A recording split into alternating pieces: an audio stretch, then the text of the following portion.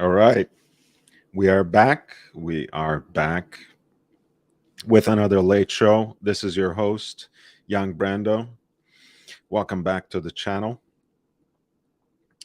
We're going to talk today about some upcoming auctions, some interesting news about new vintage releases that are actually endorsed by the brand. As you know, just a couple of months ago, Rolex's introduction of a certified pre-owned program was all the rage. And obviously, when Rolex does something, everyone else has to follow. Of course, they're not the first by any shape or form. A lot of brands, like Vacheron Constantin, for example, in fact, base their entire uh, brand identity in taking care of, in really curating and bringing into the present their heritage, which extends back centuries, of course. And in the case of Vacheron Constantin, of course, extends back all the way into the 18th century, where it establishes them as the longest continuously existing Swiss watchmaker. So, Jaeger-LeCoultre being the so-called watchmaker, had to do something their own, apparently. And I'm gonna talk a little bit about that and their new collectibles collection, collectibles curation that is coming up with also a dedicated book.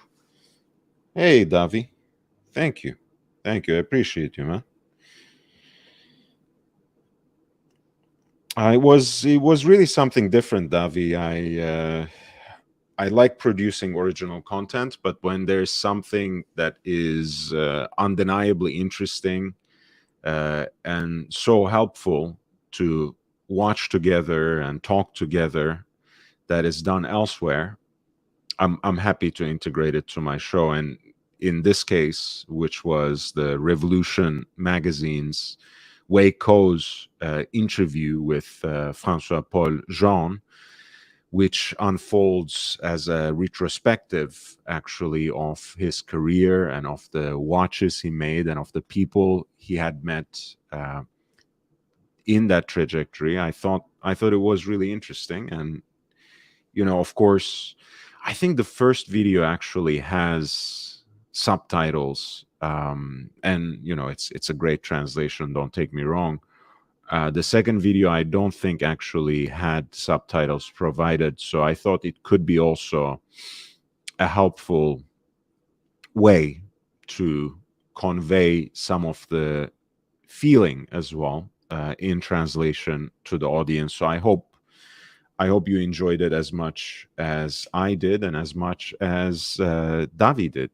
That was really a great pleasure. So today we're going to look at uh, Jaeger-LeCoultre's introduction of the Collectibles, which is their own curation of some vintage classics from the archive. We're going to look at a couple of auctions coming up in Europe, namely in Denmark, Sweden, and France. And also, we are going to talk a little bit about some interesting things that I've been contemplating, that I've been thinking about, especially in the way things have been transformed in the last decade, but especially in the last 5 years or so. And also, again, I want to thank a great member of the audience and a good friend, Knight Rider, for sending me this catalog. It's been a while now. It's been maybe a couple of months already, and I still didn't have a dedicated show on this, but I will soon, and we might even crack open this book a few times today, because Cartier is exactly one of those brands that have built up a lot of equity, a lot of value, and a lot of interest over the last few years, even, but certainly over the last decade, consistently. And this was an auction that Davide Parmigiani and Claude Cohen organized in October 2021 in Monaco. So we can take a look at that a little bit later. I want to start actually with something that's very fascinating to me, and that's that I just posted on my own Instagram account, and that was this quaint bit of news that Monochrome Watches had shared a little more than a decade ago, in April 2012. So almost 11 years ago. And it reads like this. This is unheard of. The vintage Audemars Piguet Royal Oak Jumbo, which once belonged to French actor Alain Delon, was sold at an auction last week for an absolute record price of €68,750. This price is even more spectacular when considering Delon's Royal Oak Jumbo does not have the much desired dial with the AP logo at 6 o'clock, something the newly released Jumbo does have. Right, and I just wanted to write, this is something, by the way, Frank Halen posted at the time, and of course, we don't have, unfortunately, hindsight is 2020. Of course, we don't have time travel or that sort of vision that would give us this absolutely clear picture of the future. But just the tone of the article really shows you how little we knew as collectors, as enthusiasts, and as experts of what was to come. Because the price for which this very special AP Royal Oak Jumbo 5402 sold for that price today, you will have a hard time finding any example of that particular reference number, which of course was in fact the original reference 5402 ST. And here it is, year 11 AD. It all sounds a little ridiculous now, huh? Doesn't it? AD's very own Audemars Piguet Royal Oak reference 5402 sells for an absolute record price of €68,750, almost 11 years ago. And by all appearances, the piece had a service dial, right? Because the original dials in the early series, in certainly in A and B series, and there can be exceptions, of course, but have the AP logo at 6 o'clock and are also marked simply Swiss only, right under that 6 o'clock index marker. Which, of course, the fact that this piece had a service dial, of course, would have made it much less desirable if it were any old jumbo. Except this one once belonged to Alain Delon himself.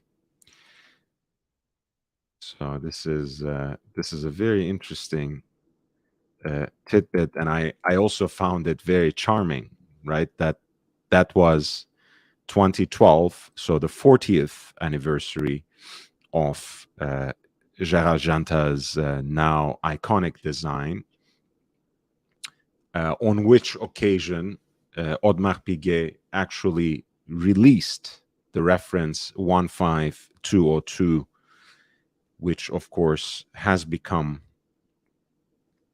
collectible in its own right now, because it does provide a number of things that we expect from a more modern, from a more contemporary luxury sports watch, while still preserving the aesthetics and the essentials of what made the Royal Oak so original, so breathtaking, and so iconoclastic when it first came out.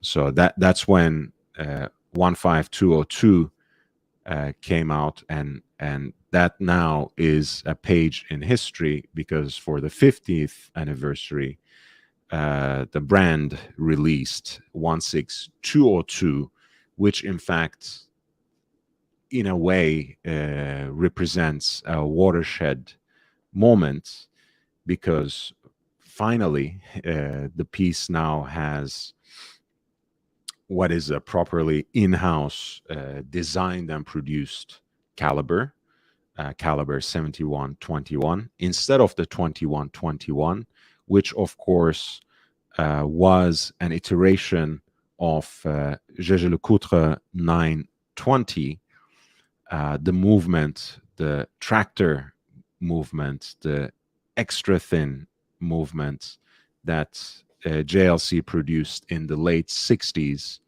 and the movement that powered not only the Royal Oak, but in fact the initially all of the luxury sports watches that belong to the so-called Holy Trinity. So in fact, the first Vacheron Constantin 222s, and also before that, Patek Philippe Nautilus, all had the same heartbeat, which to this day, that is JLC caliber 920, remains the thinnest self-winding movement with a full rotor, as opposed to, say, a micro rotor, which is obviously sunk into the bridges, and which helps the movement to, in fact, shrink its thickness,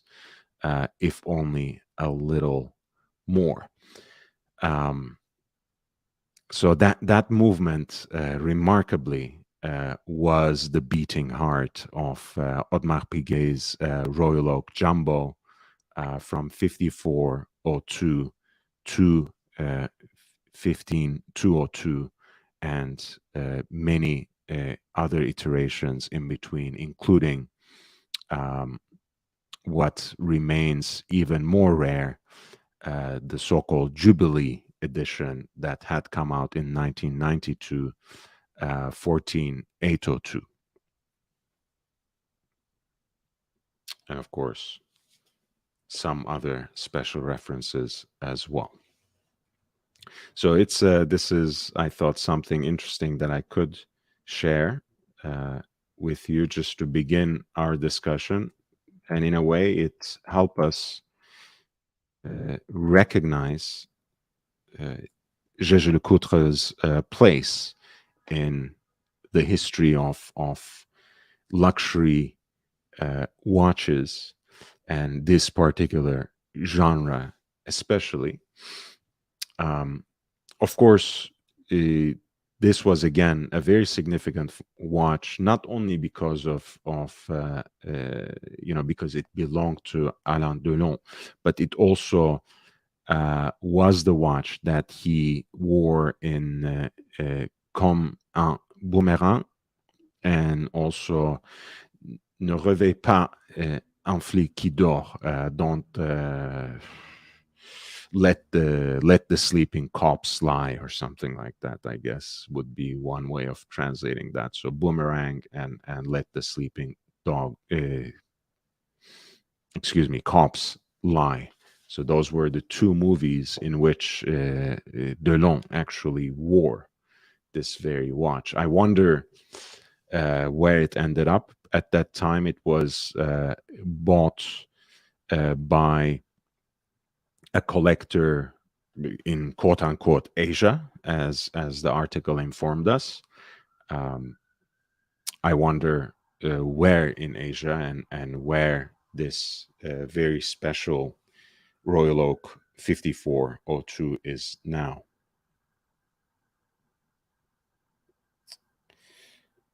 So let's take a look at this new venture introduced by JLC. By way of an introduction, I guess I should say that nowadays, I believe, if memory serves, the so-called secondary watch market, pre-owned watch market, has worth of 20 billion in Swiss francs, and in about a decade, it is going to constitute more than half of the entire horological market. So obviously, a lot of these heritage brands, a lot of these big brands are very cognizant of that fact. They realize increasingly there is a different kind of collector, there's a different kind of buyer of watches whose first instinct is to actually go into the secondary market for one reason or another, right? You know, of course, our reason in the past was very strictly to find value, and that still remains a very important concern for me, certainly, and that still remains a very important motivation to go for the hunt, to go uh, for the quest of finding a good deal in the pre-owned market. But of course, especially with the advent of the pandemic era, we have increasingly seen how some of the most aspirational and some of the most desirable models and some watch brands altogether were simply unattainable and unobtainable through the usual channels. So that has completely rewired our collectors' brains, where our first instinct is no longer to go into an authorized dealer or into the boutique, right? But start, in fact, looking into the pre-owned market. And that's going to be increasingly the case, or at least that's what the trends predict.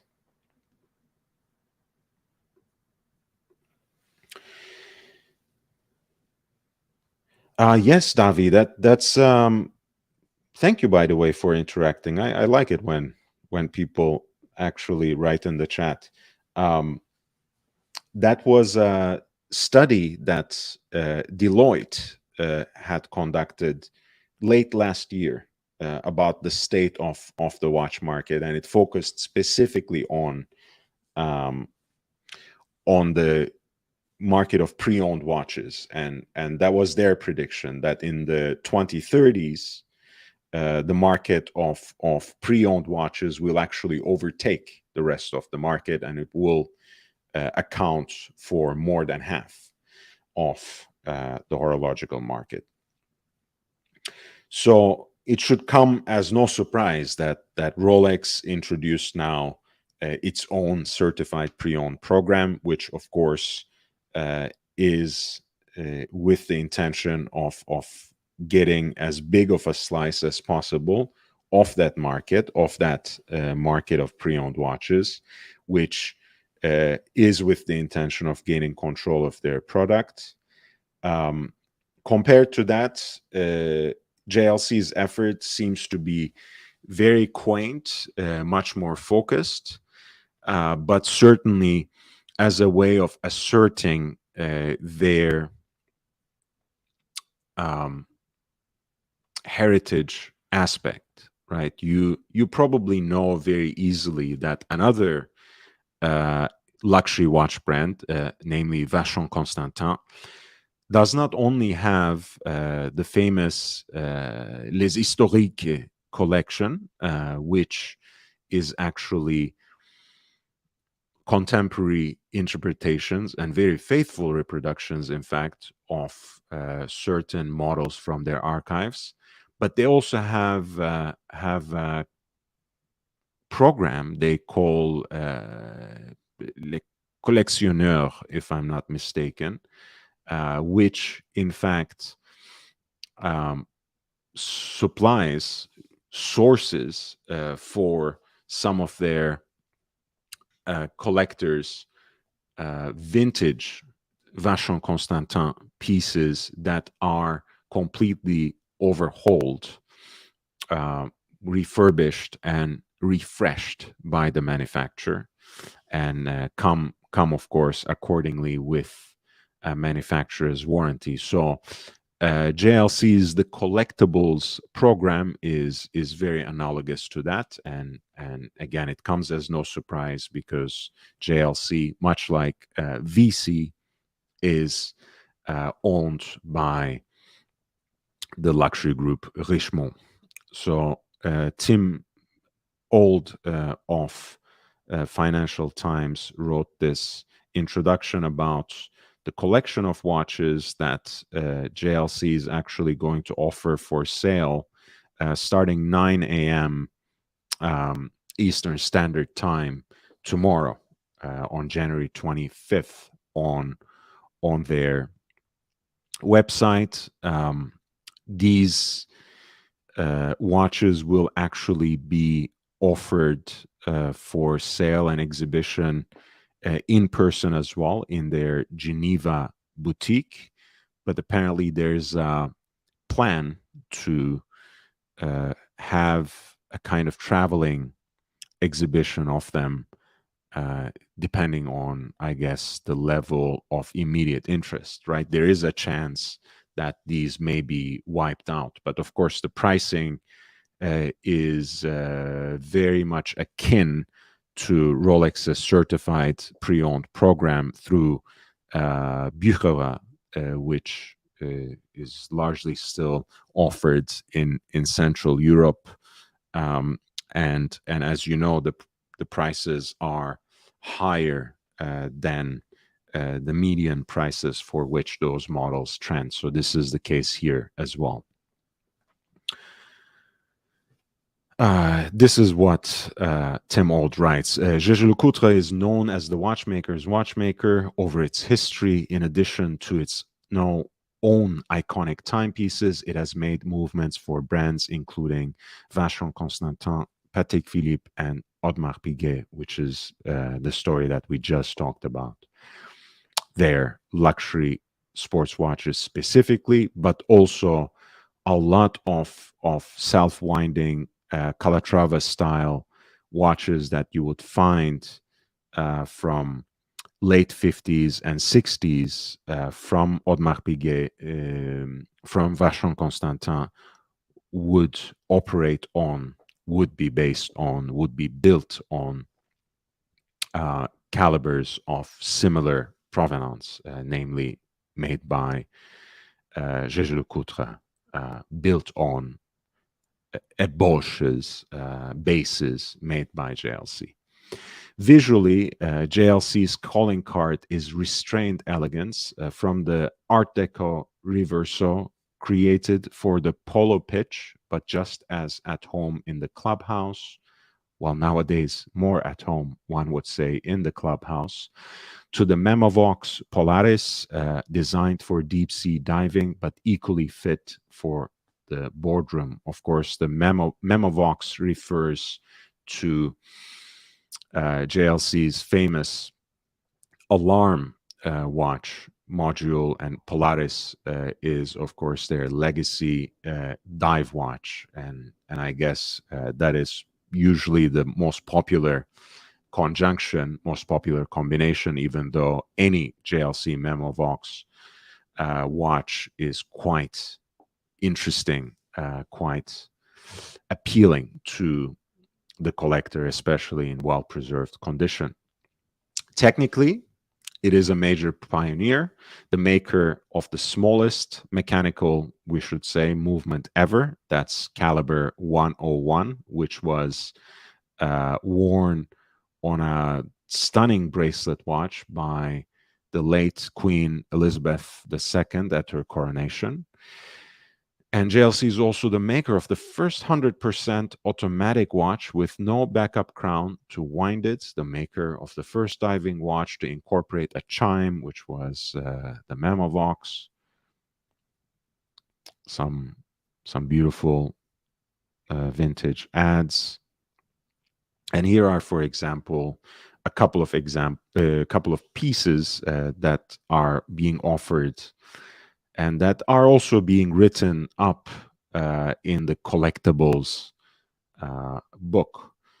Here is JJ Lecoutre Shark Deep Sea, which in an important sense brings together two of the most popular genres of sports watches, namely the diver watch and the chronograph, but puts kind of the cherry on top by also integrating world time bezel.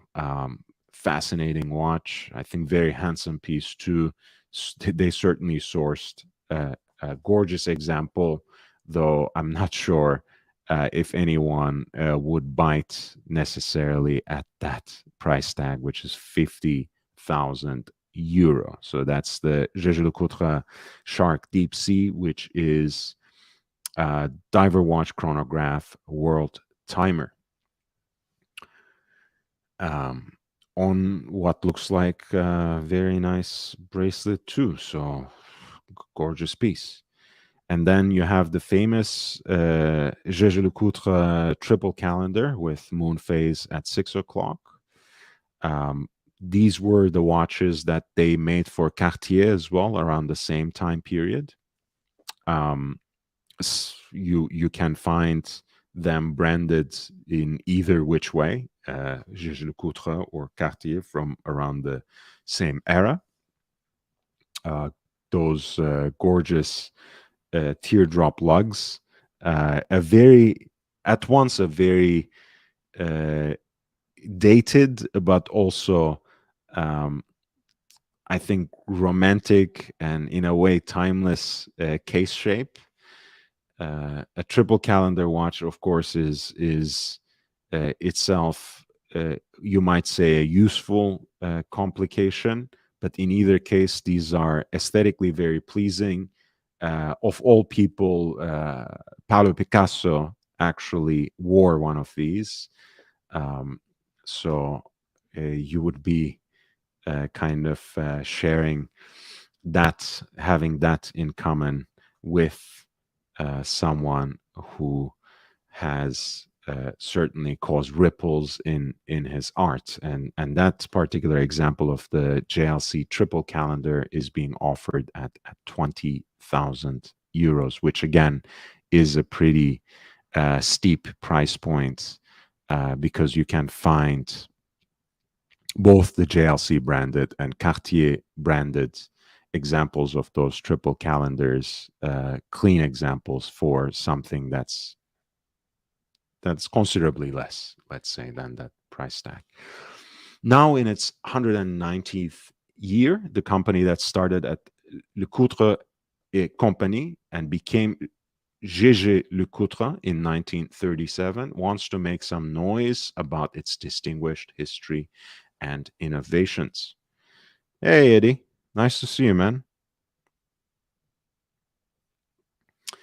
Um, I'm not a Grand Seiko guy, but I would get any watch secondhand. My entire collection, except for pieces that I got for less than $500, namely my Seikos, um, the four that I have, are pre-owned watches, right? One being something that was left to me, that I inherited, but everything else I got in the secondhand market. In fact, I don't know of any other way.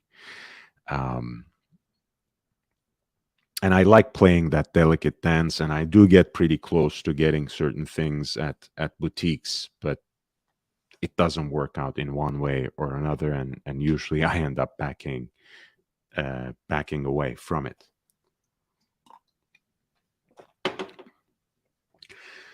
To which end, right, to make their mark as a legacy maker, legacy brand, JLC has put together a capsule collection of 12 restored classics from its past catalog that will both tour the world and be available to buy online from this month. Labeled the Collectibles, this capsule follows similar restoration initiatives by Vacheron Constantin and Zenith. It will remain in continual revolution with newly restored models swapping in as others are sold. It is, says the company's CEO Catherine Renier, an endeavor only made possible by the integrated manufacture in the Vallée du Joux in Switzerland, where every part of a Jaeger-LeCoultre watch is made. She says, we did not have to invest in the tools to make the project happen. The fact that we have a restoration workshop is because we have always made calibers for ourselves and for the industry. Restoring these calibers is part of our DNA. And you see that beautiful triple calendar, the so-called reference 2724, from an earlier catalog as well. One with the moon phase and one that actually has small seconds at 6 o'clock, which is 2721. And you have 2723, which I'm trying to understand the difference, has a slightly different dial fixture, right? The index markers are a little different. Chances are the case metal is different, but we don't see that immediately. And 2722. And there we go, for example. We have that famous deep diving alarm watch in the Memovox Polaris 2, which is offered in an extremely clean example. You might as well think of it as one of these watches that some of the um, more humble brands offer for summer watches once every so often, in these bright, attractive colors. This JLC Memovox Polaris 2 has a sky blue color palette, a kind of fumé blue center dial. And then you have, of course, the cushion-shaped Master Mariner Deep Sea, which again is a beautiful model that you can hunt for yourself and that you can find pretty nice and interesting examples of, although they are relatively rare, where you have both that late 60s cushion-shaped diver case and also an extra crown which allows you to set that internal rotational bezel. Both beautiful, pristine examples. Both, of course, overpriced compared to how they trend on the market. But that's the price you pay for going directly to the manufacturer. And that Master Mariner Deep Sea is offered for 20,000 euro. Catherine Renier continues. The project is about much more than resale. She wants to share the story of JLC and the history of watchmaking, of course, in Vallée du Joux, more widely, hence the collection being available for all to see on the website. We want the word to be spread and we want the watches to be seen. And of course, there's going to be a book that accompanies these pieces. And I think you are given a copy of the book if you are to purchase one of these collectibles. The aim of the collectibles is to convey the history of watchmaking and how much it has changed through the different periods. We celebrate the 20s, the freedom of women with some models. We celebrate the 30s with Art Deco and the Reverso. We celebrate very pragmatic watch tools with the Memovox parking, right, which can be set to ring an alarm when the parking meter runs out, and the geophysic, which was gifted to the first American captains to sail under the North Pole. So the project is a beautiful tribute, she continues, to the history of the world in the past century. Each watch, and this is very similar to the Rolex CPO program, the Certified Pre-Owned program, for example, and to many others, of course. Each of the watches will come with original packaging and documentation, if available, and a copy of a history of the collection researched and written in-house, which is separately available to buy through Mr. Porter, which, as it happens, is also owned by Richemont, the luxury group that owns JLC. This was a treasure hunt tracking down the watches for the collection, says Mathieu Sauret, the brand's product marketing and heritage director.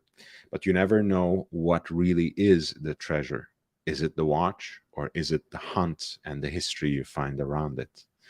I like it. I like it. Jaeger-LeCoultre has been worn by figures including Charlie Chaplin, Salvador Allende, and Picasso. None of the pieces in the first tranche of watches has graced the arm of someone of such fame, says Renier, but who is to say what treasures might surface?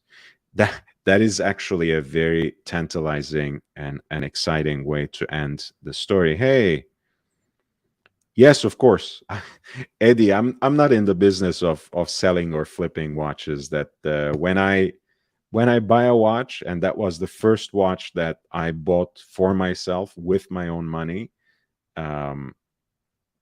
first serious watch, I should say, that I bought for myself and with my own money, and it will never leave my collection. Hey, St. Peter, so nice to see you, man. And Davi says those are very cool examples. Yeah, they have, they need to hit the ground running, right? They have to start off strong, of course. But hey, they have chosen a very, very cool collection. But yeah, I was saying that that last paragraph is very tantalizing because that's much more than just starting vintage collectibles program or a certified pre-owned program. That's impinging in a way on auction house territory, right? So I wonder if they would do something like that, because for much of the history until now, a lot of the heritage brands especially are more in the business of trying to buy these pieces for two reasons, and they can be coincidental as well. They are not mutually exclusive. One, to put it into their own collection, to exhibit it in their own museum, if they have one, and if such is publicly available and accessible and open. And two, of course, to build the equity of the brand in the market, right? It's a familiar story by now. The whole quest of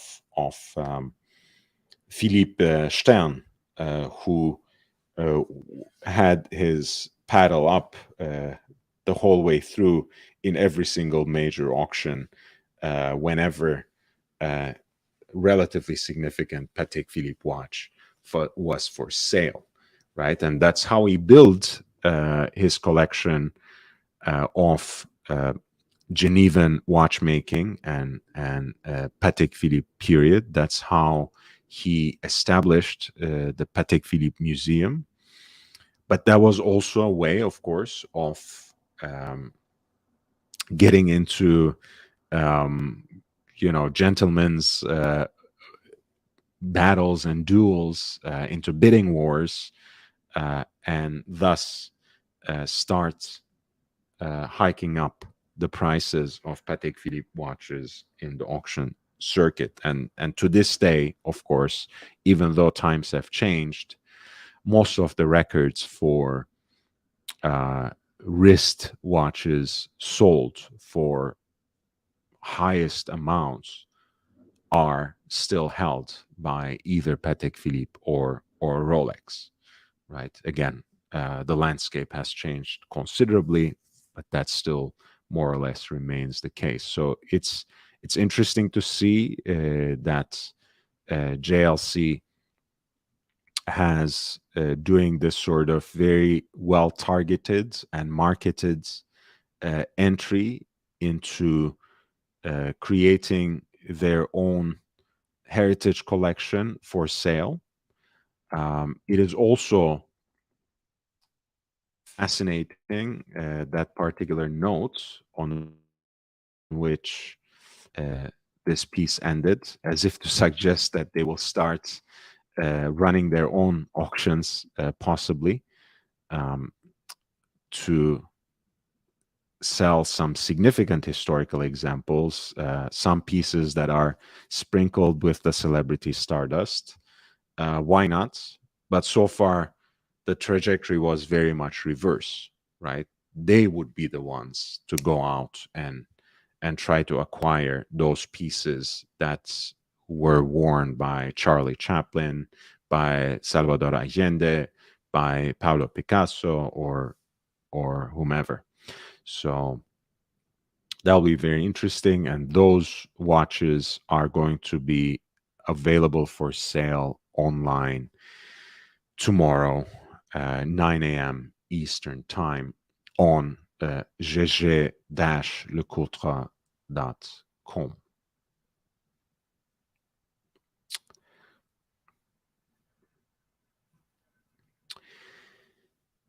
So let's move to our first auction preview for tonight, and we're gonna take a trip to Scandinavia for an auction, for an event that's going to take place tomorrow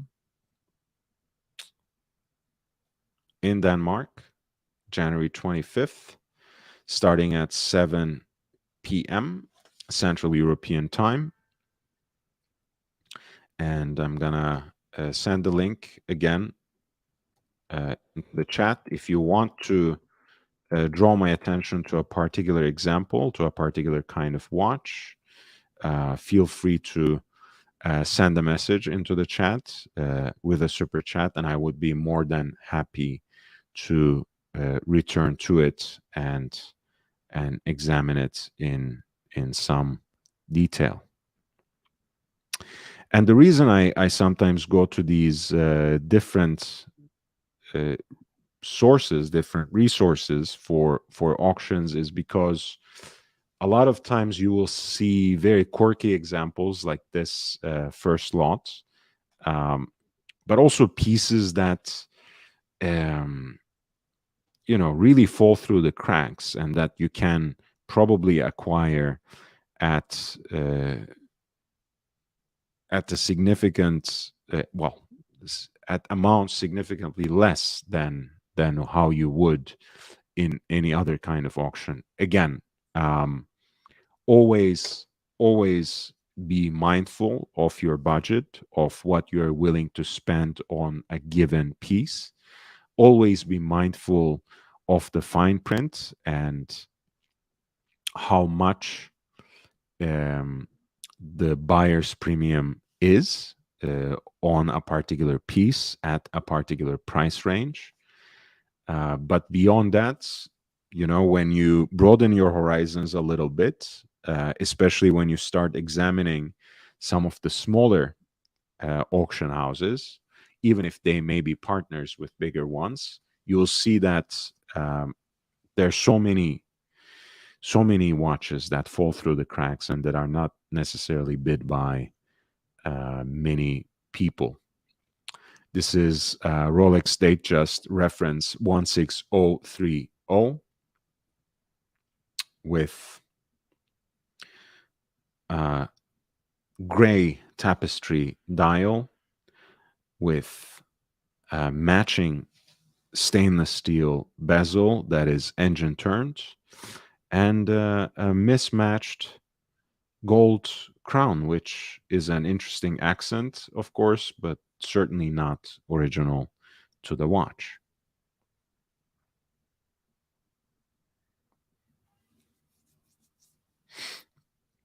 And this is a watch roughly from 1985. It is apparently accompanied by a Rolex box, hang tag, additional crystal, and certificate from authorized retailer, which was Paul Clavlons in 1986. The estimate for the watch is 30 to 35 Danish pounds, which is starting with 4,400 US dollars.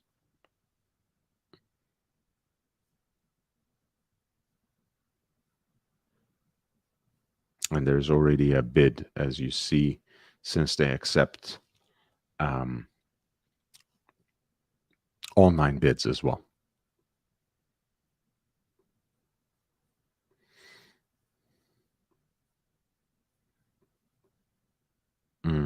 This website is going to get on my nerves, it seems already, but hey.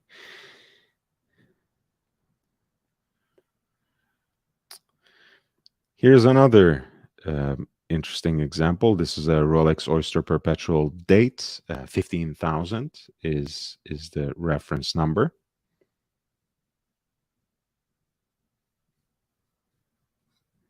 .34mm case, smooth bezel, matching oyster bracelet in stainless steel.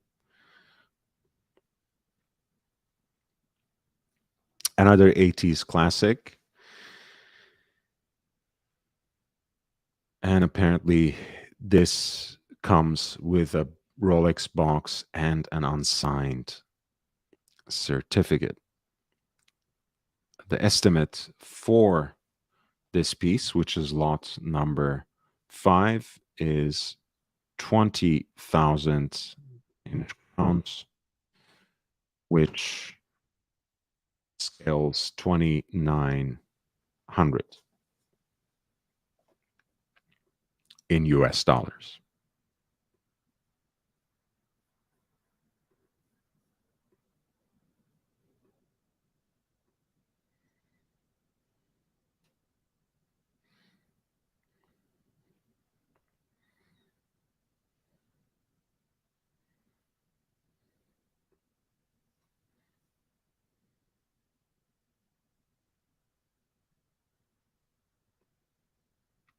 At lot 19, we have a rectangular Omega wristwatch from 1950s.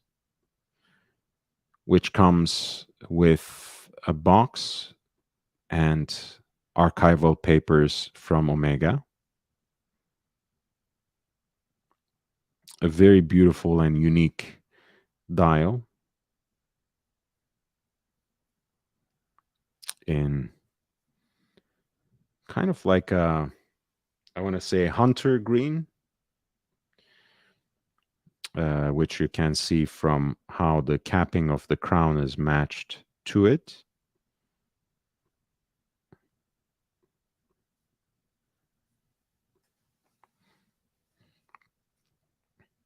And it's a stainless steel watch with a hand wound caliber, green dial, white markers,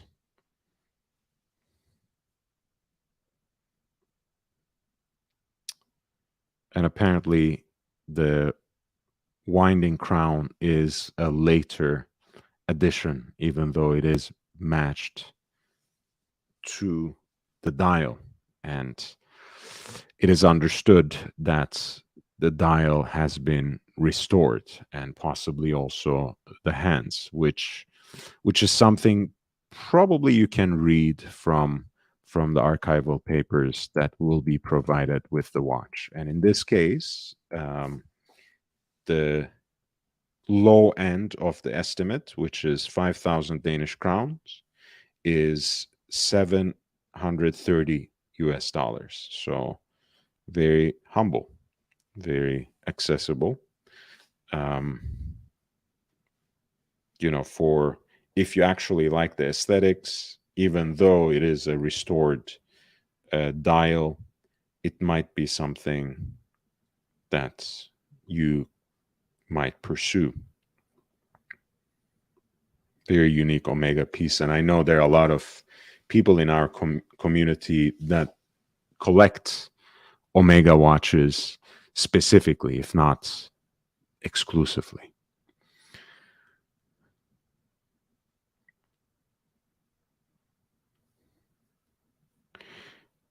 There is the much maligned Omega Speedmaster in reduced size. There are a few reasons, of course, why people don't prefer the Speedmaster in reduced size. The case shape is a little different and a little bit stubby.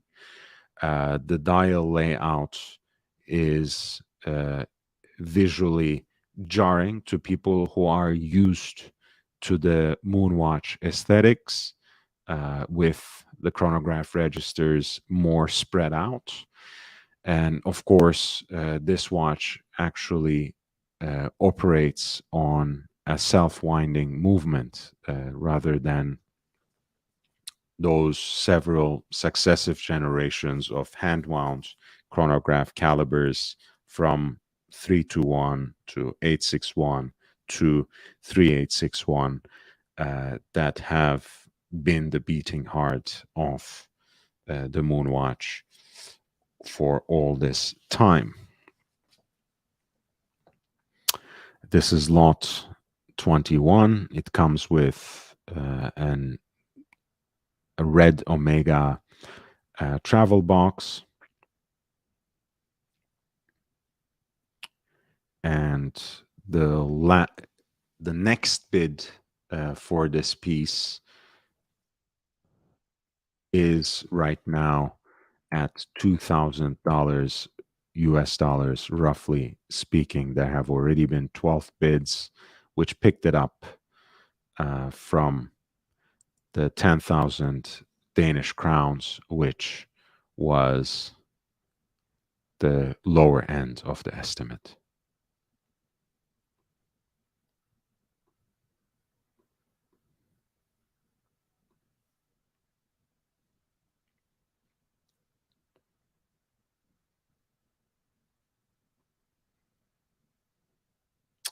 Lot 29 is an Omega table clock with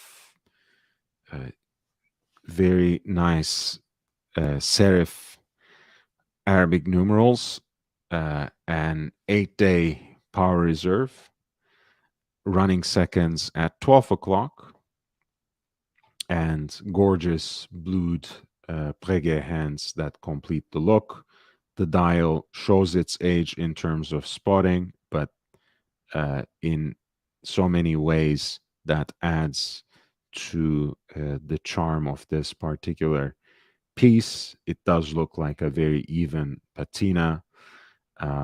This table clock that is made of chromed metal, and that's the lot essay traces back to the 30s, is actually listed with an estimate of 6 to 8 thousand Danish crowns, with the next bid currently standing at $700.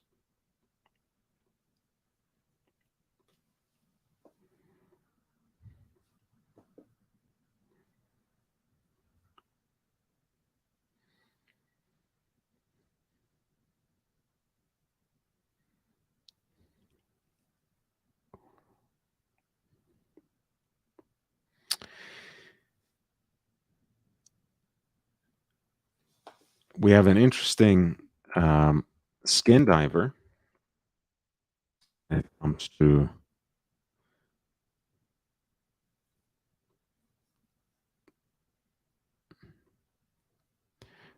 it comes to this particular uh, aesthetic. Of course, you will quickly be familiar with it, perhaps from the current recreation of Glashütte Original GO with their CQ. So you have that aesthetic. You have a gorgeous watch that is on a beads of rice bracelet that seems very much period appropriate. Of course, this, I believe, also belongs to recreation, which is pretty recent and which runs on Myota movement, specifically an 8312, comes in addition to this bracelet also on 2 rubber bands and a leather strap. And the current bidding stands at mere $250.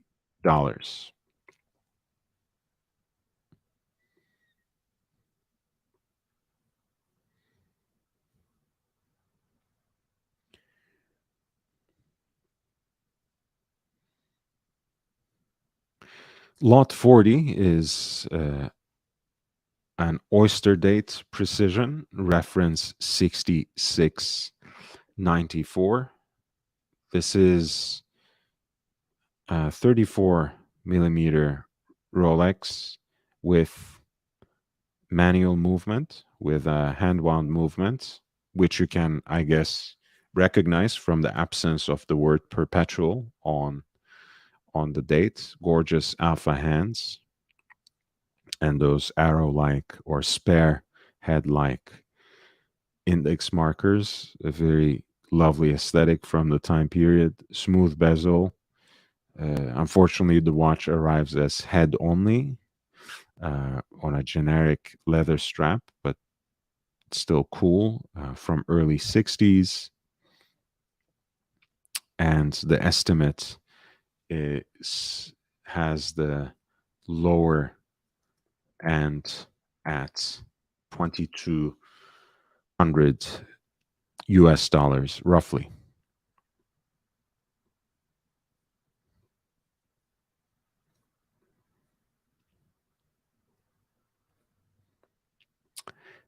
At 42, you have a reduced size Cartier Pasha that runs on a quartz movement, the horror. A very interesting bracelet as well, as you can see.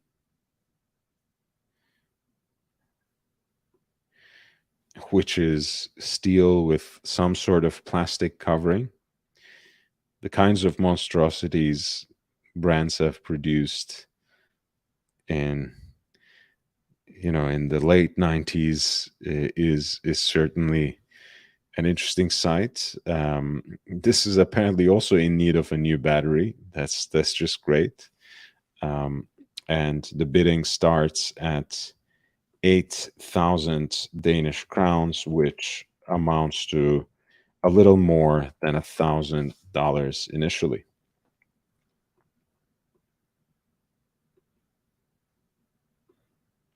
Cartier Pasha, of course, is at least in this particular iteration a design of Gérald Janta, who, of course, also famously designed the Audemars Piguet Royal Oak, the Patek Philippe Nautilus, as well as the Universal Genève Paul Rauter, among others.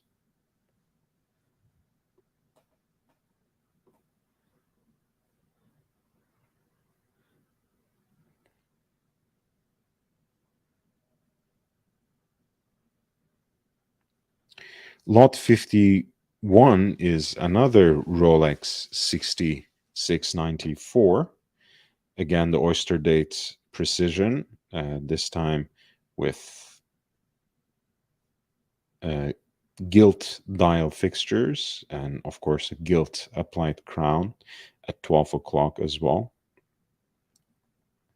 In this case, it comes with a matching Rolex clasp and what seems like a generic leather bracelet. Leather strap, I should say. Oh no, it is actually a Rolex strap with a Rolex buckle. And again, this is a watch that has a case 34 millimeters in diameter, and it is currently bid at 16,500 Danish crowns, which is a little more than 2,400 in US dollars.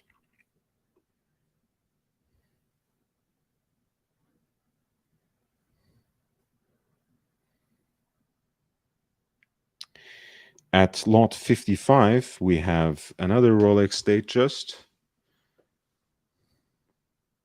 with a blue dial that has, in a way, patinated into this rich purple color. A 16030 again on a matching oyster bracelet in stainless steel.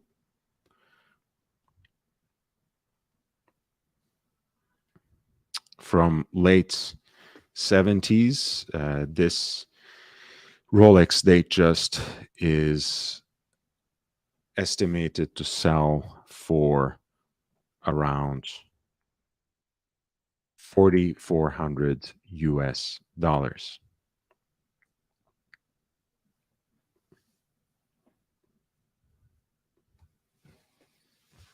Hey, Chris. Chris, tell me about it. Tell me about it. Let me see. I was almost going to pick up this piece while I was trying it on um, earlier uh, last week. Actually, um, I was trying on a few pieces at the Real of all places, that luxury store.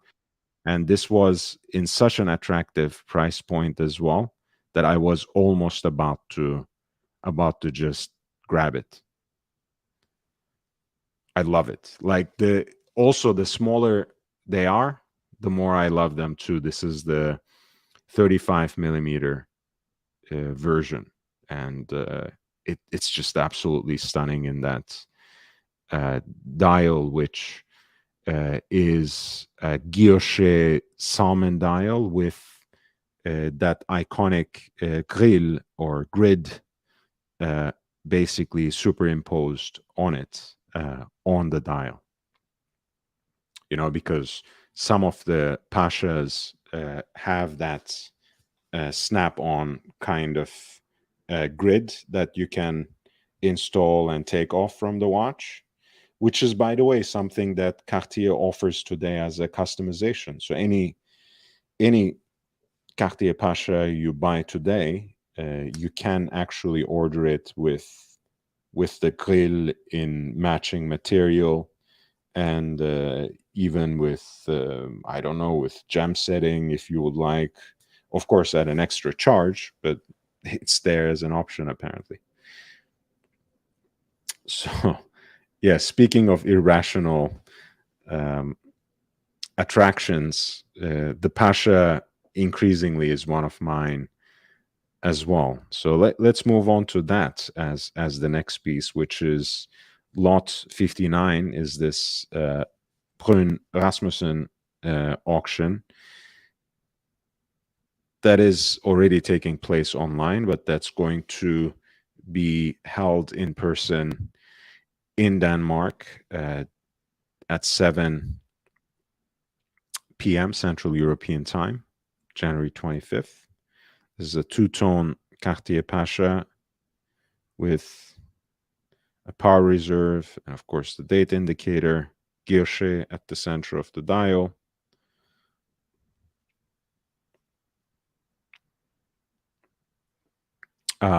It is apparently the reference 1033 with a self-winding movement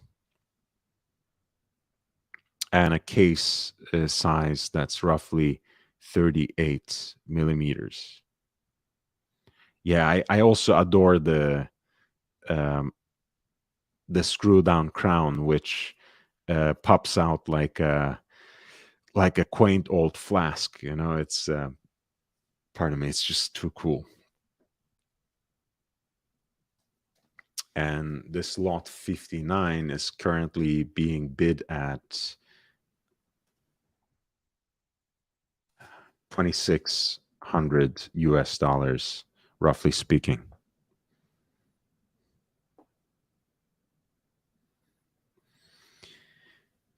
Yeah. I mean, Cartier it's a long story. I mean, we can get to it on a certain day, but I was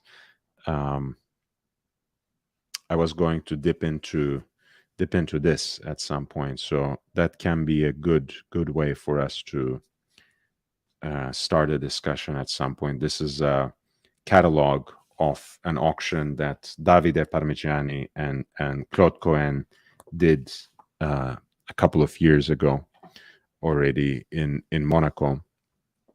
So we can take a look at that later.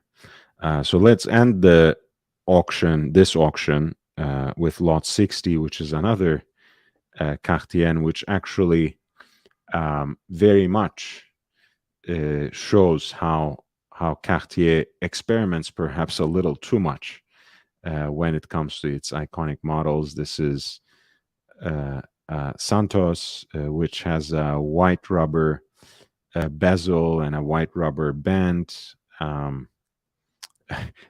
The rubber especially has not aged well, let's say, not very gracefully. Lot 660 is, of course, the Santos 100, which was the refreshed, revitalized, reinvigorated version of the Santos that Cartier introduced for the model's centenary in 2004. This particular example comes from 2007. It was bought apparently from Cartier's Milan boutique. Box, manual, and certificate. And it's currently being bid at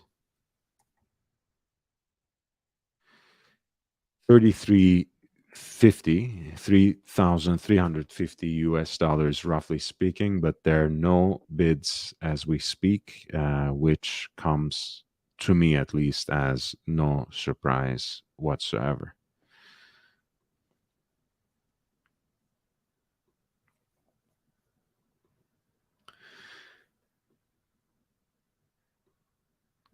So this was the Brun Rasmussen auction house that is apparently holding this auction from two places, Havnen and Aarhus, Aarhus, or I don't know, excuse my Danish. Um, Tomorrow, 7 p.m. Central European time, and the bidding is already going on online. So if you want to uh, actually participate, feel free to go to that link and take a look. Again, if you want to go into that link and take a look with and get back to me with a lot number, I would happily turn back and discuss it in more detail, especially if you send it in with a super chat. Bukowski's is an auction house based in Stockholm, Sweden, if I'm not mistaken, and they have an auction of pieces that they have curated for January of 37 lots. So I'm gonna send the link for that as well. And if you would like to uh, point my attention, draw my attention to a specific lot, again, feel free to send it in with a super chat. And in this case, too, um, the bidding has already started, and you can kind of glimpse into how much time is left on each piece right next to it. For example, we have here and Omega wristwatch classic look with a two-tone dial, 35 millimeter case in stainless steel with a bumper automatic movement.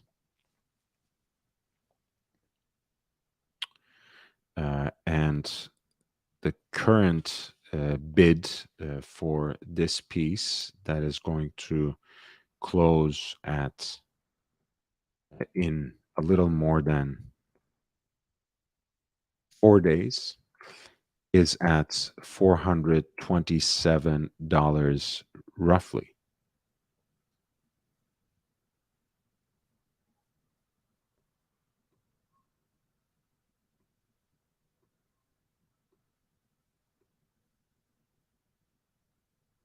It's quite an elegant piece and lovely two-tone dial.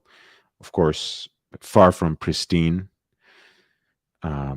Possibly includes unoriginal parts, but for a piece from the immediate post-war era, roughly in 1946, it seems to be in a very appealing and pleasing condition. I particularly like the shoulders on these lugs. It really adds to the vintage charm of the piece.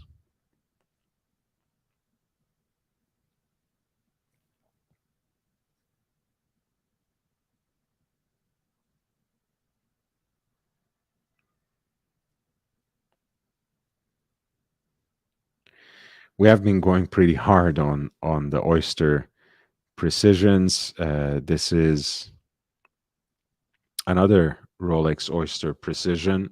Of course, again, uh, it is an oyster case, but as you can see from the marked absence of perpetual from the dial, it is actually a hand wound movement.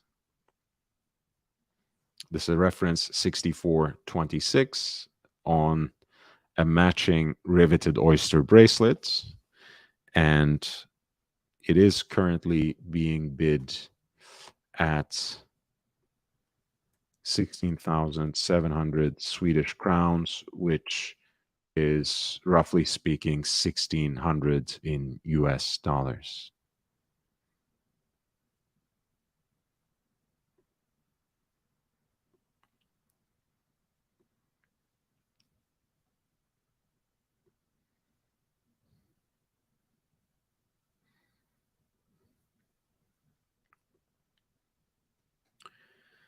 Next up, we have Blancpain Villaret Quantième Perpétuel. This is, of course, if you ask me, an absolute jewel. This is exactly the kind of piece that is signature Blancpain revival that was engineered by Biver and Piguet in the 90s. Classic case with a stepped bezel and in very conservative proportions, 34 millimeters specifically here. A prestige complication, which in this case is a perpetual calendar with moon phase at 6 o'clock. And what you have ultimately is a gorgeous platinum dress watch with a perpetual calendar and moon phase, and at in this case it is being bid at 8,800 US dollars currently, with the reserve not yet met. And you can see the movement as well on the back. Number 14, as it's inscribed on the rotor, which is, of course, 21 karat gold.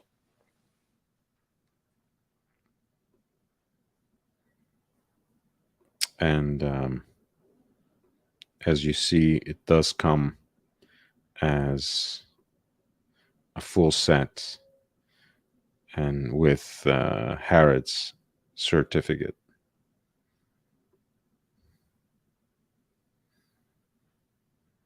Yeah, gorgeous wooden box.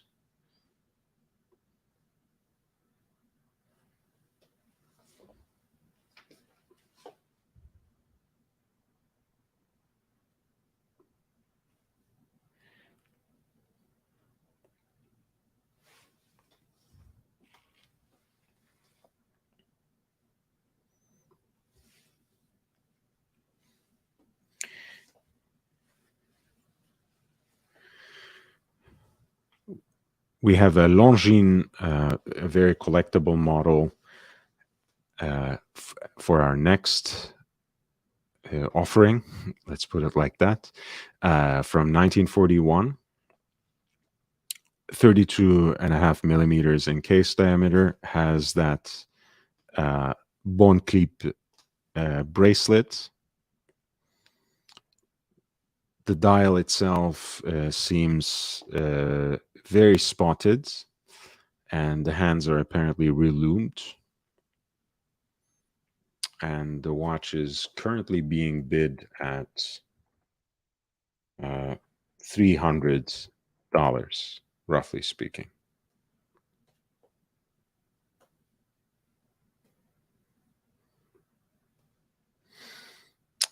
We were just speaking about this, right? The Vacheron Constantin Les Historiques series. This is a rectangular watch that they did for that series in 18 karat white gold with a hand wound movement, Roman numerals at the quarters and small seconds at 6 o'clock, guilloche decoration at the center of the dial completes it as a very distinguished dress watch. The teardrop lugs and their particular curvature is signature Vacheron Constantin. And of course, the piece comes in its original presentation box as well as the accompanying booklets and documents. This is currently being bid at almost 4,400 in US dollars.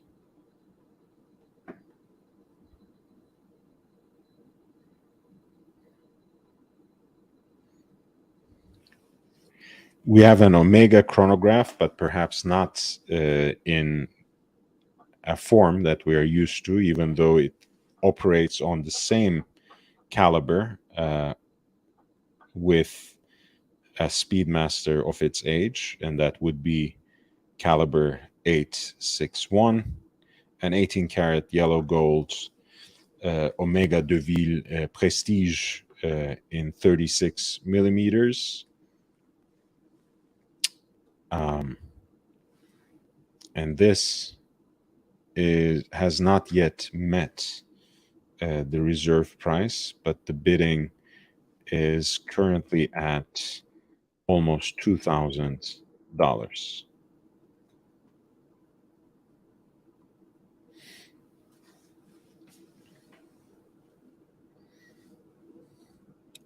This is a fascinating piece. This is a classic diver from late 60s, an Eterna Super Contiki, and the stories it would tell, I suppose. It's in 40 millimeters. It's offered up here appropriately, aptly on a tattered NATO strap, which shows its age.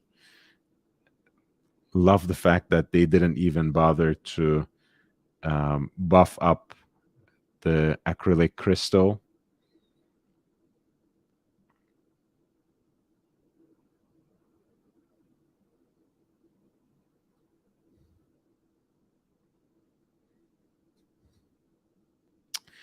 And even though the reserve price is not met, this piece is currently being bid at $650, roughly speaking.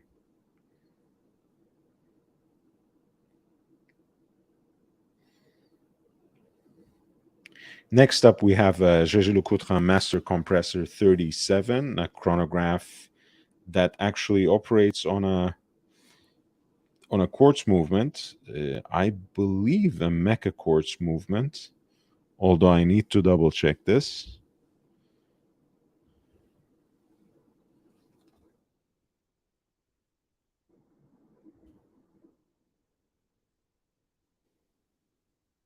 Yes, the caliber 630 is a mecha quartz, which was used in a number of pieces by both JLC and IWC in that time period. This is roughly from 2005.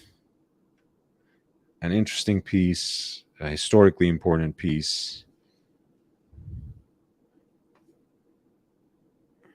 Of course, has that internal rotational bezel and the chronograph function and date that's lodged right between 4 and 5 o'clock there. And it is currently being bid at $2,700 US dollars.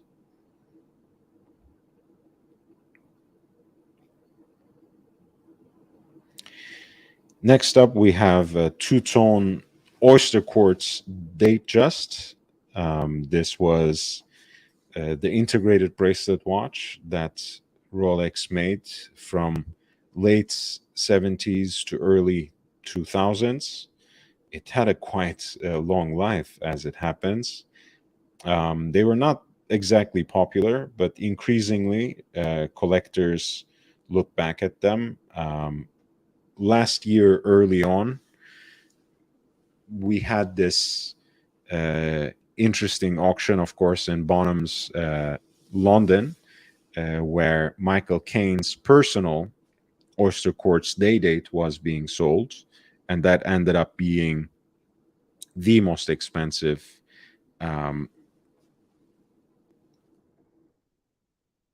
quartz operated Rolex watch that was ever sold in a public auction. I have documented that on this channel, specifically in this video that I'm going to share the link of in the chat.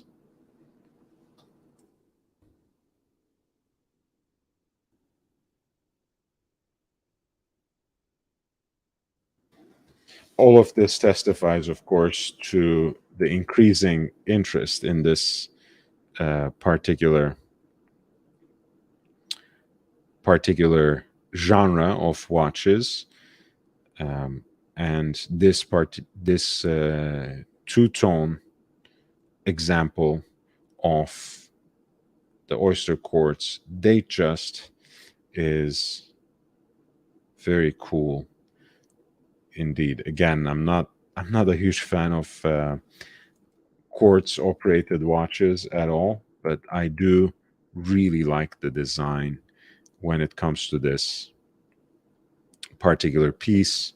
I'm a bigger fan of the integrated version of the oyster bracelet, and especially a huge fan of the integrated version of the president bracelets, to be fair. But this is not too bad either. This piece, which belongs to the late 70s, is roughly speaking being bid at right now, with 4.5 days left, at 2,800 US dollars, roughly. Next up is another vintage diver, again from the 60s, absolutely battered and patinated like the Eterna Super Contiki we were looking at. It is offered at a NATO strap, although this time it seems like that's a little more fresh. And in this case, the bidding is currently at around $250.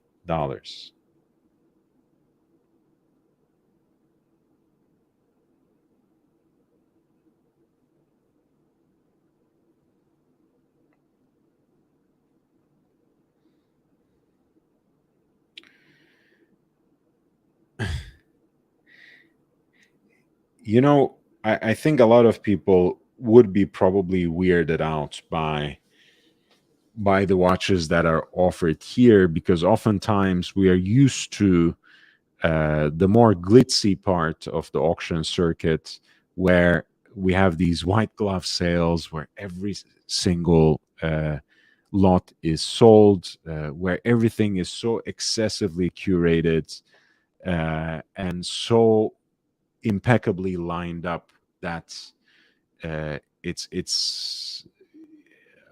ought to be successful. Whereas here you have pieces from unknown or otherwise forgotten brands, things that fell off under the radar, pieces that are maybe not presented at the most attractive condition, but perhaps for that reason, pieces that you can get at an attractive price point. And after a little TLC by your local watchmaker, or perhaps you're into these things yourself, by yourself, there you go. You get a 70s Datejust, a 1603, right, which is stainless steel with the matching engine turned bezel. It's white lacquered dial, the pie pan. And even though the minimum price is not yet met, it's being bid at roughly 2,700 US dollars currently. And the back has a very quaint engraving as well.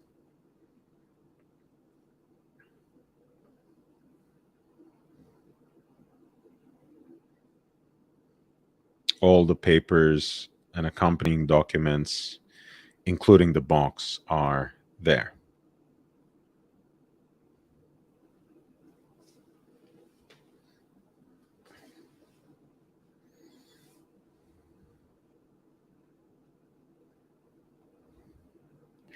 We have a Tissot 150th anniversary limited edition. This is from a little longer, a little more than a decade ago.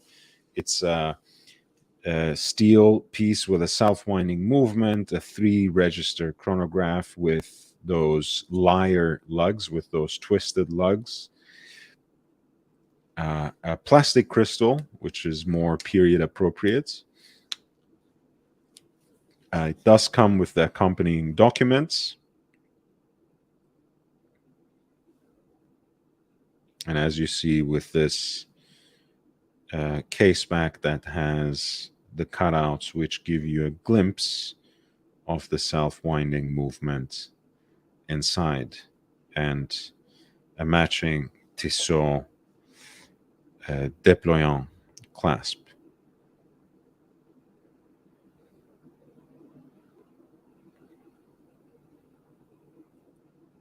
Of course, the movement is on an ETA base 2894-2, and the case barely scales 40 millimeters, so preserves at least some measures of the proportion of the vintage pieces that have inspired it. Currently, bidding is at $600, but the piece has not yet met the reserve. And finally, from this auction, well, maybe not finally, I have a few more things as well. We have a Cartier tank moonface,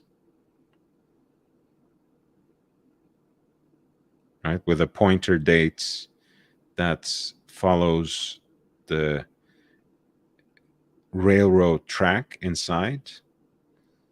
A secret signature at 10 o'clock, unlike the usual 7 o'clock. You have a piece that operates on a quartz movement in a yellow gold case, 18 karat gold. Comes with a box. And this is, of course, the ladies' size at 20 millimeters. Comes with, of course, the matching Cartier déployant clasp, and as a full set, currently being bid at $3,800, with a little less than 4.5 days left at the clock. Next up is our new crowd pleaser, again with quartz movements, a white guilloche dial with printed Roman numerals, secret signature at 10. This is a Cartier Pasha chronograph. And I want to say that's, yeah, honestly, I don't have many information about that particular caliber, so I can't be sure whether it is a particular kind of mecha quartz movements. All we know from the description is that it's quartz, and it has those iconic lozenge hands, which are also heat blued, along with all the other hands on the dial as well. And the piece is currently being bid at $1,500, roughly speaking, and of course has the unidirectional timing bezel and the chronograph functions, as well as the characteristic screw down crown. Finally, we have the Santos Carré, which is the perfectly square version of the Santos, here in two-tone. Yep, Davi, that's exactly why I'm looking at these auctions as well. So thank you again for appreciating it. I'm happy to have you in my audience. This is a late 80s iteration of the classic dress watch. Again, um, Santos, by many accounts, is the first men's watch to be made for the wrist. Right, it was made by Louis Cartier for his friend Alberto Santos Dumont, who was a gentleman pilot. So in a way, Santos was also a pilot's watch when it was designed in 1904, or was it 1904, I believe. It took perhaps another decade for it to be serially produced, but that's when Louis Cartier designed and made it for his friend. And in fact, the screws on the bezel are meant to evoke the rivets on the plates of those planes from that period. In this case, we have a 35 millimeter um, two-tone example, which means that you have an 18 karat gold bezel, and on the stainless steel bracelet, the screws are gold as well, which gives a nice alternating accent to the wristwatch. And again, with a little less than 4.5 days to go, the bidding currently stands at 2,000 US dollars.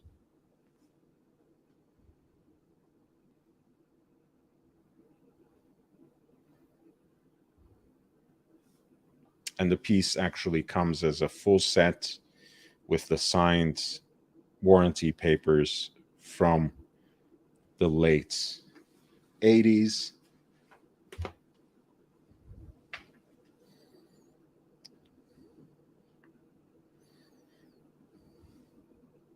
And again, the watch may look like it needs a little bit of tender, loving care, but is absolutely in wearable and usable condition.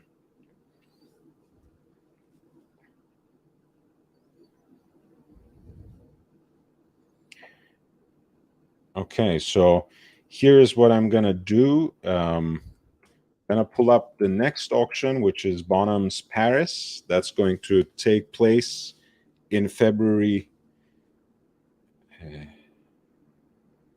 February 2nd. Um, and I'm just going to take a short break,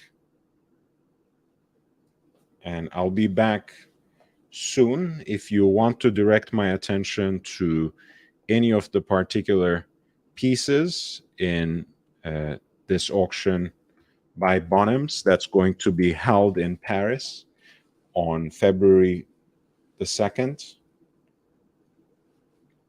feel free to send the lot number, and I'll be more than happy to take a closer look for you. I'll be right back.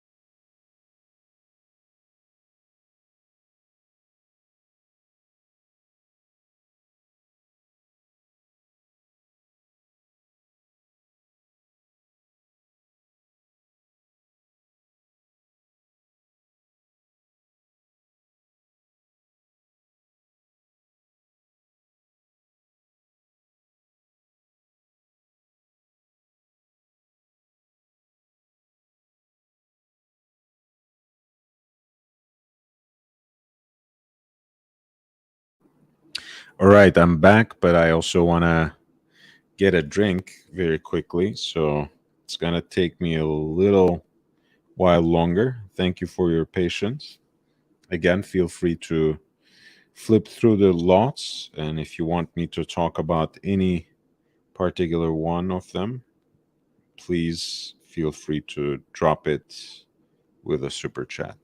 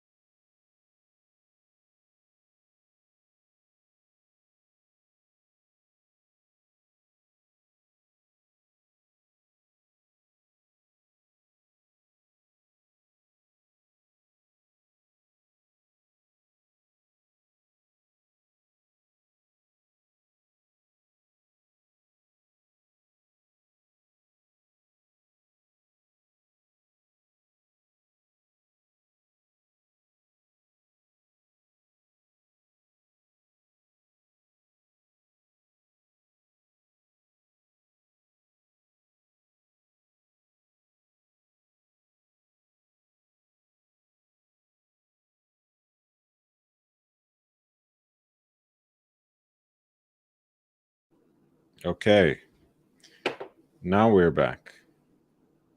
We are back. Hmm.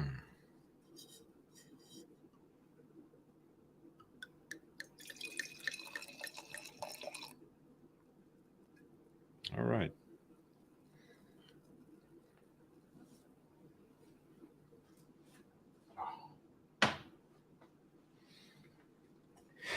Let's get to it. We're starting with an IWC from 1950s, stainless steel hand-wound dress watch. Absolute classic with a well-patinated dial, Arabic numbers at quarters, alpha hands. The dial furniture is all in gilt, which contrasts very nicely with the stainless steel case of the piece. And the case size is quite restrained and conservative at 35 millimeters. Cheers. The estimate is set between 800 to 1200 euro.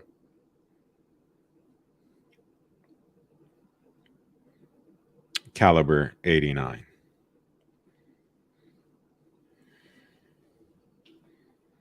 Speaking of vintage JJ Lecoultre watches, this is a lovely 10 carat simple dress watch from Lecoultre.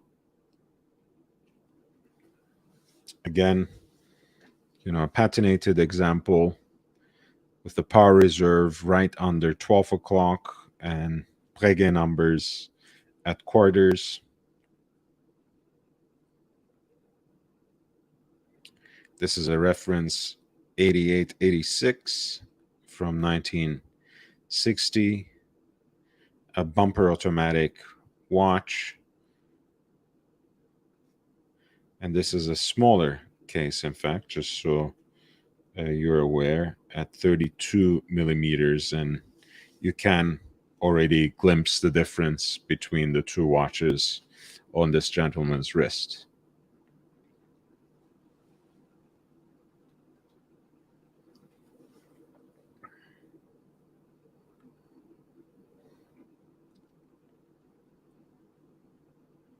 So those were lots 1 and 2. One was IWC stainless steel dress watch from 1950s with a hand wound movement, caliber 89. And then at lot 2, we had a Le Coultre 10 karat gold piece with a bumper automatic movement and a power reserve at 12 o'clock.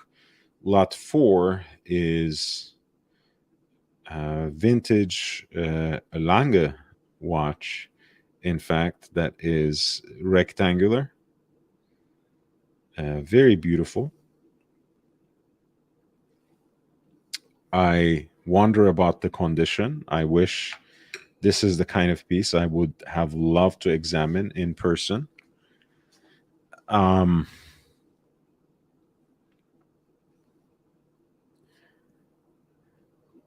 Because it's very hard to assess the condition of the dial from far, so to speak, from just the pictures. But it is an absolutely stunning looking watch.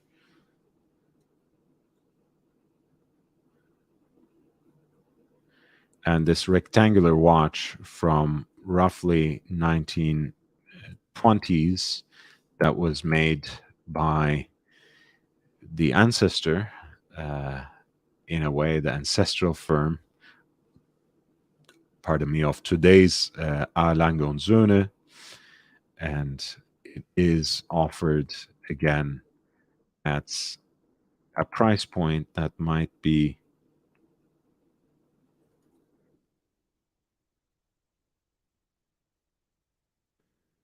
quite surprising to those of you who know just the Lange of today. The estimate is 500 to 700 euro. Of course, I think that's a pretty conservative and, kind of alluring estimate. But in either case, this could be an interesting bargain to someone who is interested in the entire heritage of Lange, from the pocket watches to these sorts of unique wristwatches that were produced in the pre-war era, and also anything that was produced after the 90s revival as well, in the aftermath of the German reunification. This was lot 4 with an estimate of 500 to 700 euro. A. Lange und Söhne dress watch in 14 carats, rectangular case, hand wound, of course, 500 to 700 euro. Absolutely, Davi. Tell me a watch live stream that shows you stuff like that.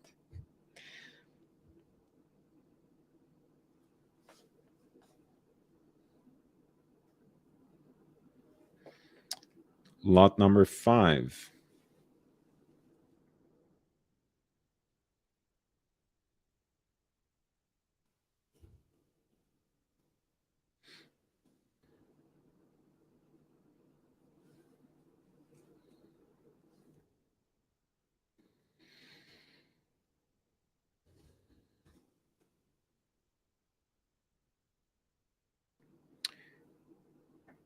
This is Lange VEB.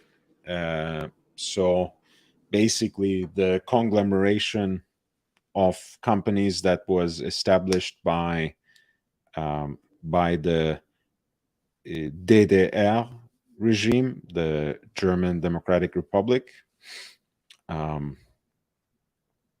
Still an interesting piece. in a military field watch look, a double-stepped bezel, a kind of bumblebee color configuration.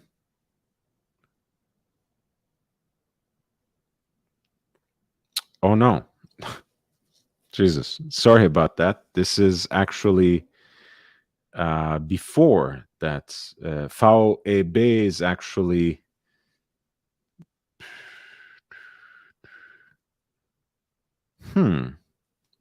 okay. I'm not actually sure since it says 1940s.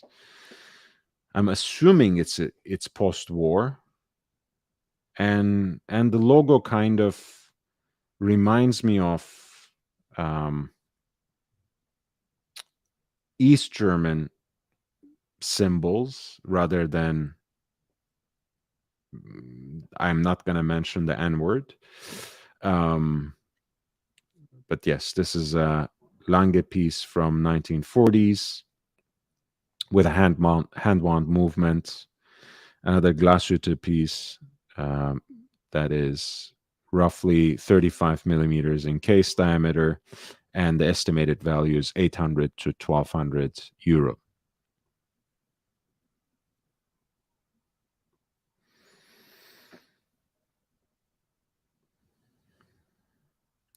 Again, a lot of the pieces that we are presenting today are in these conservative, restrained, or perhaps simply diminutive sizes. This is again in 34 millimeter. It's an Oyster perpetual date, reference 1500. So Rolex dress watch from mid 60s in stainless steel, in an Oyster case with the date indicator, and thus the iconic Cyclops as well as an automatic movement as it is signified by the word perpetual on the dial.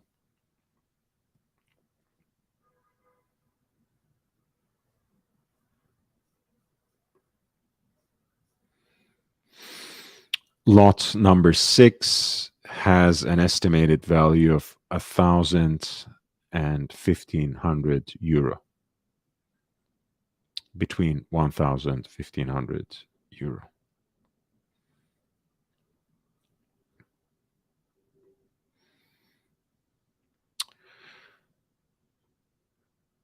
At lot 7, we have a Rolex bubble bank from the immediate post-war period in 18 karat yellow gold, chronometer, Oyster perpetual. The dial, unfortunately, seems to be heavily damaged, but the case looks in a very nice condition, even though the photography doesn't really answer a lot of questions. This is a reference 3372.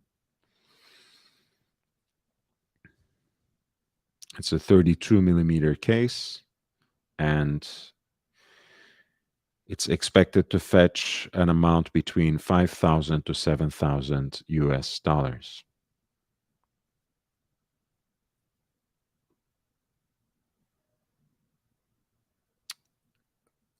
Lot 8 is an Omega dress watch, gold plated with a bumper automatic caliber. It's a Seamaster from mid 50s. Again, a 34 millimeter case.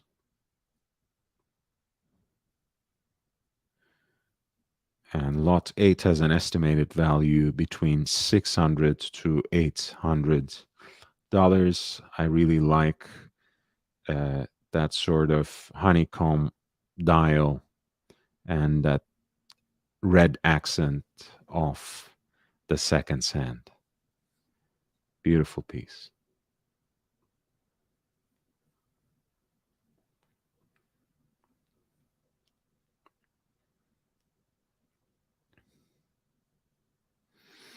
At lot 10, we have a 50s Vacheron Constantin. And as you can see, it's so vintage that it belongs to a period where they had not yet lost the end, or sometimes the comma, between the two founding names, between the two proper names. So it's Vacheron et Constantin. And this is full 18 karat yellow gold watch on a matching Milanese bracelet, reference 6038.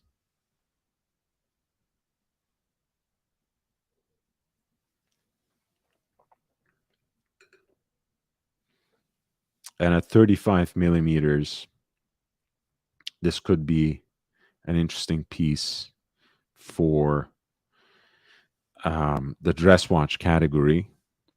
Reference 6038, the footnote says, a minimalistic aesthetic, a sober and refined dial, equipped with the caliber P1019/1, fitted with an elegant gold bracelet, wearable timepiece that may suit a modern taste. I cannot but agree. The estimated value for lot 10 is 3,500 to 4,500 euro. It's an amazing piece, Davi. Amazing piece at lot 10. A reference 6038 with an estimated value of 3,500 to 4,500 euro. Lot 12 is another lovely Vacheron Constantin.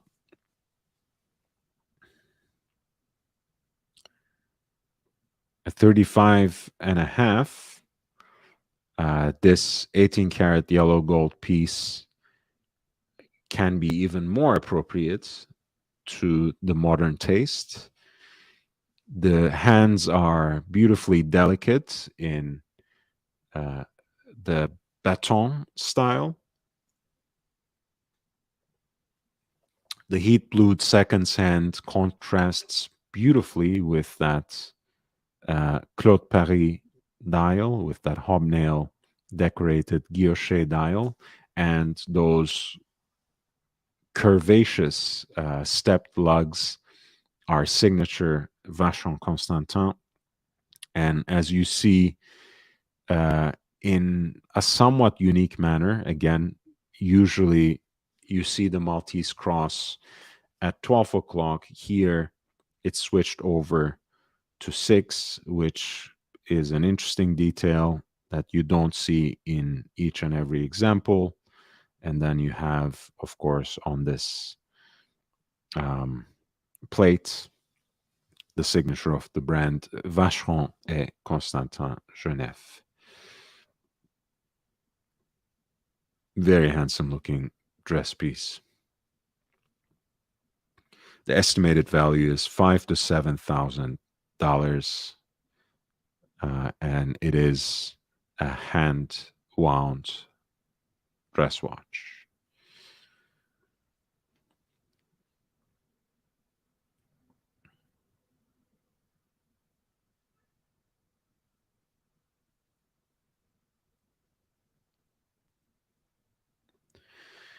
At lot 15, we have a rare Rolex chronograph in two-tone, steel and pink gold with a pink dial, so to speak. The heat blued hands really jump off this piece. Of course, the dial is properly fiked by decades of water and humidity ingress, as can be the case with watches of this age, but the case still preserves its vintage charm. And this sort of two-tone application is really of its time. circa 1945 in this case. And, okay, it says métal doré. So, in fact, the pink gold parts are gold plated and not gold. All right. That works.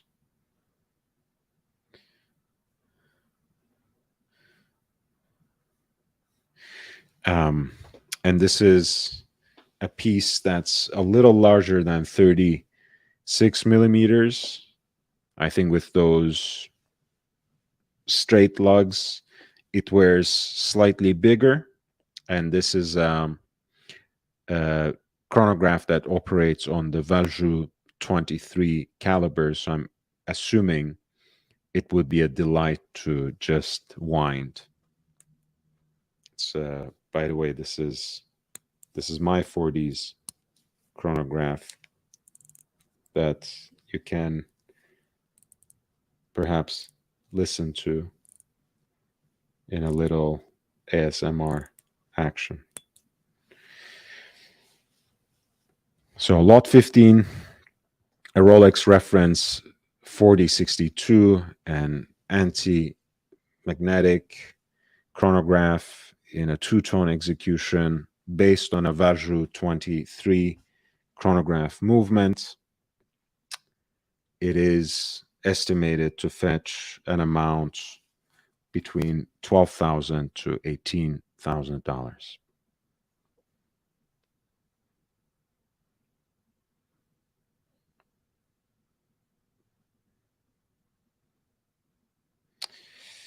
Next up, we have a very interesting octagonal ladies' dress watch by Piaget. That is a gorgeous combination of 18 karat yellow golds and malachite in shades that remind us of the World Cup, which has recently concluded, which we have left behind in 2022.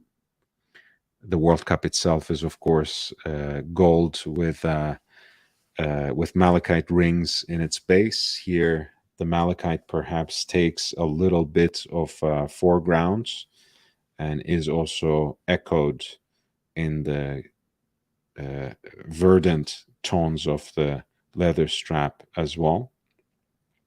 This is a reference 9341 from the 70s. What a gorgeous piece. Lot 20 is valued between $4,000 to $5,000. It's a hand wound caliber as well. So a very attractive ladies' piece.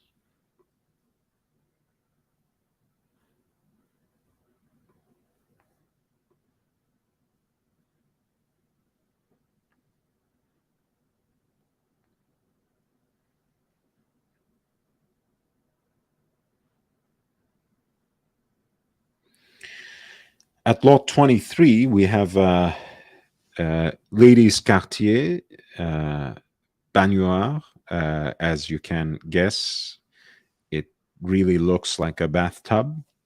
One of those, again, unique Cartier shapes that you either love or hate.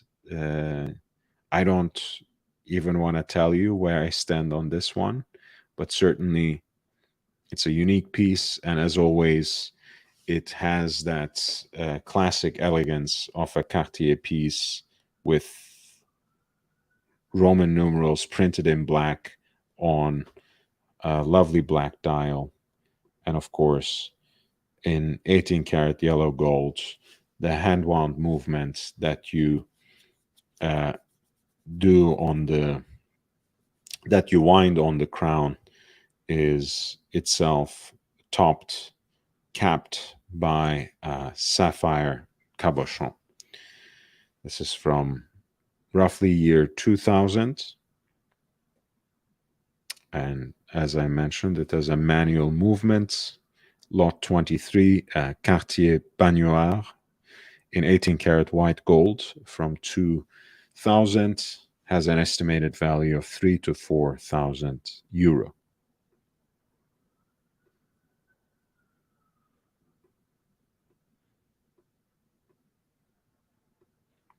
Hit the upvote button, guys. It really does help.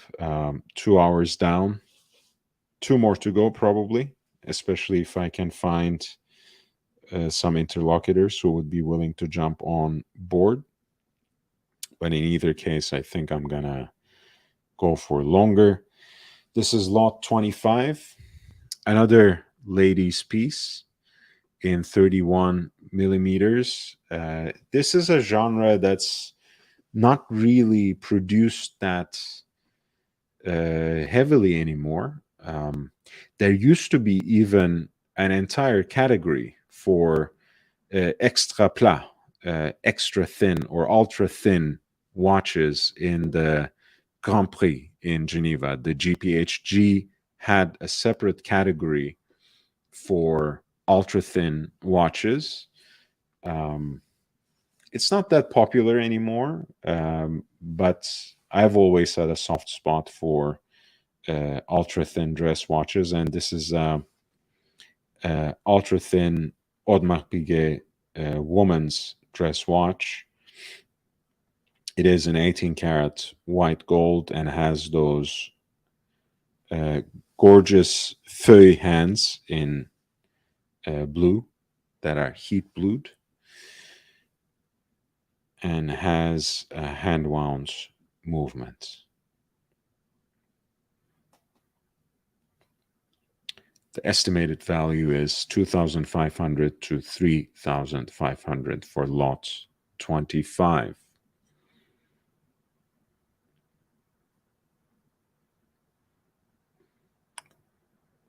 Lot 27 is a tonneau shaped omega piece with a stepped bezel and enlarged Breguet numerals at quarters and a date indicator at 3 in 18 karat yellow gold. This piece, Deville Prestige from roughly year 1999, has an estimated value of 1,200 to 1,800 euro.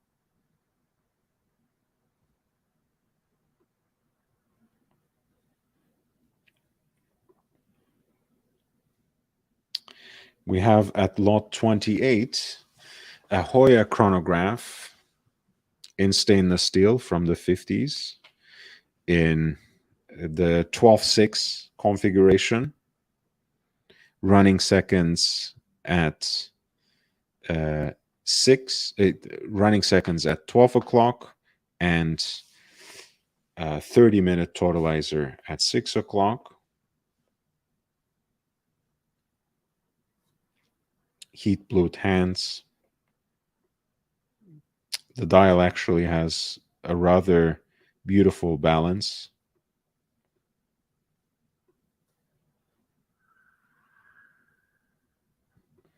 And the watch looks really wearable for our day too, even though it is presumably only 33 millimeters. The estimated value is 1,000 to 1,500 euro.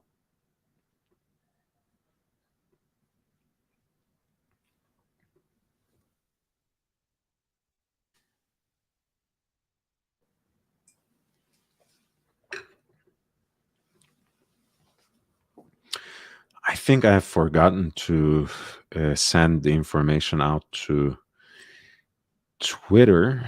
So let me take care of that very quickly, if that's okay with you people in the chat. So bear with me for just 1 second.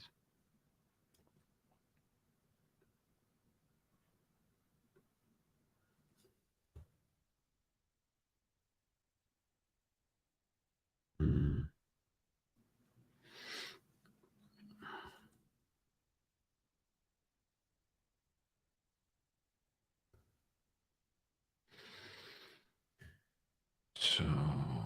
see.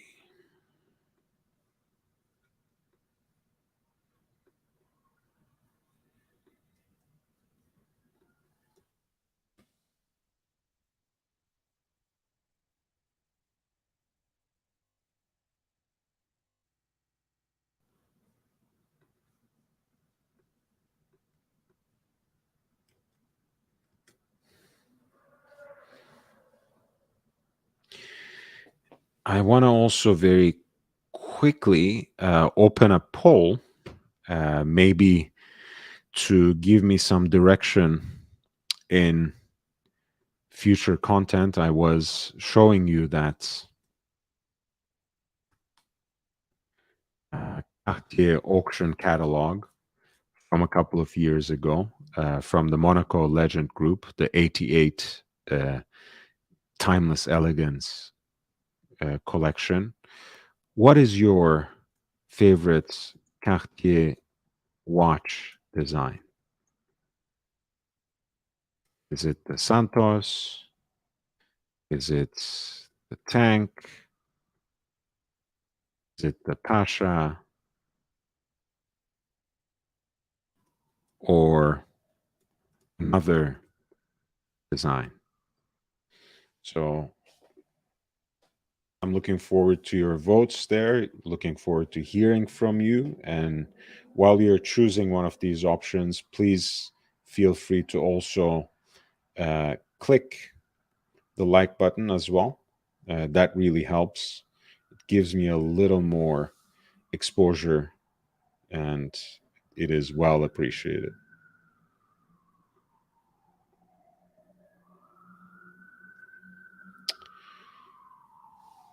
All right, let's go back.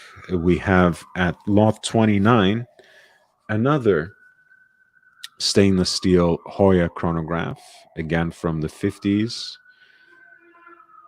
Again, in a seemingly diminutive size, but the aesthetics of the dial, I think, with these oversized Arabic numerals, big eye, chronograph registers, really make the watch look larger than life. Straight lugs, again, the domed crystal.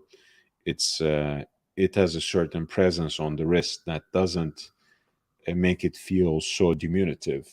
The syringe hands are, of course, an absolute delight and really distinguish it as the kind of vintage chronograph it is. I think everything seems to have aged beautifully and evenly. And lot 29 is estimated to realize a final hammer price between 1,200 to 1,800 euro.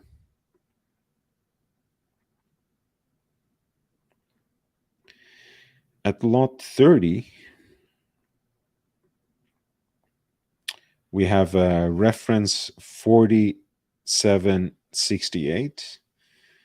This is Rolex triple date chronograph, anti-magnetic with teardrop lugs. From the immediate post-war era, again, as you can see, the dial has acquired this eggshell patina, which gives it a very unique look in stainless steel. Again, with the case size being 35 millimeters, those italicized teardrop lugs give the watch a really significant presence on the wrist. And you have the gold dial furniture, including the Breguet hands and Roman numeral at 12 o'clock. And of course, the pointer date indicates that in these blue accents. Amazing piece. which has an estimated value of $25,000 to $35,000. A stainless steel Rolex triple calendar chronograph from 1947.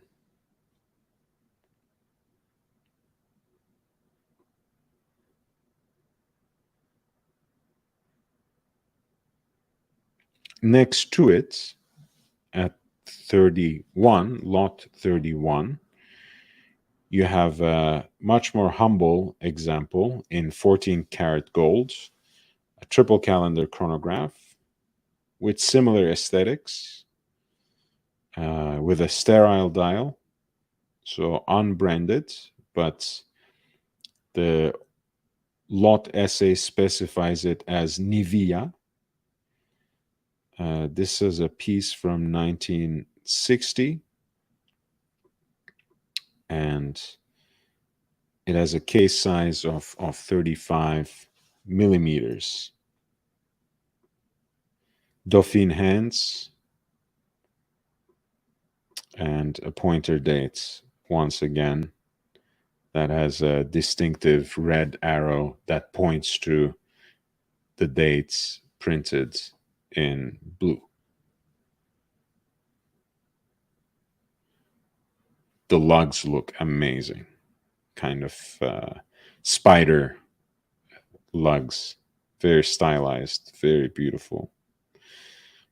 And everything seems to have aged very evenly and in a very natural, uninterrupted, unmessed, untampered manner. A triple calendar chronograph from the 60s, unbranded on the dial, specified as Nivea in the lot. Essay, lot 31, has an estimated value of $1,800 to $2,200.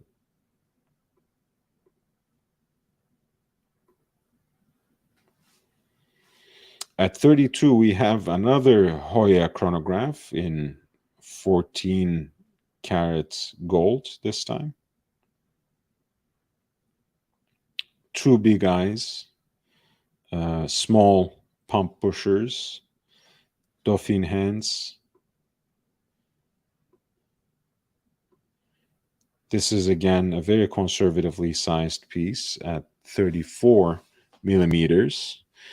And this Hoya chronograph from the 60s in 14 karat yellow gold with a hand wound movement has an estimated value of 1,500 to 2,500 euro.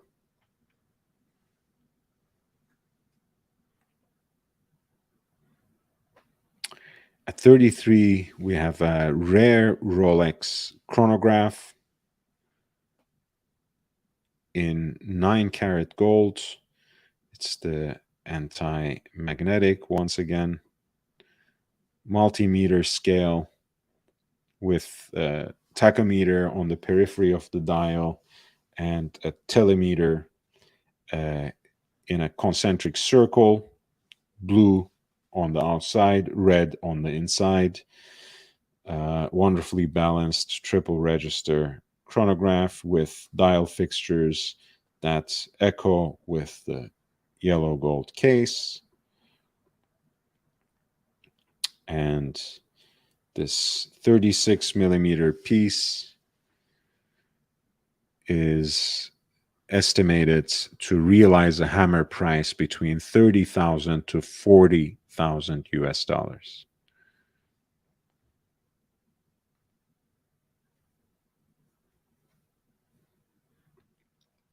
Lot 36 is an Angelus chronograph, which is also a triple calendar with nicely stylized spider lugs, 12 and 6 in Arabic numerals, a pointer date on the periphery of the dial in blue with a red pointer, and a 45-minute counter. Speaking of the World Cup, which could have been lovely to use to time the half of a soccer match.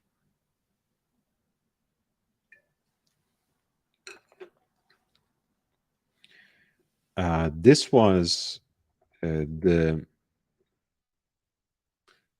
this was basically the model that they have just revived and modernized as the chronodate, right? This is the original chronodate, so to speak, where you have the triple calendar, month, day of the week, dates, and the 2-register chronograph. A beautiful piece in 9-karat gold from 1950s, the Chronodato, with an estimated price of 800 to 1200 euro. That was lot 36. For comparison's sake, a chronodate today in gold, right, the modern version,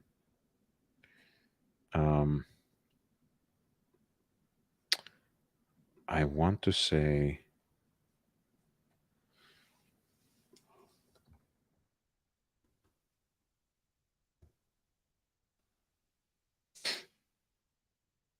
a chronodate today in the modern version is 23,000 Swiss francs in titanium and 43,000 in 18 carats pink gold. So it's quite a sum. It's quite a sum. Let's put it like that.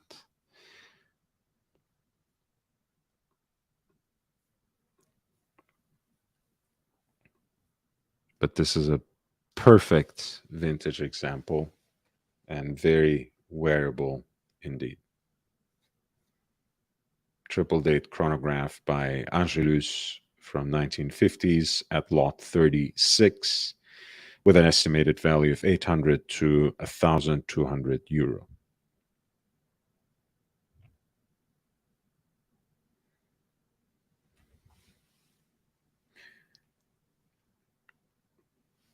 At lot 40, we have a vintage Porsche design chronograph produced by Orfina.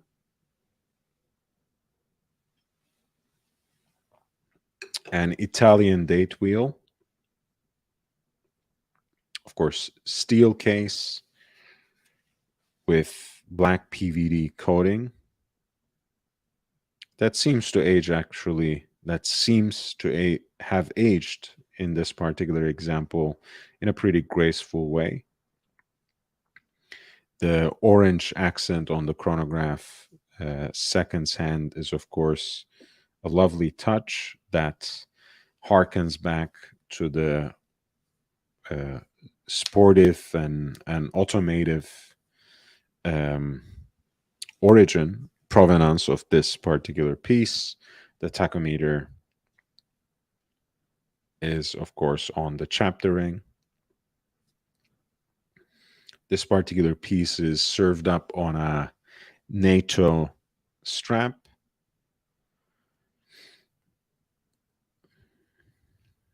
And the estimate runs between $2,000 to $3,000.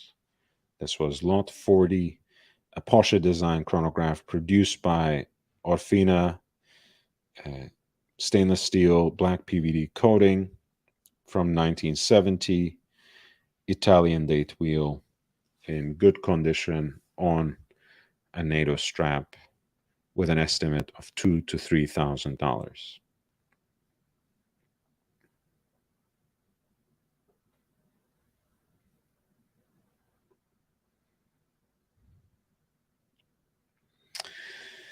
At 41, we have a Hoya reference 1133, Monaco from roughly 1970.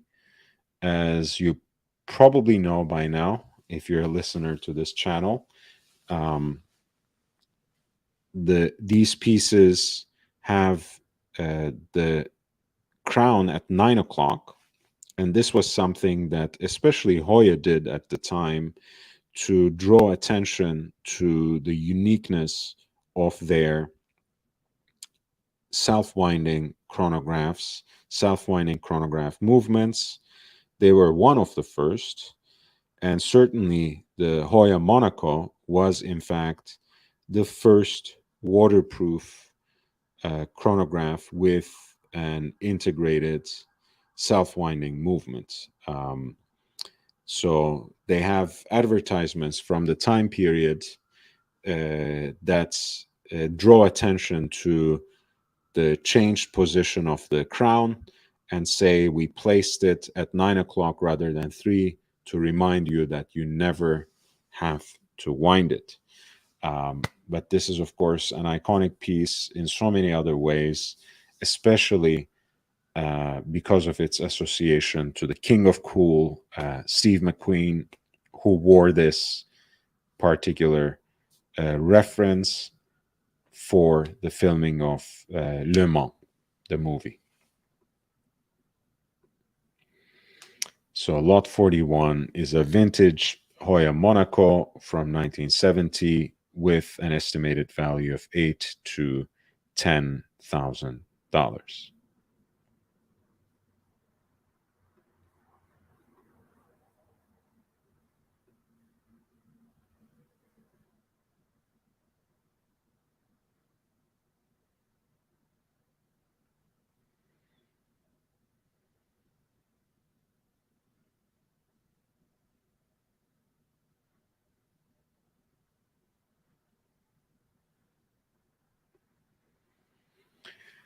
At 250, we have Frank Müller Casablanca. That's 20s inspired, that roaring 20s inspired case design, the tonneau shape, which Frank Müller revived to great success in 1990s. This is in stainless steel with matching bracelets that runs on a self-winding movement, three-hander with a black dial and the characteristic exploded Arabic numerals.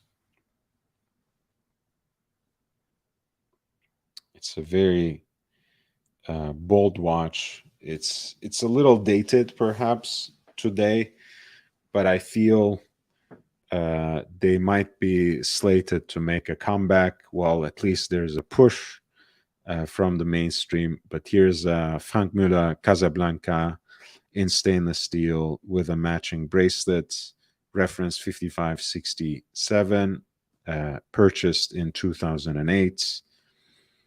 The piece at lot 50 has an estimated value of $2,000 to $3,000.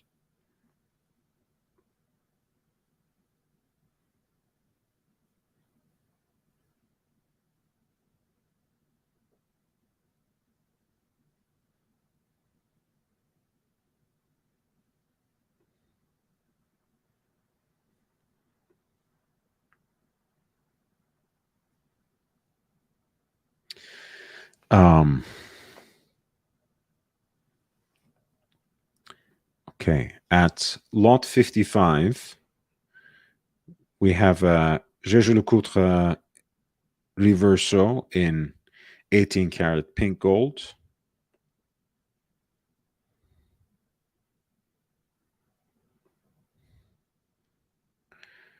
This is one of those models they used to present under the moniker Art Deco.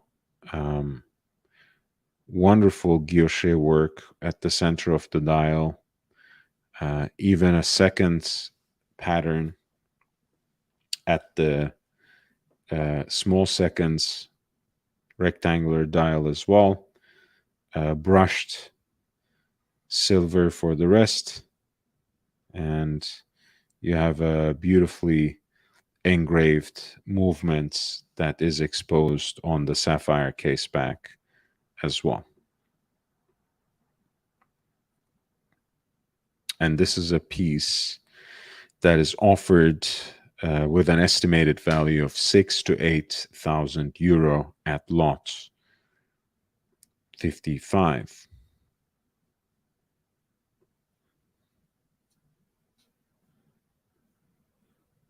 Thank you, Z-Man.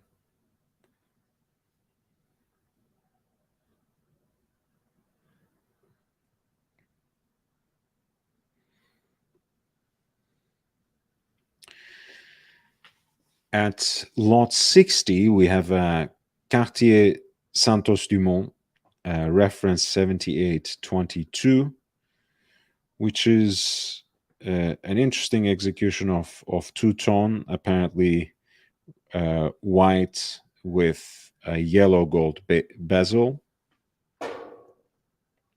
Of course, the sapphire cabochon on the crown that plays beautifully with the heat blued hands. The classic rectangular railroad track for the minutes, and the hours are printed in black as Roman numerals on the classic white dial. Hand-wound caliber. And this piece at lot 60, which is classic Santos Dumont from the 80s, reference 7822, has an estimated value of $4,000 to $6,000.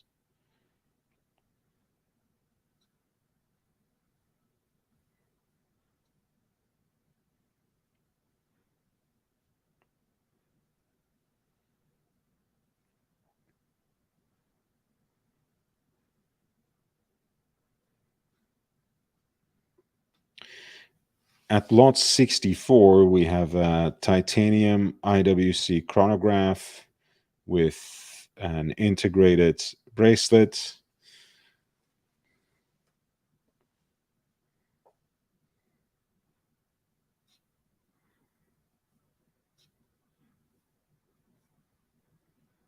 A classic IWC piece, classic IWC chronograph with that 6912 layout,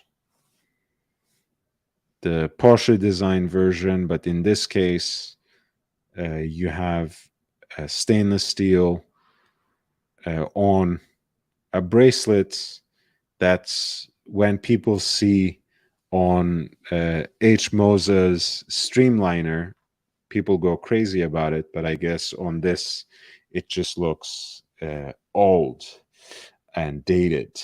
Well, joking aside, this is an IW3702, a titanium, I think I said stainless steel somewhere, a titanium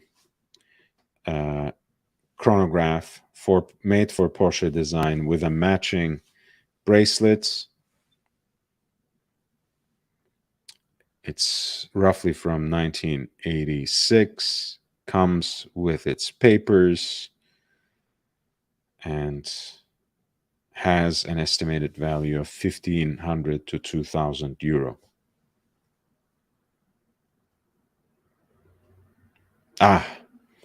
Love Rilke. I love his poetry, but I also actually love that wonderful novel too, which is not really well appreciated.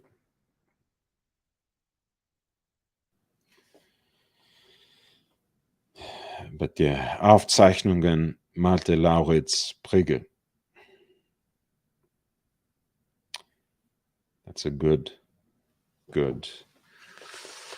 narrative. Yeah, my legs are killing me, of course, to stand up like this at the end of the day. But hey, who cares? I'm enjoying myself. Hopefully you're enjoying it a little bit as well. I would uh, appreciate your support. Hit the like button. That's for free. You know how to contribute to the channel. It's the information is in the crawling ticker. It is pinned in the chat, and it is also included in the video description. And you can always test the super chat button and see if it works. This is a rectangular Zenith chronograph, a very unique piece. It's in titanium, automatic piece with a power reserve indicator. It's a watch that was bought in 2006.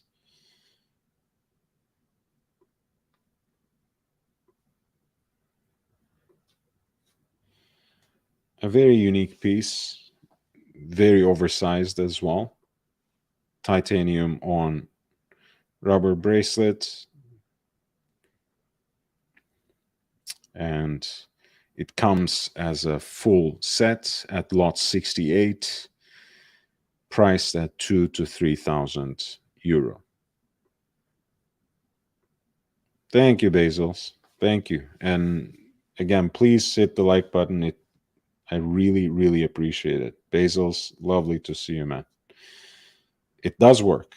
The super chat button works.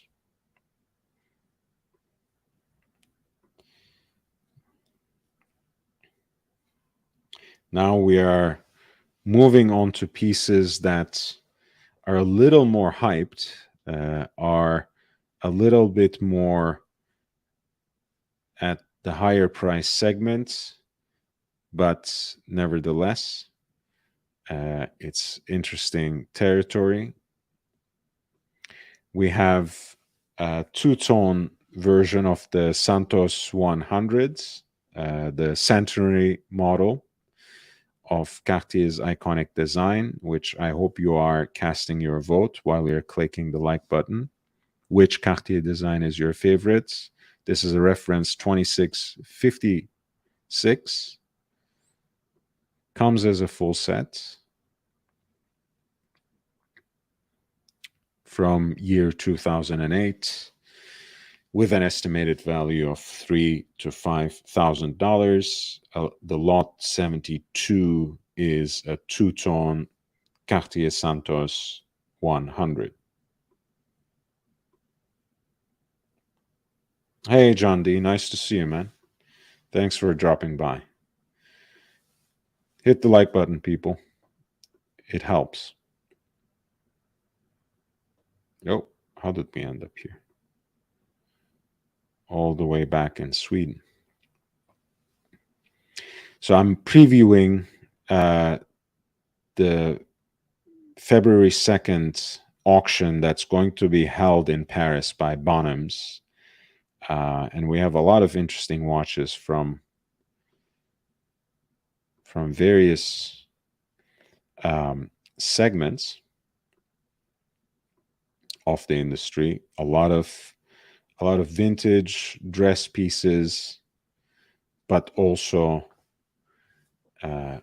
many neo-vintage pieces from heritage brands, some unusual watches that you don't always see elsewhere, and some other usual suspects that can be an interesting deal at Bonhams, simply because everyone these days seems to be going to first Phillips and then Christie's and then maybe Sotheby's, but no one really pays much attention to Bonhams anymore, London or Paris. So this could be an interesting target of opportunity for some of you. At lot 73, we have Cartier Pasha, reference 2324, roughly from year 2000. It is a piece that comes on a matching bracelet, a black dial, which has this kind of grenet texture.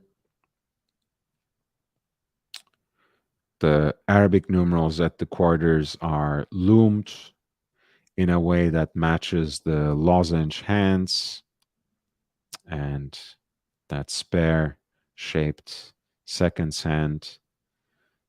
It's a very playful iteration of the piece, very sporty, even though it's a relatively small size for today's expectations. This is 35 millimeters, the Cartier Pasha reference 2324, circa 2000. Lot 73 has an estimated price of 1,000 to 1,500 euro.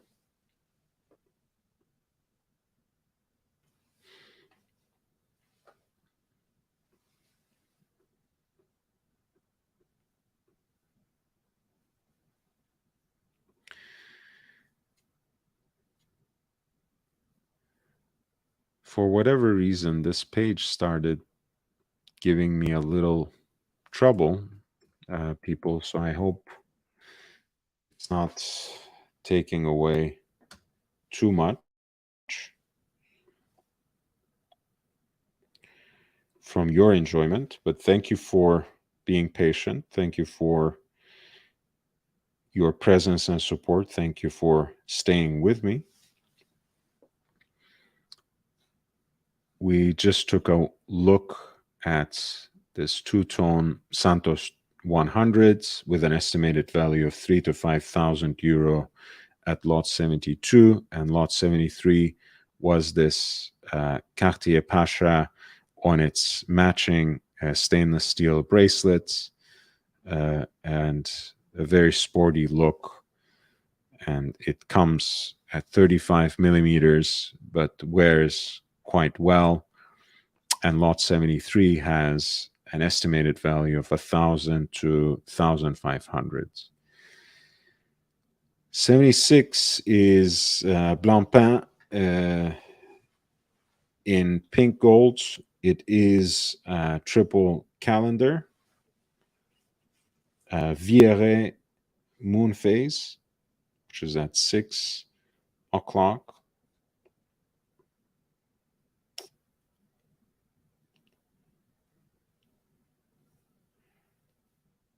Has this beautifully engraved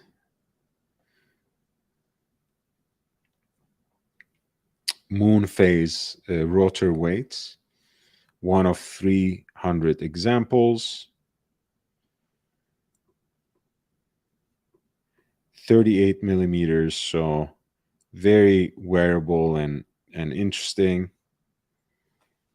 This is lot 76 from year 2003 with an estimated value of 4,000 to 6,000 euro.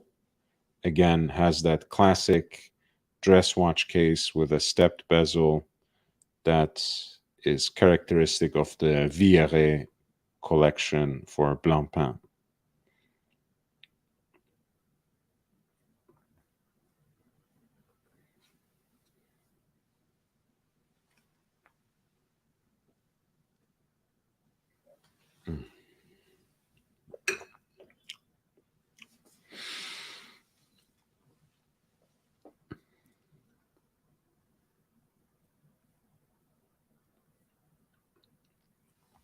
At lot 77, we have Vacheron Constantin chronograph from 1990, a reference 47001, a triple register chronograph with a 6-9-12 layout and Claude Paris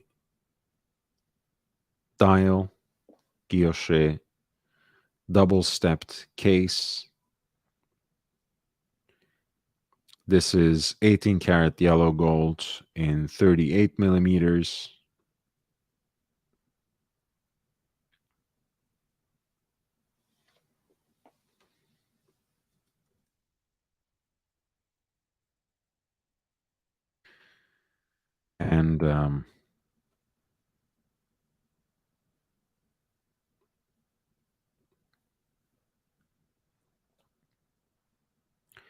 and as far as I know, it has a chronograph caliber based on a Jaeger-LeCoultre um,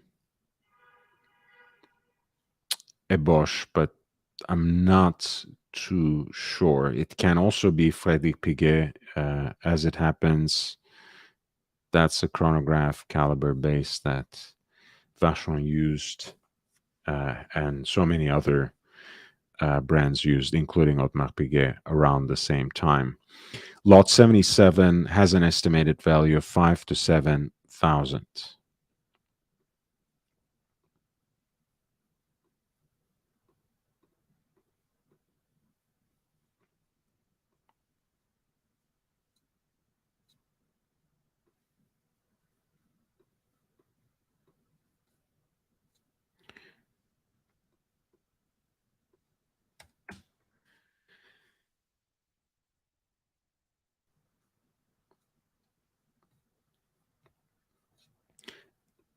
If you have any, hey Nick, nice to see you, man. If you have any lots that you want me to pay particular attention to, feel free to check out the listings and send me the lot number with a super chat so I can go into horological and historical detail on that particular model. So next up,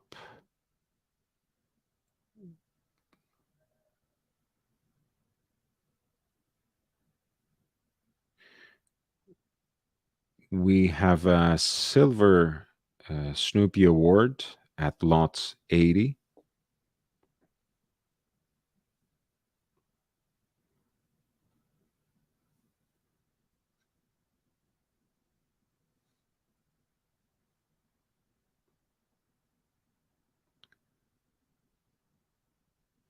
This is, of course, a very desired and collectible item,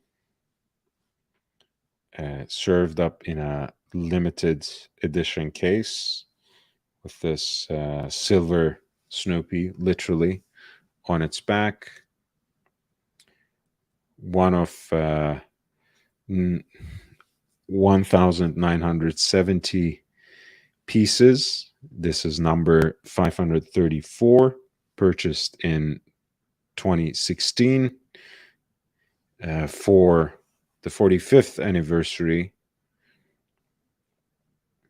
Silver Snoopy. This piece has an estimated value of $30,000 to $35,000.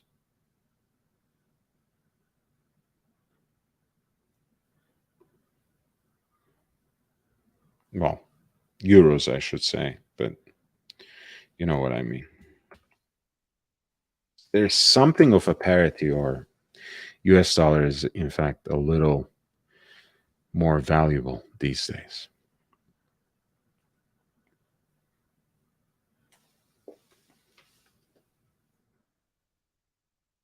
Right? Or am I getting confused? No, it started falling again. Okay, we lost the parity. Well, I guess Americans had a little too much fun in the summer in Europe.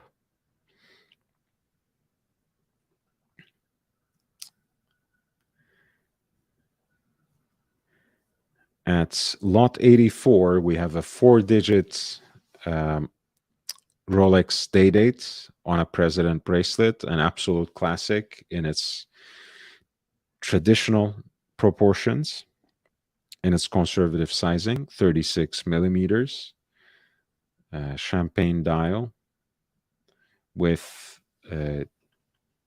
day and date wheels that match the tones of both that dial and the case. Of course, the dial is also what one calls a pipe and dial in Rolex collectors jargon, a step dial, as you can see from the separation of that seconds track from the center of the dial. A piece in lovely condition. Lot 84 has an estimated value of $8,000 to $12,000, and it is circa from 1973. Thank you, JB. $9.99. Thank you so much. I appreciate you, man. I appreciate you so much. Thank you.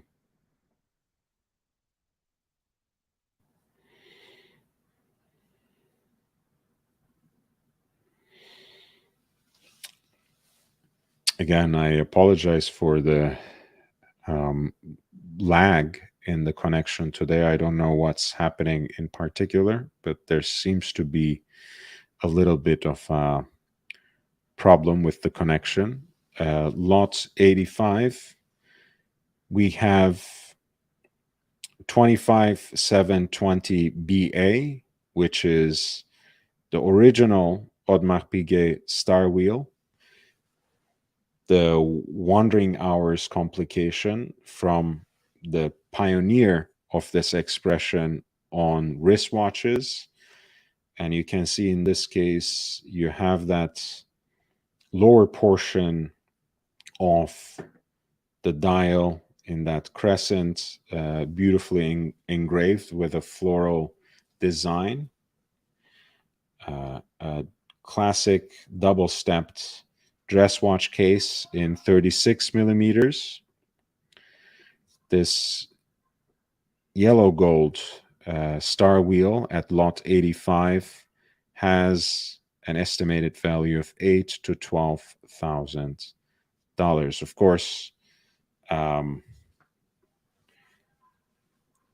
in this floral engraving, or even the usual guilloche decoration that crescent ring has, the upward facing crescent ring has in these star wheels, it's a very different vibe. It's a very different design than the Code 1159 star wheel they have just introduced. I actually particularly appreciate the transparent rings in this case that expose not only part of the rotational mechanism, but also the very star wheels that give the movement its name, that give the complication, that give the model its name. So I really like these. This is lot 85, an Audemars Piguet star wheel. The reference number is 25720 in yellow gold. Estimated values $8,000 to $12,000. Euros. Sorry.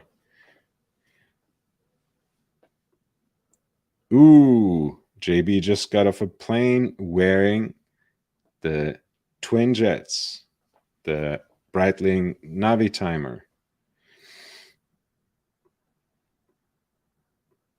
Yes, the low estimates, guys, has become, for better or worse, very much the common practice recently of a lot of auction houses. There are two basic reasons for it. One, obviously, nothing is certain anymore. No one really knows, and no one really wishes to be optimistic about how every single lot will break a record. That's simply no longer the case. So they are much more restrained with the estimates. On the other hand, with a lot of watches, that's also part of the auction house's strategy, right? How can we price some of these watches? How can we provide estimates for some of these watches that can lure people into bidding? Because if the estimates are already too high, And a lot of times, the lower end of the estimate is also the reserve price, although the reserve sometimes can be even lower. If they're too high, no one bids whatsoever, and you can't even sell. Lot 86 is the so-called Smurf, the earlier generation of the 18 karat white gold Submariner, 116619, lunettes bleu, LB.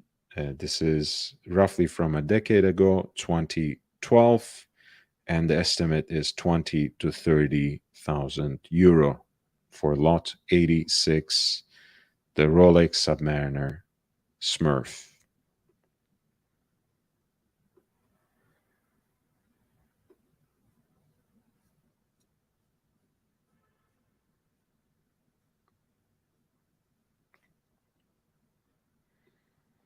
'87 is a vintage Blancpain,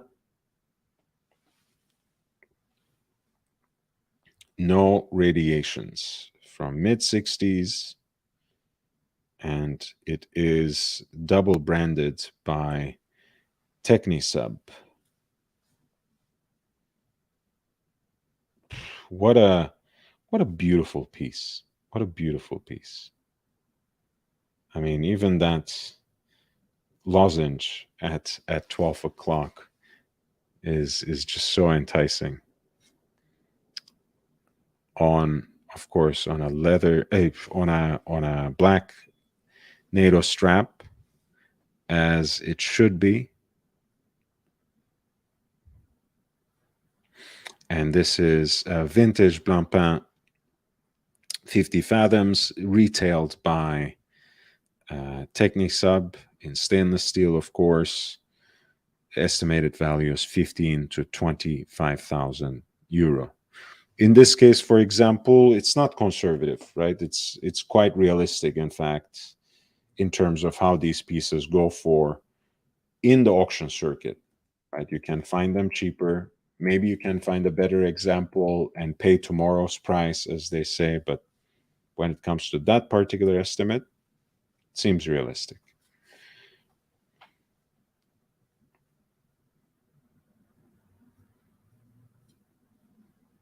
Hmm.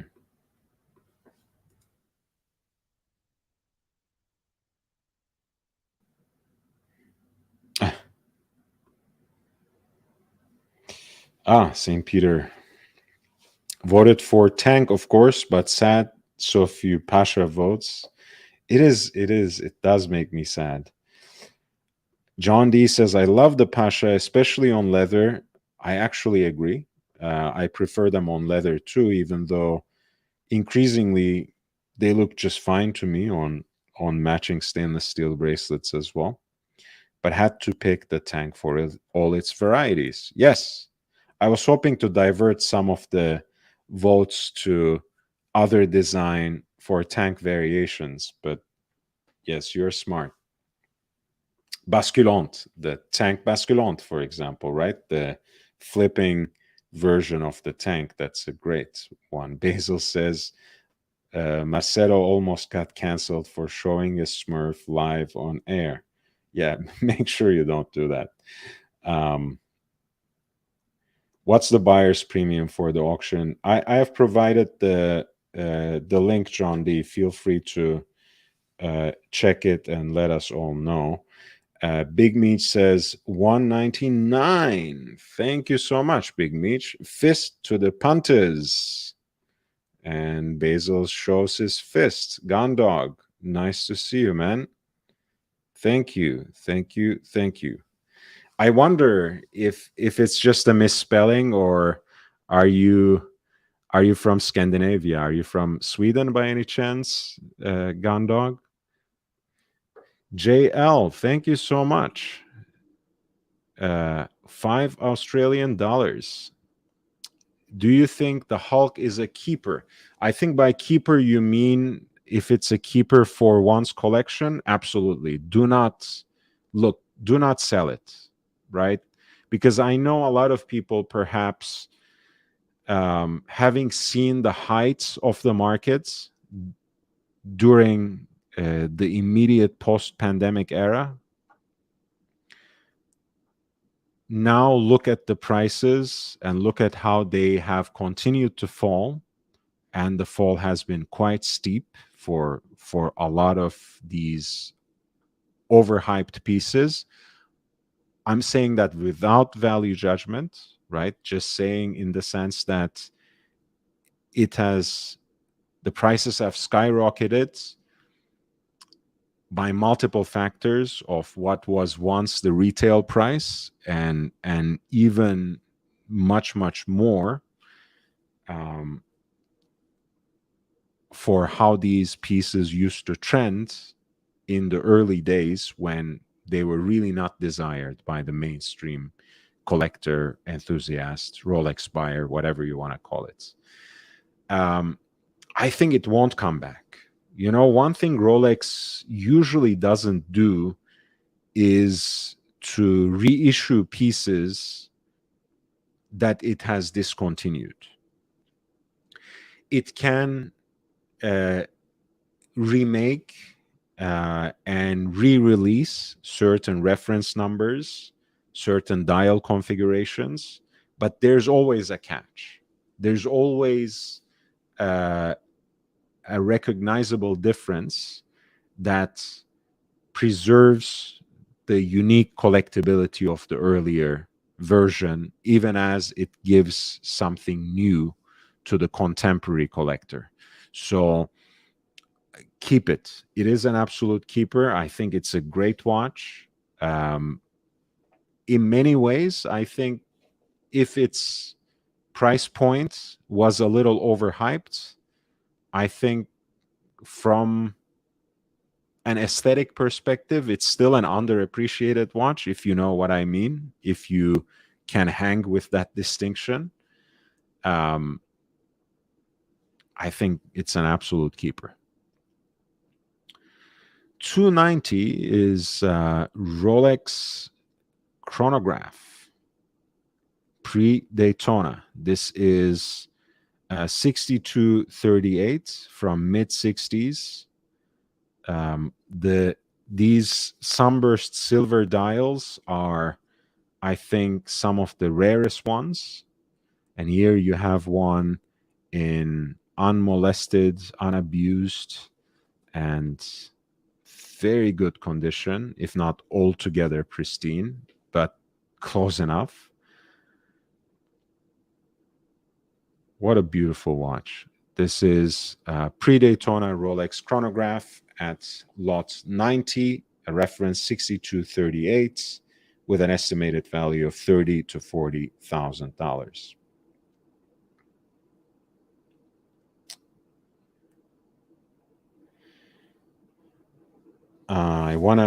There's a lot of comments, so I don't want to miss any of them. I want to read. The punters know each other. And Big Meat says the Hulk is still great investment. Meat should be the last person to take investment advice from.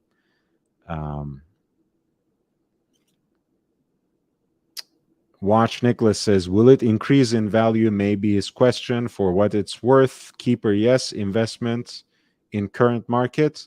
Or at the price point now, you want to get into the Hulk right now, JL. You should. Absolutely. Yeah.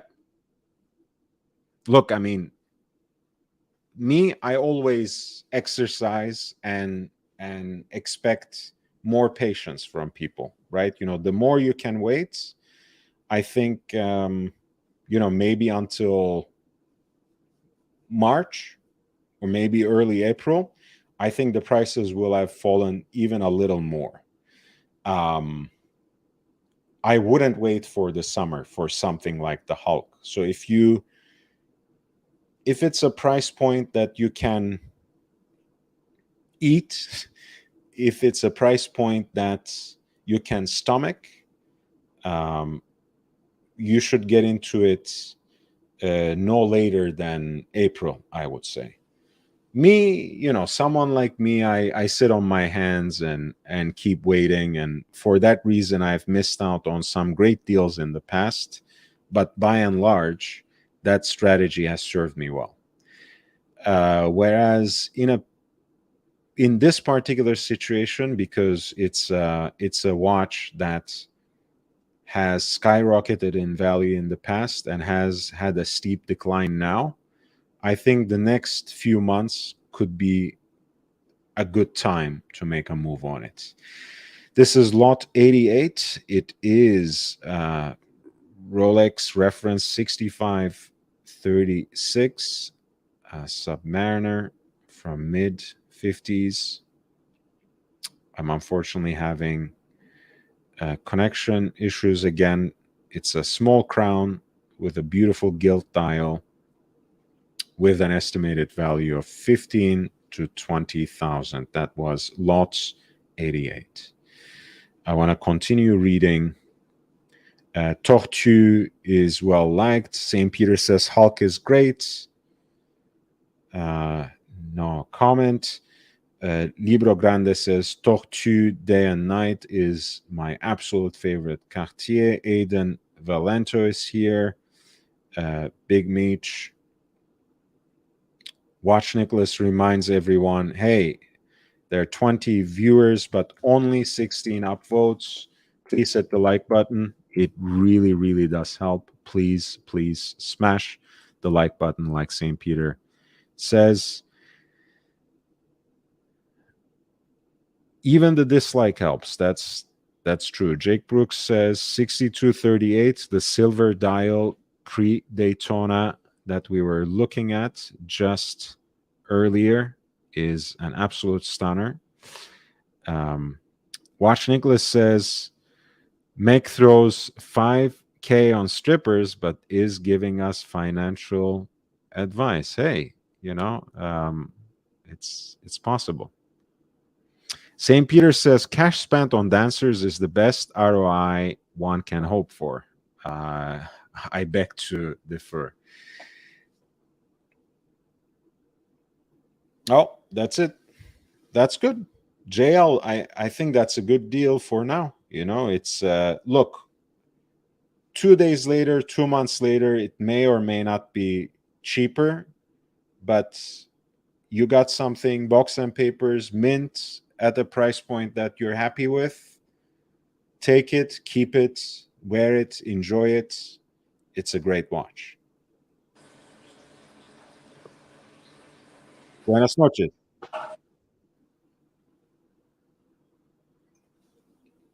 Okay, well, Professor, I got you, but I lost you almost immediately, which is a shame. A damn crying Hello. shame. Hey, how are you doing? All right. All right. Very good. Very good. Very good. Well, I mean, I hope you still have very strong opinions about watches, because I always long for that, Professor. When your mood is very good, maybe we don't get that. So Okay. So I wanted to comment on the prospect of having the Hulk come back. This is I've been hearing this uh, rumor for the last few months, yeah, especially weeks, as we get into the announcements for the new iterations. And I completely agree with you. Rolex is not in the habit of bringing back discontinued models just because a few collectors would ideally like this because it will prop up prices. right. And I think Rolex has been thinking quite hard about what to do with the Submariner line, because the Submariner line is falling behind a little bit in terms of ingenuity And despite the gimmicky stuff they do, oh, it's 41 millimeter, but it's not actually 41. It's just a tad larger than the 40, but it has a wider clasp for big men. So that's good, and it looks a bit disproportionate, clasp versus case. Yeah, I mean, Um, it's that's a very valid point, because ultimately, I mean, again, it hurts me to say it, because for me, Submariner will always remain the absolute Rolex icon. But you have to admit, especially since the turn around year 2000, it has been completely surpassed as a professional model, as a Rolex sports watch, not only by the Daytona, but also with the later arrival of the Cerachrome bezels by the GMT Master as well. So you're right. Probably that's not something that Rolex necessarily appreciates, because I know they hold it in a certain regard, and they like, keeping things on an even keel. that's right. And so they have a problem because the a lot of the attention has gone now to the GMTs, a lot of hypeness, but also attention. There hasn't been a lot of changes. I mean, yes, they went from 40 to 41, and then the bezel became green.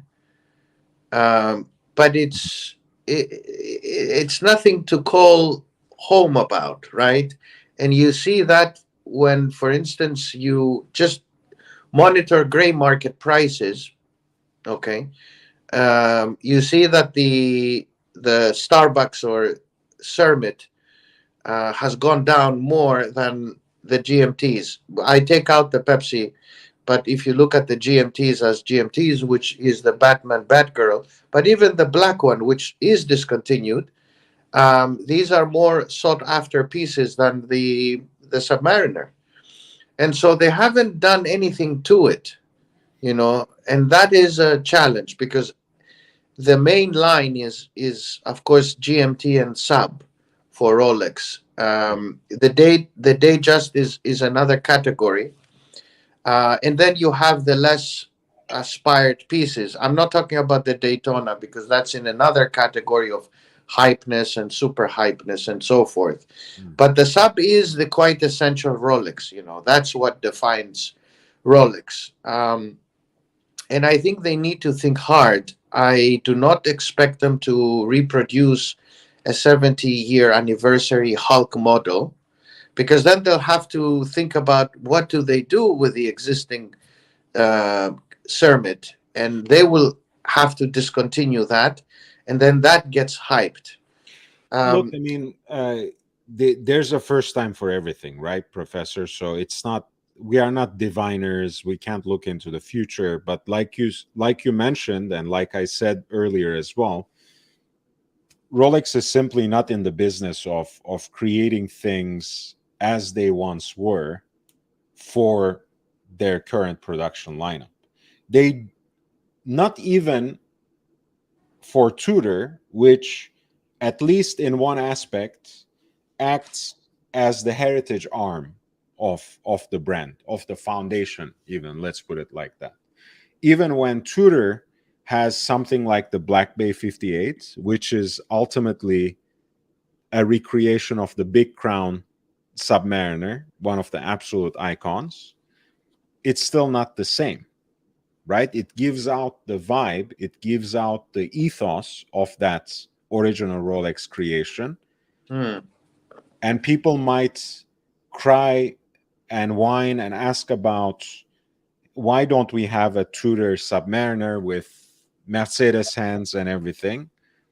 But it won't happen, because that's, Rolex always wants to give something new without taking away from the established value and authenticity of what has already become recognizable, what has already been recognized as an icon.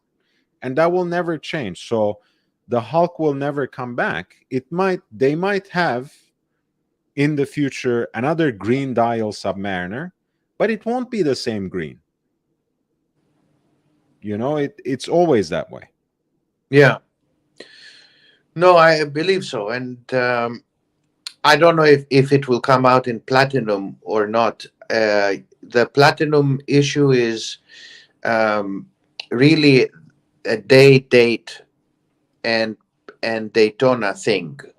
And unless they decide to discontinue the Daytona, the platinum will remain as a date precious metal, timepiece. They don't want to spread it throughout. They can do many things with platinum. Of course, in the Submariner line, in the GMT line, but I think they're not going to do it. But they will have an anniversary, and it will be very hard to get. And it's not going to be available for the ordinary folk. Hmm. It's just going to be something So quite. what's new? What's new?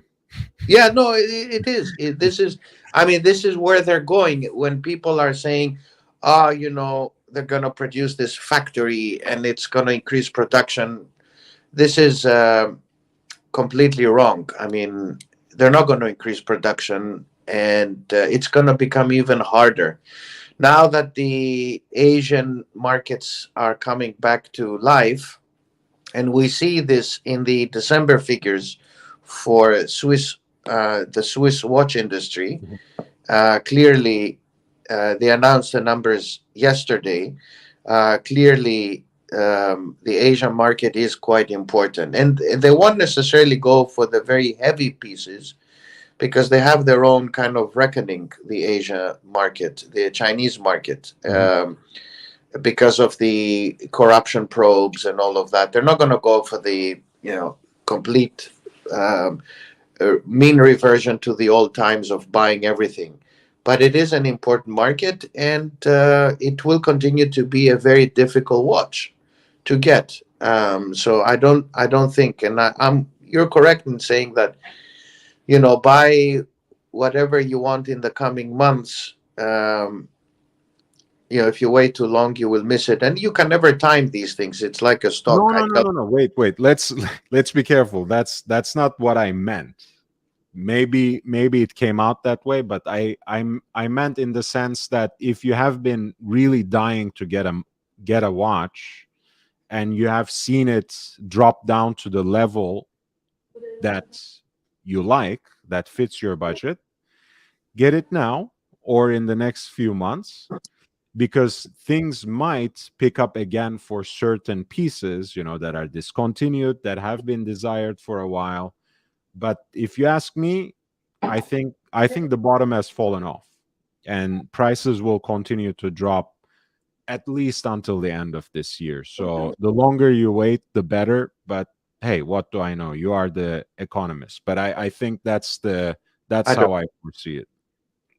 Yeah, I look. When people ask me about stocks and bonds and things like that, or when is the right time to buy a house, I mean, not that I know, um, but it's very difficult to time your entry and your exit. That's a fact, and you can never know when to buy. You just need to understand a little bit the dynamics, and I think 2023 will be a volatile market, but it will be a good time for those who have piled up on cash to acquire, Yeah, certain assets. You I can think never time it. I mean, if you buy a stock, it yeah. goes higher than the point you sold it, you get upset. The same when it Yeah, goes I mean, down. forget about stocks. That's not our that's not our topic, anyways.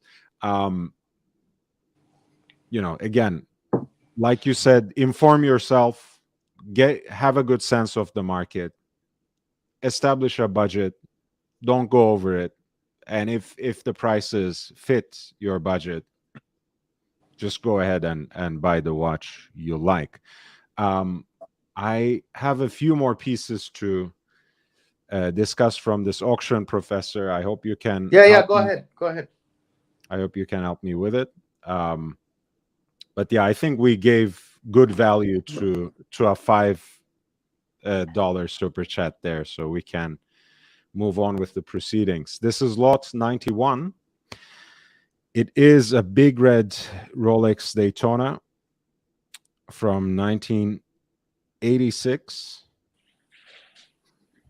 A lovely example, of course, with the screwed on pushers, named Big Red because of that fattened red font of the Daytona writing over the 12-hour counter. And this has an estimated value of 50 to 70,000 euro. Lot 91, a Daytona Big Red 6265.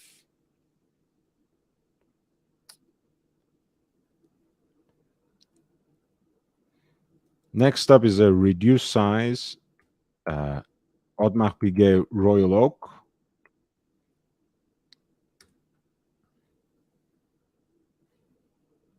Let's see, I'm always experiencing these things. This is the 90s iteration of the reduced size to 36 millimeters in case diameter, nicely patinated but not excessively aged from year 2000. You see those white gold bolts have taken on that yellowish hue, which I think is a nice little detail with this sort of new vintage piece. What we have here is the reference 14790 in stainless steel with the iconic midnight blue dial or night blue dial. The estimate now here is not conservative at all. It's $20,000 to $30,000. And of all examples of these references, of course, the pieces like this that are almost pristine with the blue dial in and all in stainless steel command the most premium.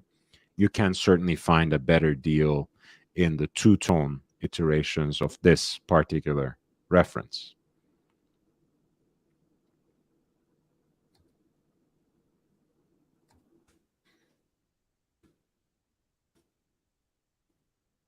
Let's see. Can't even reach the page anymore. It's just great.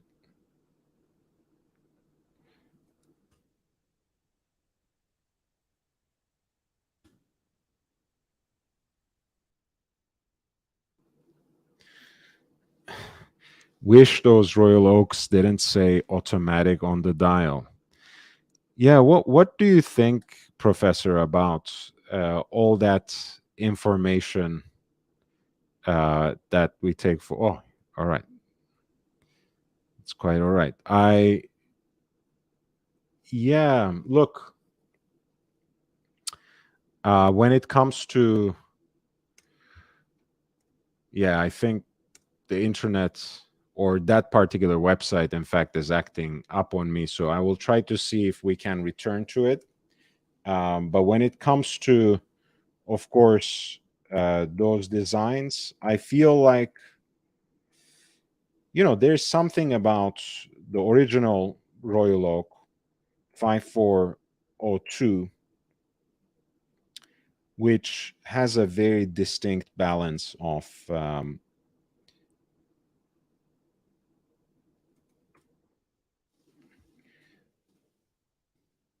the AP logo at 6 o'clock, and all right, it's just going to be like that. Great.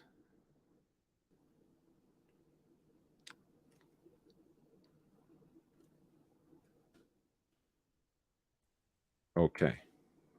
So yeah, I think this original design has such a nice balance that once you start playing around with it, I think you lose some aspects um, of that original design. because in this case, the way the script kind of boils down to the AP logo, you can kind of draw a triangle through the Audemars Piguet writing, down to the logo and back up again. And I think that would make a very nicely balanced triangle, and just covers the dial in a nice way. I think there would have been too much negative space in the later iterations, which, for example, we can pull up here, a similar piece to what we were just looking at. Like, look, for example, you have this piece, the titanium version. I think there's just too much empty space. I think there's simply too much empty space when you don't have any script at 6 o'clock or anything of the sort at 6 o'clock. Yeah, I used to feel pretty strongly about those scripts on the dial, but nowadays I start appreciating, not only as an informational text, but as part of the design, those scriptural elements on the face of a watch. And one thing that's, at least from my standpoint, from my taste, that I can't tolerate is too much negative space on a watch. That kind of irritates me. So I would rather have it say automatic than nothing else. I'm back. I'm sorry. I had a call. No worries, Professor. This is my tennis brick phone. If I don't like somebody, I throw this phone at them. I just throw it. I have this one as well, and this one. Professor, I know a lot of people feel very strongly about, when a watch dial says automatic or self-winding or whatever, that even necessary. What do you think? Like, I mean, there's this model, for example, which is a tantalum piece, right? And quartz piece, if I'm not mistaken, as well. Yeah. And of course, it doesn't say anything, right? It doesn't say quartz either. Do you think something like this is better? Or when it says automatic in a lot of the reduced size Royal Oaks right here, what would you prefer and why? Yeah. So if they have any dignity, the Swiss need to stop producing quartz. And I think it's coming, this identification of automatic versus quartz, from the days of the battles, the great battles of the 1980s, of all the Swiss manufacturers versus the Japanese. And they had to define it, they had to define it as automatic or, something. Many of them have moved on. And, when, for instance, you see a complication, they don't say on the dial complication. They don't say minute repeater, Grand But complication. grand complication. Oh, my goodness. I personally like, AP should have the logo and underneath the Audemars Piguet, but whether it's automatic or not, I want to know that it's not a quartz. And if it's a quartz, you should just say it. I think it's good for transparency reasons. But they should ban having quartz. The Swiss industry should ban completely, even for Swatch. That's my next advice to them. Um, um, but I like to have a lot of dial. I like the plain dial. I like to see it clean, as they say.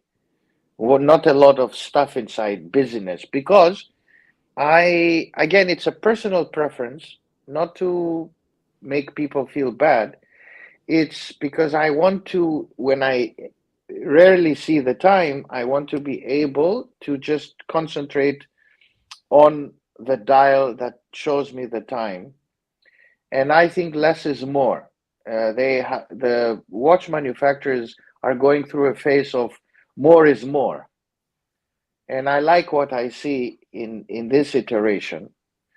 And as you remember, the old AP and the old Nautilus had no seconds hand. Yeah, of course. Um, It's a wonderful flex. I love it. I personally love it as well, because I never use the seconds. What exactly are we looking at the seconds hand? So I like this. I like the plainness of the dial, honestly. Um, and the only thing I would want to have is maybe a nice design as a dial in as a complication. Mhm. But again, not too much riffraff, you know. Um, Again, this is me. Other people might say, no, this is garbage. I prefer everything to be on the dial. But the less for me is more. Yeah, to me, I mean, again, I don't, I don't even look at it as informational. At this point, I try to um, understand it as an element of design, of the layout. I think Lange's dials were, for me, quite honestly, educational when it comes to that. Let's check out some of them, and I can show you what I mean. um, like, I mean, you can certainly see it in the Lange one for sure, but let's go to some Saxonia pieces where it's sometimes even more dramatic. um,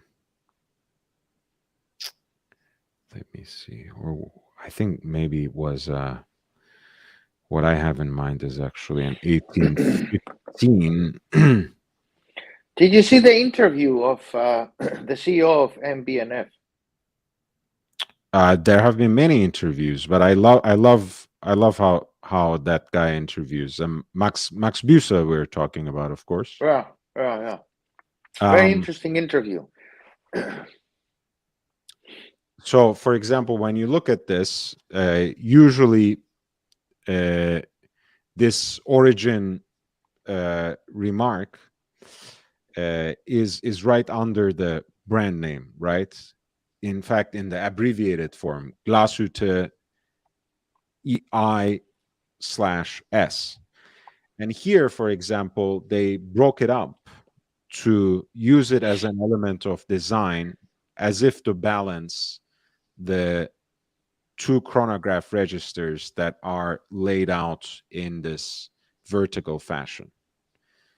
So, I mean, do I need to know that Lange is like, do I need to be reminded, especially me, that Lange is from Glashütte and Glashütte is in Saxony? Not really. But does that actually add to the aesthetics of the dial, to the balance of the face, of the appearance of the watch? In my opinion, it does. So I appreciate it. And, same way, I don't, you know, when I buy a watch, I know whether it's quartz or automatic or hand wound. I don't need the dial to tell me, but that doesn't mean the dial needs to be completely empty and naked. That to me is, when it's crowded, yes, it's a problem. But when there is a few fixtures on the dial. They need to be carefully and thoughtfully placed and somehow balanced out. If there is um, too much empty space, it becomes bothersome to me.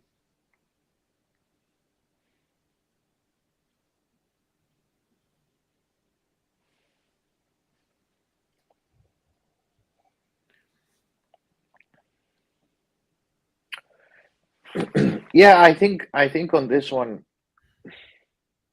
again, there is a problem because I discussed Mm.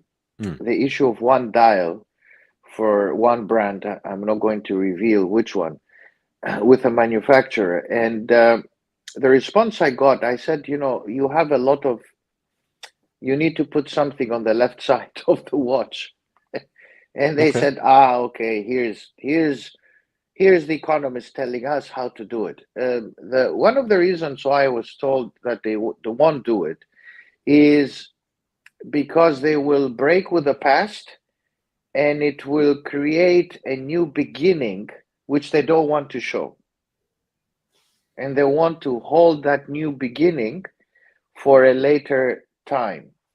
And that creates issues about collectability. They don't want to hype certain watches because of the dial disturbance they will create. And so they told me they want to continue doing what they're doing so that they don't hype the piece. Hmm? So there is a lot of what I'm saying, thinking on the marketing side that goes as well, not just the aesthetics. That's as an example I can share. Yeah. Yeah, of course. I mean, that's in a way, that's why people have started moving a lot of times towards independent brands, right? Because a lot of the bigger companies that are owned by luxury conglomerates have designs by the committee, where you have the CEO saying something, the head of um, marketing will say something, the head of design will say something else, and then they will ask their representative for the Asian markets. She will say something else. The representative from the Middle Eastern market will say something else. And finally, and the European market will want a date window, and you will have a watch that's a mishmash of all these things rather than the expression of someone's unique vision, or at least a group of people trying to think together and collectively achieve something, right? So that's a little different. You're absolutely right. Certain brands, and let me use the example of Rolex. Really, Rolex is a very conservative brand. Hmm. It does not want to move from the mold. Why? Because it goes with the old saying: if it's not, if it works and it's not broken, don't fix it, right? Um, so they don't want to go and innovate beyond the thinking. And the 80s and 70s was a unique period in their history where they produced a lot of these funny dials. You had yesterday a beautiful platinum red dial, which defined the Platinum. firm. Platinum Platinum with a Salomon dial. with Salomon, yes, and now Patek is copying that. Um and in the 2000s, they all died. These dials. Well, Hmm. in the 90s they died, and then into the 2000s, it was kind of dead, with the exception of the Submariner, the anniversary one, in 2003, and then again in 2009-10 with the Hulk. So you can imagine that these, Rolex does not want to come up with these innovations in colors. It creates a huge, uproar in their conservative thinking. and I think a lot of them have copied them in trying to behave in this way. But there was a break in this more recently with the colors that they started producing for the less desired piece, which then ended up being a hugely hyped piece for them. And what did they do? They immediately discontinued it. And it wasn't the discontinuation boosted by, okay, we created hype to the brand, and so people will buy. I don't think this is motivated by, I mean, they decide the view to decide to discontinue the colored gimmicky clown colors was based on that. It was purely based that we hype these pieces and we didn't know that it's going to create such a huge hype, or we're going to discontinue it, right? Um, and that's it. But um, I don't know why I'm telling you all this. Well, I mean that's almost an existential question, Professor. But I think you were talking about how The Rolex being professor lost it. the Rolex being a conservative brand that it is, it still does certain things to appeal to the vicissitudes of the market, and then withdraws, pulls back, Yeah, yeah, and yeah. And they will do something on an anniversary, for the sub anniversary, for sure. And you need to see it within this light, within this view. They move very slowly, conservatively. It's if it's not broken, don't fix it. Everybody will desire them, and that's it.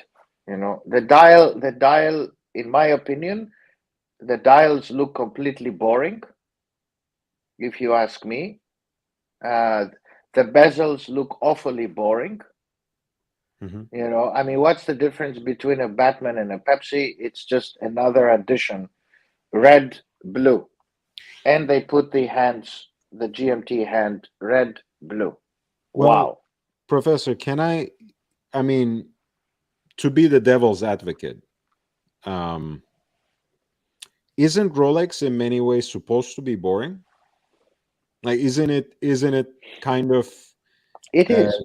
the everyman's luxury watch, in the sense that it has to be something of a blank canvas that people can project their fantasies on, and it doesn't have to have too much character. In fact, that might hurt it. I think this debate has gone on inside the company for the last 25 years, if not Oh, more. well, Um, I must have heard it from somewhere then. yeah, yeah, yeah. I don't know who, but I Not think from I you. think You didn't betray any secrets. okay. This is a pull and push factor, and I think it's happening all the time. And I think what you see is the result of this debate that keeps on coming and going and coming and going. For instance, you're showing this unique, let's say, the anniversary model. This was hugely revolutionary for Mhm. the firm, for Rolex. Never before. There were many kind of debates about this, whether it should be this, whether it should be something else, whether it should at least be an anniversary model. Why 50, not 40? Why 60, not 50? And now we are in the 70th. And so there is a debate. Should it be 70, not 80? Should it be 80, not 70? Kind of that. And why don't we wait until it becomes 100, or that kind of. And I is it think, the color combination?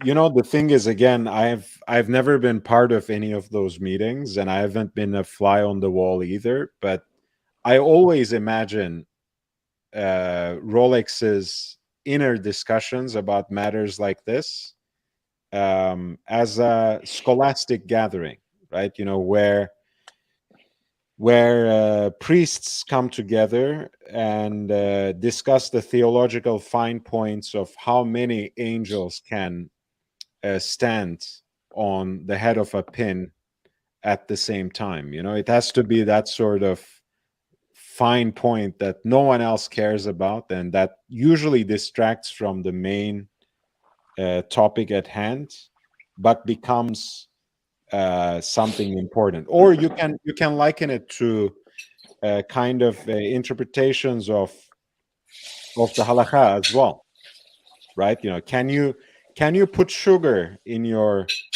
coffee on Shabbat? You know, does the melting of the sugar count as a kind of work? So I feel like Rolex is having these kinds of discussions in the boardroom sometimes when they decide, well, you know, what shade of green should we use in the next generation of the anniversary Submariner? You know, what font um, should we also have the dial in green? And so I'll never figure it out, but I can imagine the general outlines of it, and I wonder if, you know, like you said, if it's not broken, don't fix it. That's one way of looking at it. And this is the way they have been doing business for more than a century now. So why change it now? On the other hand, it seems like, you know, sometimes they end up missing the larger points because they focus on the trees rather than seeing the forest. This is an interesting point. Can you please elaborate? Okay, so for example, like you always remind us, Rolex usually doesn't have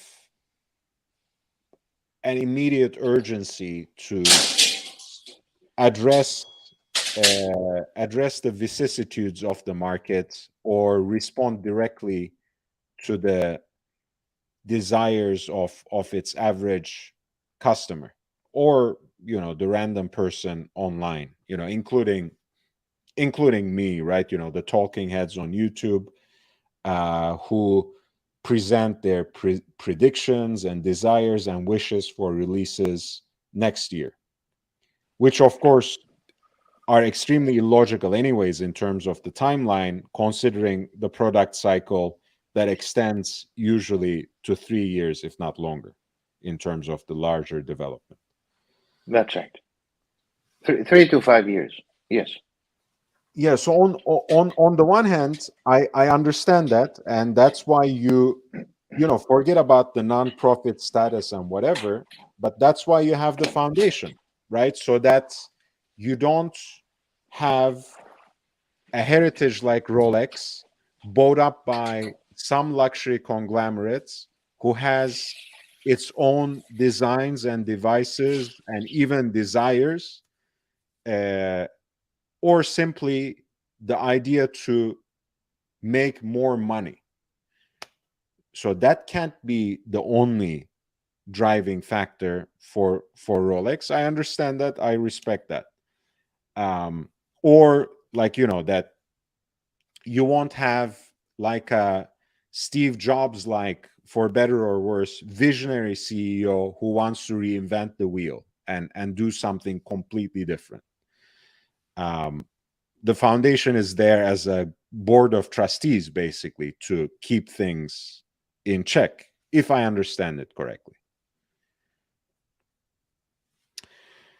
Um, but on the other hand, you know, missing the forest for the trees is, you know, what I mean is, I wonder, because they are so insular, because they are almost monastic, right, in the way they shut themselves off from the average young watch enthusiast.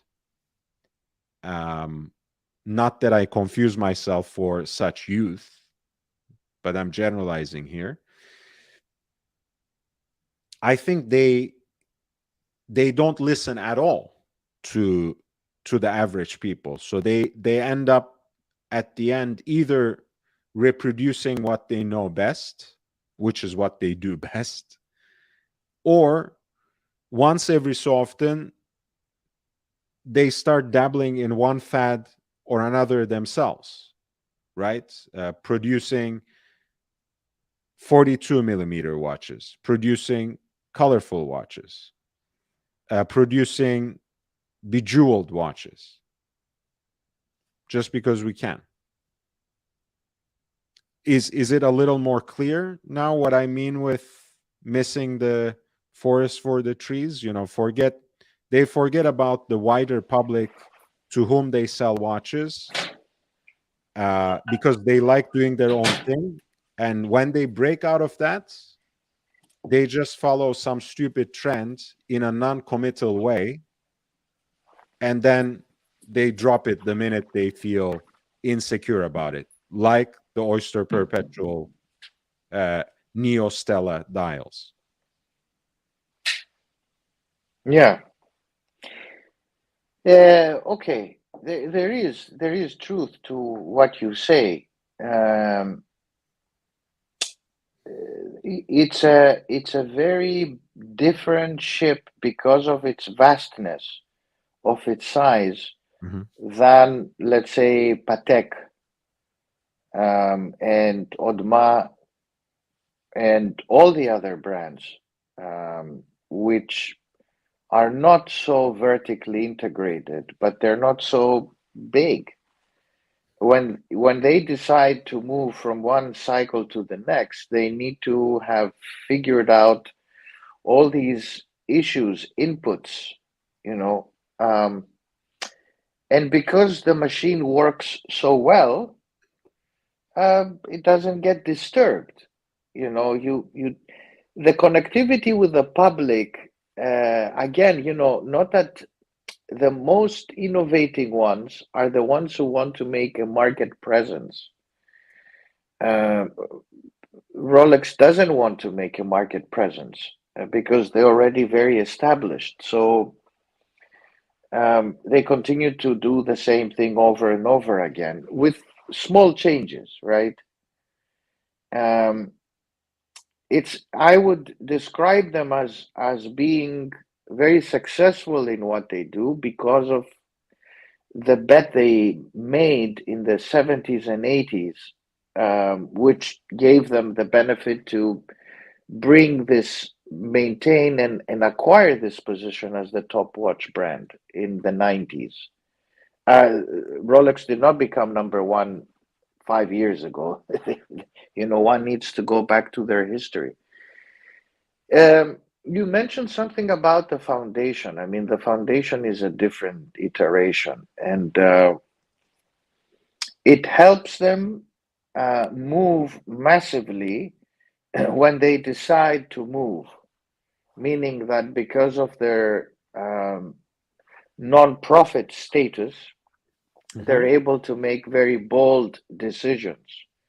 Unlike the others, for instance, MB&F, very small brand, they were nearly bankrupt. And Rolex was never close to bankruptcy in the last 60 years. Yeah? So they have a very different approach to how the business model is working.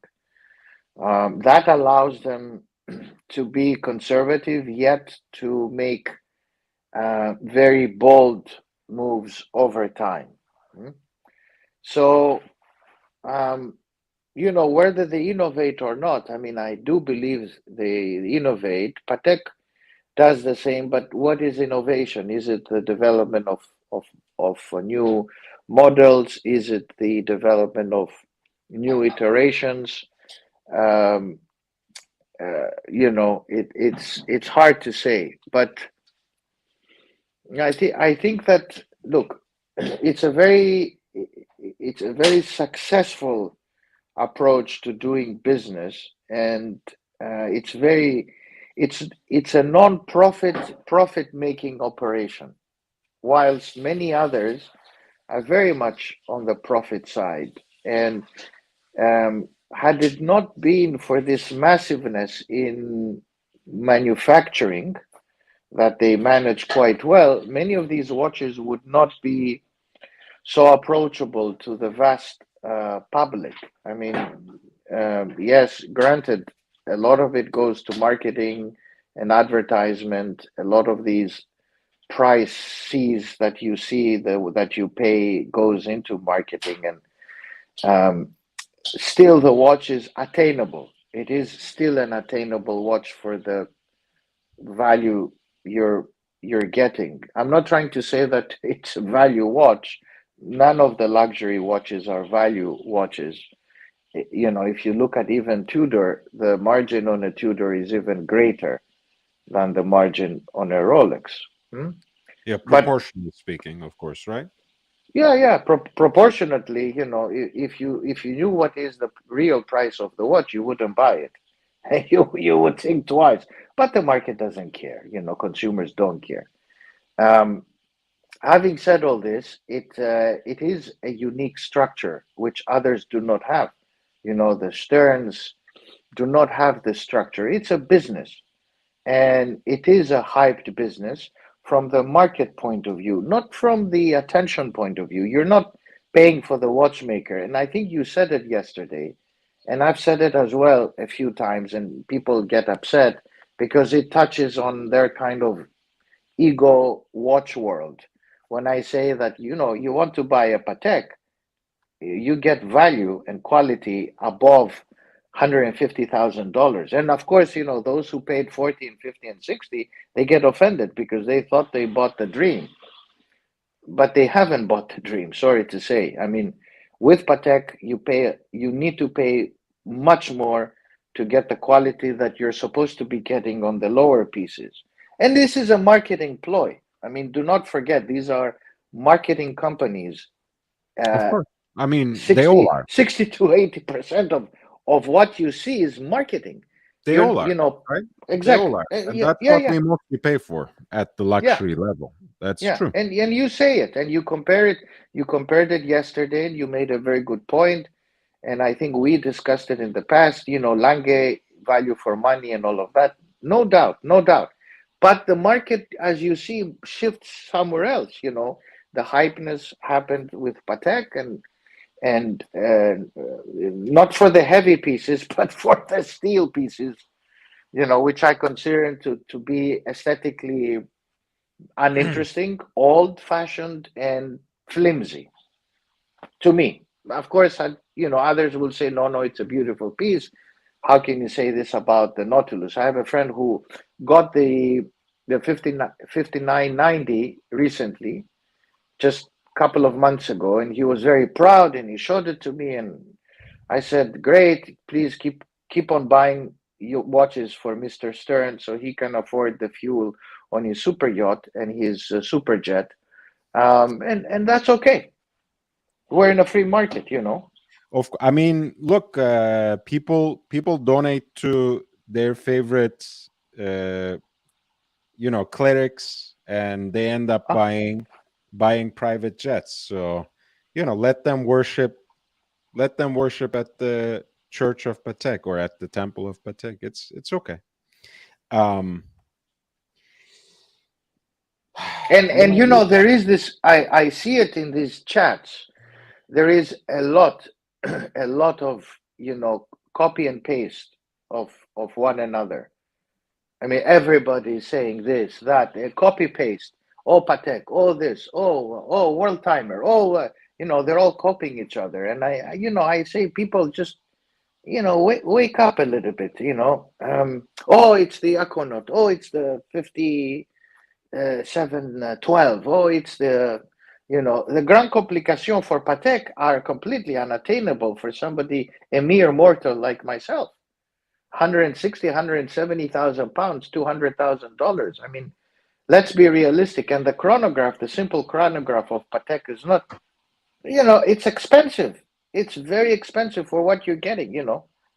Of course. I mean, on the funny thing is, for a little while, it was retaining its value quite a bit. Nowadays, on the secondary market, you can actually get very good deals on the 5172G, especially the blue dial, because again, Professor, I try to look at it. I know Very good point. Very good point I you're making. I I started with saying that, like, I want the angry professor, but on the other hand, as much as I appreciate that, I try to look at it from the perspective that can be useful to me and to my audience. For me, I can complain about people going after the new shiny thing, which is led by what has become the horological news cycle. So every day there has to be something new, and every day that new information, that new release gets digested and, excuse my French, produced in excremental form, and then, like you said, regurgitated by everyone as common sense, as a received idea. But that helps people like me and my audience who want to learn about horology, who want to learn about lasting value, and who can take advantage of what becomes unfashionable and what becomes undesired when people go after the shiny new thing. So, for example, right, I will give two examples of this. Salmon dial. I love salmon dials, but 5172G came out in the same in the new salmon dial. A few months into it, and especially now after the downfall of the markets, the blue dial, which everyone went crazy for, and which is a stunning watch, if you ask me, suddenly became unfashionable. So now you can actually find decent deals under the market price on the secondary market, under the retail price on the secondary market. And there was, in fact, in the Antiquorum auction that I was going through the last couple of days, there was a there was an example, I think, that was listed for what, 40,000 euros, and that didn't sell. Let me pull it up. Oh, that's very nice. 50,000 Interesting. euros. 50,000 euros. Look, 5172 in, with the blue dial. It looks almost black, but that's just a photography because there's no black dial. And if there is a black dial that they offered and people passed on it, they're going to regret it a lot because that's a pretty rare one, if there is one. But anyway, joking aside, 5172G, blue dial, you couldn't touch it for 70,000 um, around this time last year, or let's say even March last year. And now at a recognizable auction house, just a few days ago, less than a week ago, 50,000 was the starting bid. The reserve either there or right under. It didn't even sell. Um, similar hype, uh, similar hype issue with the new Salmon Dial World Time chronograph by Patek, right? Which is 5935A. Right here. So people have gone crazy about this watch since it came out. It's Hmm. to me, again, we love the to be saying it correctly in the official pronunciation of the channel. We love a Salomon dial here. We adore it. On the other hand, to me, 5935 A, compared to its predecessor, 5930, for example, 5930G, is a bloated watch. is a watch that kind of lost its direction because, again, is it sporty? Is it classic? Is it is it restrained and elegant? Is it oversized and showy? I don't know what this watch is, right? That somehow the dial and the case material, the proportions and the classic design just don't mesh together in my head. But on the secondary market already, you can see it for 160,000. And we are talking about a stainless steel watch for sure. A doubly complicated watch, right? Both a world timer and a flyback chronograph. But at the list price, it's already $64,000, right? And on the secondary market, it's already 160,000.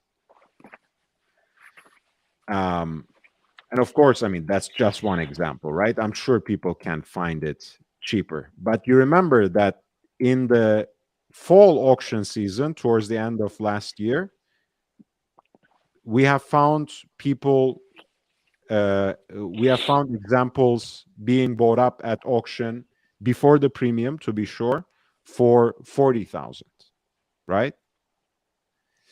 Uh, Here's the example 5930G. Yeah. Classic proportions, blue dial with, to me, a much more beautiful guilloche decoration, 39 millimeter, white gold case. To me, a much better watch. The market may know better. That's quite all right. The market rates this watch now at less than $60,000. I've seen it for much less. And the market rates the new version, which is in stainless steel, and in a way, in a very confused design vision from my perspective, for mid hundreds, basically. So 2-3 times as much as this. So when I look at this kind of thing, I don't get frustrated. I say, hey, let people go after the new shiny object. I will try to direct my audience to better deals for better watches that will retain their value over time, because their value is not a kind of value that simply can be surrendered to fluctuations of financial worth. It is something that is integral to the watch. If you can find something horologically interesting, something aesthetically pleasing, something emotionally and even spiritually satisfying to you in a watch, that won't fade away, whether it doubles in value or whether it crashes down completely. So that's all I will say on that matter. Many greetings to Saad Saad came. in the chat. Amazing. Wa alaikum assalam. Yes. Nice to see you, Saad. He'll buy an apartment for 160,000 instead of he calls the Patek the Raymond Veil. That's pretty harsh, but it's also very funny. That's even Yeah. more cruel than what we have been saying, but yeah.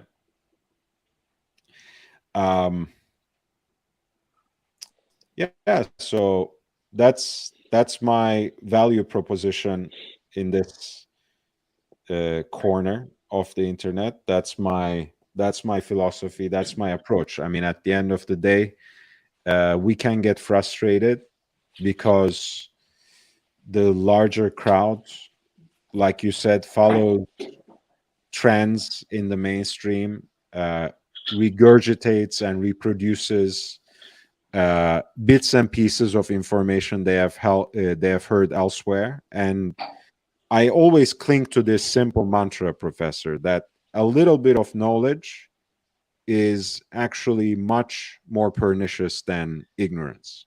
So in the internet, and especially in the watch YouTube, there's a lot of piecemeal knowledge. There's a lot of bits of information, factoids, this or that random received idea. And I feel some of that is good because it helps us build on it and produce real knowledge, create some sort of awareness. Um, but when it's just out there, like in these little bits of information, I think it confuses people more than it helps people. And most people respond to that by simply internalizing those little bits of information and reproducing it as if it were some sort of spiritual mantra. Patek is king, Patek is king, Patek is king, as my friend Jamie Opulence says. And I know he means it well and in a different way than other people, but that's what it gets boiled down to. You know, Patek is Yeah, king, Lange is Phoenix brand, uh, Vacheron is owned by Richemont, Rolex, you know, is a non-profit organization, blah blah blah. You know, it's always. actually, most of them don't even know this. It's just I think people don't. Uh, the foundation was created because the the creator, Mr. Windsor, never had any children, Right. and his wife passed away. And when his wife passed away in 19, I remember 44, 45. uh, You remember? uh, You I remember? mean, You're remember alive. in the sense, 44, I'm not sure if it was in 44 in 40 or 45, but I mean, you look pretty young for 100 years old, but I mean, in 40, uh, then he had to create a structure of of the foundation, which happened just a few months prior to his death. Um, and it was because mainly of tax reasons. The structure had to be created for tax reasons. Um, and then the issue of inheritance, because he didn't have any relatives, cousins, and nieces, and all of that. It had to continue as a foundation structure in Switzerland. That was the pure reason for that. Huh? So people don't know it, and they just regurgitate the same stuff. Patek, again, if you are an insider, you won't touch Patek below 150,000. But can you go and say this? People will get offended. They relate watches with their ego, their knowledge. I mean, if you believe Mr. Dufour, huh? Philippe, who is a watchmaker, he has been in many interviews, and he said it. His preference is for a G&T Pepsi. Uh, okay, what do you say to that? So if you bought his watches, you feel offended because you should have opted for a Rolex because the man wears often a Rolex. It's a functional watch. For me, it's a credit card. It's like having a credit card. It's easily transferable. Go with a complication Patek in Zimbabwe and try to pretend that you're gonna sell it. They'll think you're selling a swatch, right? Again, the nobody who world has goes to changed. Zimbabwe wears The a world Patek. has the world has changed a little bit, and remember, Watches of Swaziland is one of the biggest authorized dealers of Rolex, after all. Um, but yes, I get the point. I get the point. I mean, look, I don't think anyone even some of the most militant and committed high horological fanboys of whatever brands, I think recognize a certain value in a brand like Rolex. I think that much can be taken for granted. And in fact, like, in many ways, people come around to it, even if they get exasperated by militants like us or fanboys like us who most days don't talk about anything but Rolex, right? So I think most people come around to it, and like you said, some of the best watchmakers themselves wear Rolex because they can't actually afford to buy their watches, which is to say, they have to make the next watch for the next customer because that's how it. Correct. Maybe they can wear their school watch, as one still says it, right? The École watch that they made as their graduation project from watchmaking school. But after that, if things take off, that's the curse and the blessing, right? You just have to satisfy the next customer.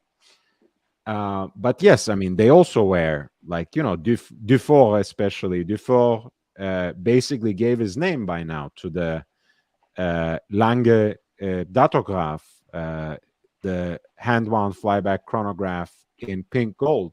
It's now, people call it Dufourgraph because it's the watch that he wore. And he always says, this, you will like this one. When he's asked about it, why did you choose pink gold? He always says, because I couldn't afford the platinum. So that's that's what he says. And his wife just got him the new Royal Oak Jumbo, the 16202. Yeah, so he does wear other brands as well, and I think it's mostly because they don't have the time to make watches for themselves, right? So they have to go back to reliable quality, lasting value, and all these other important aspects and timeless dimensions of wristwatches that we try to highlight on this channel.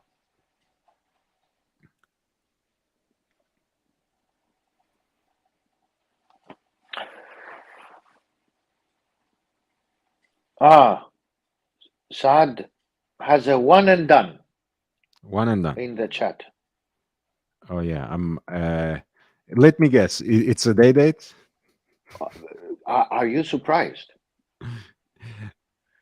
This was. I'm gonna pull it up, Saad. But this was what he posted in late November, like, at his uh, bench in his workshop wearing the new Royal Oak. And then the next post was a shot from the Geneva boutique where he had this like boyish green grin on his face. Look, with his wife.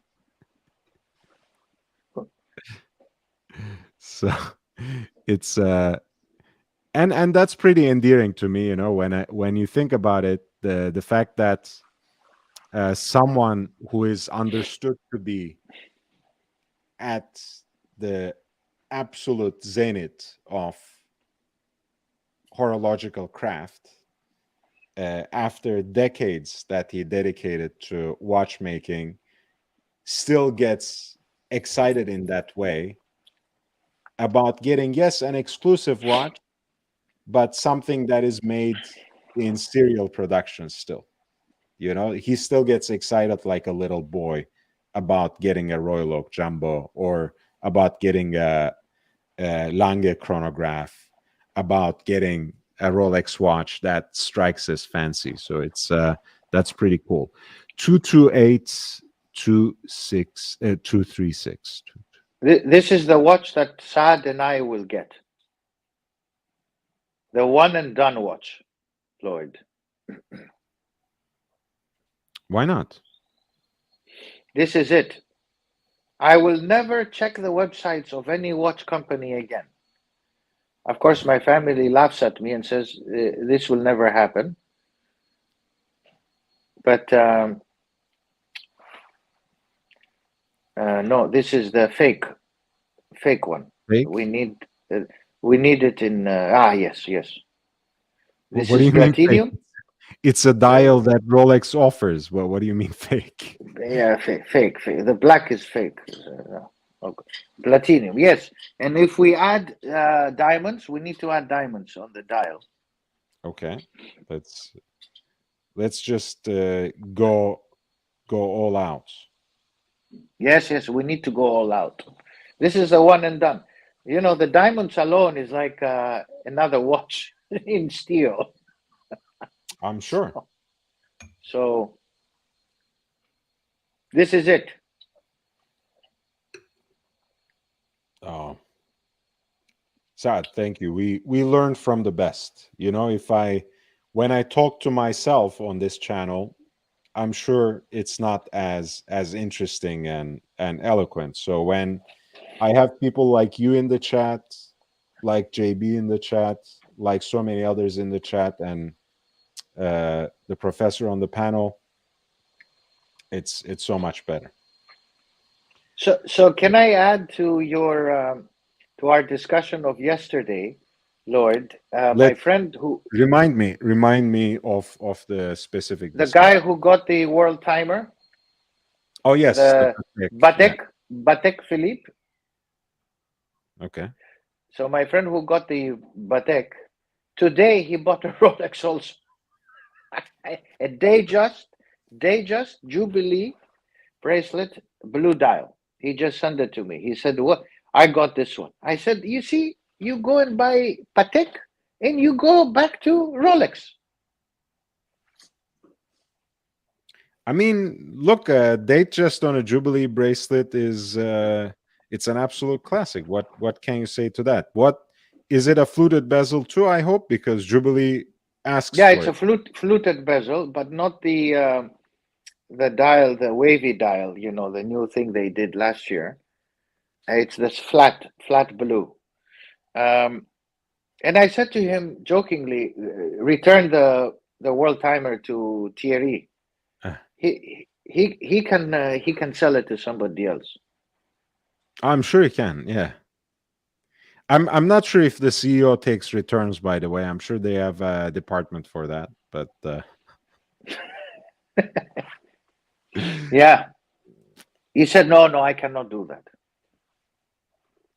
um, yeah, the website is sometimes confusing. I mean, I click on okay, it's all the way down. 41 or 36. No, no, he's with 41. He's a 41 man, not a 36 man. We'll take that as read. Um,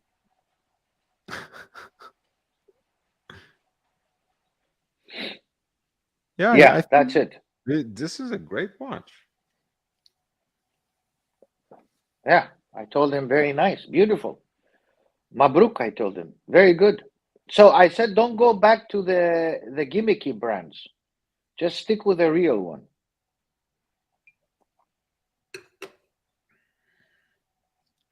Yeah, I mean, look, I know that uh, Rolex does a lot of fun stuff with iterating the fluted motif, right? Because, and I like that because, you know, initially that takes after the teeth that the gears would latch onto to, you know, establish a waterproof case or unscrew that case to open it up, right? So the fluted bezel comes from a finer, more artistic application of what was once functional.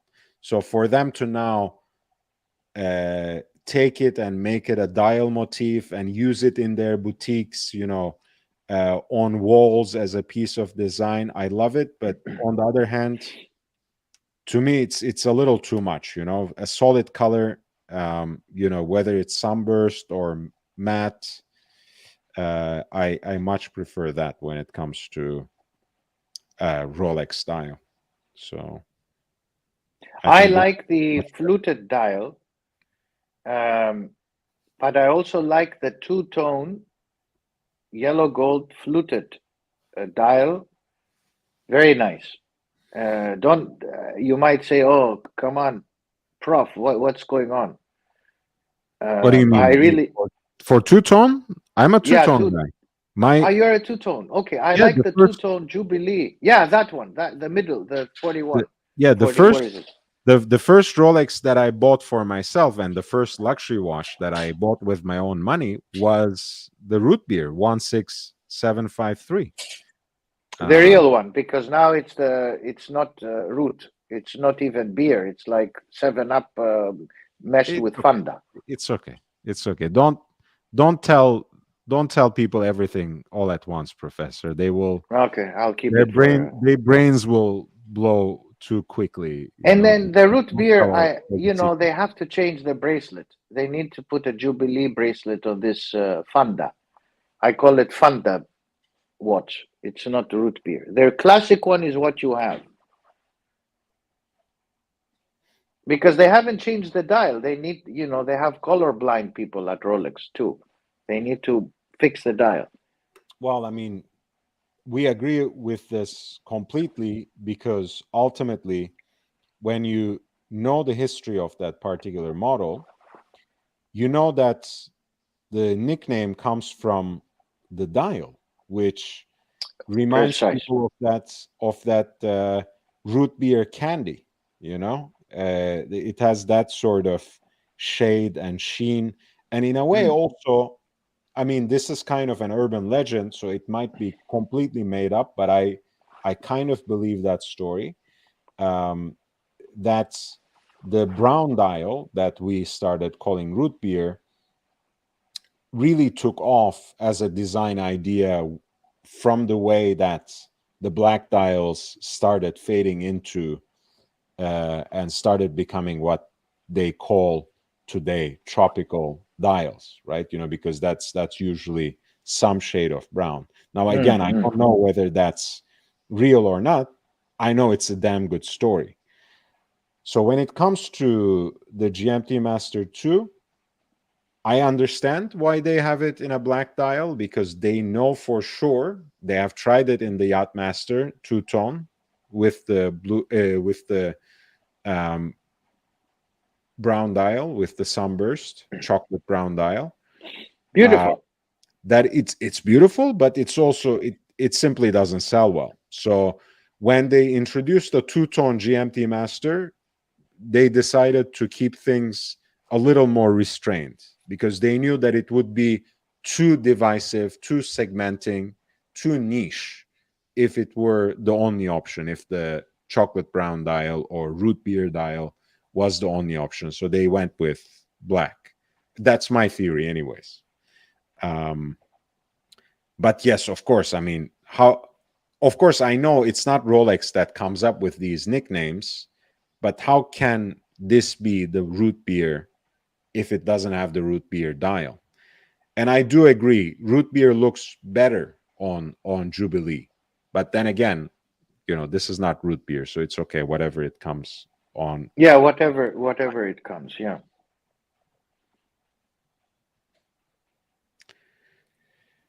But yeah, it's a handsome watch for what it is.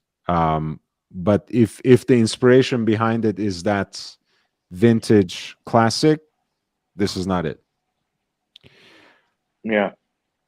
Believe it or not, most of this, most of the pieces go to women for the root beer two tone. This I can tell you. I mean, most of the pieces go to woman, period, if you know what I mean, Professor. That's So also, yes. that's the way of the world. Except the platinum. The platinum, I've never seen it on a woman. Never. Well, All the other one, day date, yellow gold, rose gold, Pembroke gold, whatever gimmicky gold, women. Platinum is men's I love watch. it. Well, I don't know about that, Professor. I think there's no such thing anymore. But Ah, yeah, also that. We you do know, live in confusing times. it's some of it is good confusion, but there's other aspects of it that maybe you won't appreciate. But hey, ah, what You can I? you like the blue GMT white gold, or you prefer the black GMT dial white gold? Look, Professor, I really you there there are about two genres of watch or three watches that I really like in Rolex's contemporary lineup. Um, I like the Sea Dweller 43, but it's just too damn big for my wrist. So it's Yes, not I something that agree. I can practically wear on a daily basis. But I do admire it in terms of its proportions, in terms of what it represents. Um, I like I like Daytona on Oyster Flex, the precious metal pieces, uh, and the leather band versions of them in the previous generation, because I find in it, especially in this day and age, just a good balance of restraint and ostentation, because I feel like a gold Daytona on a full bracelet, even if it's white gold, for me, from my perspective, for my taste, it's a little too much. But I do, again, in terms of its proportions, I think Daytona is one of those models that I appreciate in the contemporary lineup as a vintage Rolex collector and as a vintage watch enthusiast. And then the third one, and I know you'll really hate me for this, but it's Uh-oh. okay, because you have expressed your disgust before. Hmm. Where is it? Oh, where are you going? Ah, Explorer 1, two-tone. In two tones specifically, yes. Oh my God. Oh, okay, okay. All right. Well, what can we do? We're all different. Yep. You like it in two-tone. Okay. What if it was 39 millimeter? Would you still like it? No, I like it in stainless steel and in two tone, but in the classic proportions. I mean, look, in an ideal world, I would just get the best example I could find of the 1016. But if I were to go with the modern, I would go with something like this that offers something different, that is not trying to be, you know, a modernized version of the classic Explorer, which to me, even though it's not the very first reference, is reference 1016. I think that's the most iconic. And I guess it has something to do with the fact that it was Ian Fleming's daily driver. But I think also because that was kind of the perfection of the design before and after, you still have good versions, but nothing like that particular point. Hmm. Okay, okay. I mean, no, no issue. Um, But yeah, I don't. Yeah, I know this is not going to be a great answer to please you either, but I don't really like modern GMT Master 2s. I mean, just the size of the luminous material, just the size of the index markers, hmm. basically, yeah, it's kind of, you know, bothering me. Let's put it like this, without exaggeration. I think it's just too big. And that you can say that about, just about every single modern Rolex, of course. But hey, it is what it is. Mm. No, no. That's why they produce so many models to please everyone. There is no right or wrong. I mean, the Milgauss is now, it looks antiquated. I mean, it looks like a brick something. They're gonna change it. That's my belief. They're going to evolve it and put it into the case of the Air King. Mm, Whether this year or next year, it will be done. okay. Yeah, you can you can call me and say, "Ah, you were wrong." But no, I think it's overdue because there are many issues. But they take their time and they want to make people feel anxious and all of that. So it takes a bit of time. But they're winding down the production in any case of the Milgauss. Yeah, I Um, mean, look, I know you probably know these things better, having been around this business for much longer. But I'm not even sure if they care enough to play around with people like that. Even I feel, again, going back to what I was trying to say, which is again mostly speculation, but also in large part observation. um I think Rolex just doesn't care about the people who buy their watches to begin with. So yeah, to yeah. even to fool them or trick them, and No, no, no. Yes, yes. They it's don't just care. They don't care.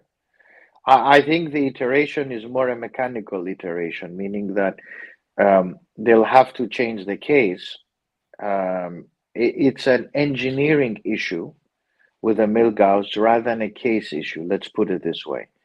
And they need to increase the protection, um, and they need to increase the protection within the case given, which is going to be the Air King case, right? Now, this could take 2, 3 years, and people could end up guessing the wrong time, the wrong this, and oh, okay. And now they're going to discontinue the Yacht Master. That's another kind of, but they go through a 15-year cycle for these things. And they don't want to show that they made a technical mistake or a marketing mistake above all, you know? Um, yeah. yeah, that's one thing that confuses me, and something that we can get into, I guess, integrating Aussie expats too into the conversation. um I will drop the link to Aussie Expat Watches channel as well if you support And if me. Saad can join us as well, it will be wonderful to have him. Yeah, but wait a sec. I didn't even talk about the topic yet. Ah, okay. I come I in. know you like Saad, but I don't know if he has much to say about this or if he's even interested.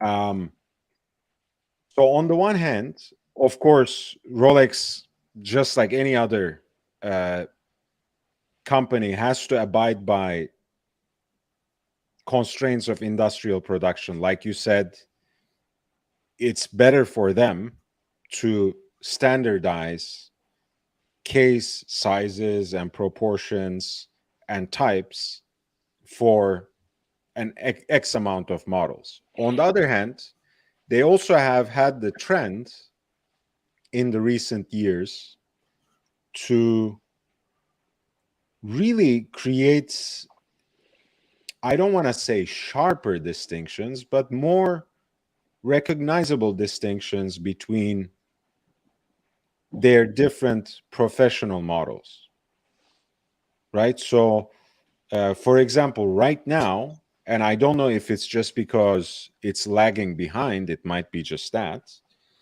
but right now, a Submariner is a very well, not very, but it's a different looking watch, and it's a different case than a Submariner. And in the same way, Daytona has some similarities to the Yachtmaster case in terms of the profile and the design, but it's a different case than a Submariner. And the new Air King case is a different case than the Milgauss. And Explorer 39 is gone. So it's much more distinct now than a lot of the other uh, simpler Oyster Perpetuals and adjacent models. So I feel like, visually and even in terms of proportions and the visual aesthetics, there's increasingly a bigger divergence between models. Even the Sea Dweller. Sea Dweller is not a Submariner with a thicker case and a helium escape valve anymore. It's a bigger watch, right? It's a 43 millimeter watch. So increasingly there is this distinction, but there's also, like you said, the drive and just the simple concern to streamline production. So how do they reconcile these, and do these different points actually represent different concerns that work against each other? Yeah.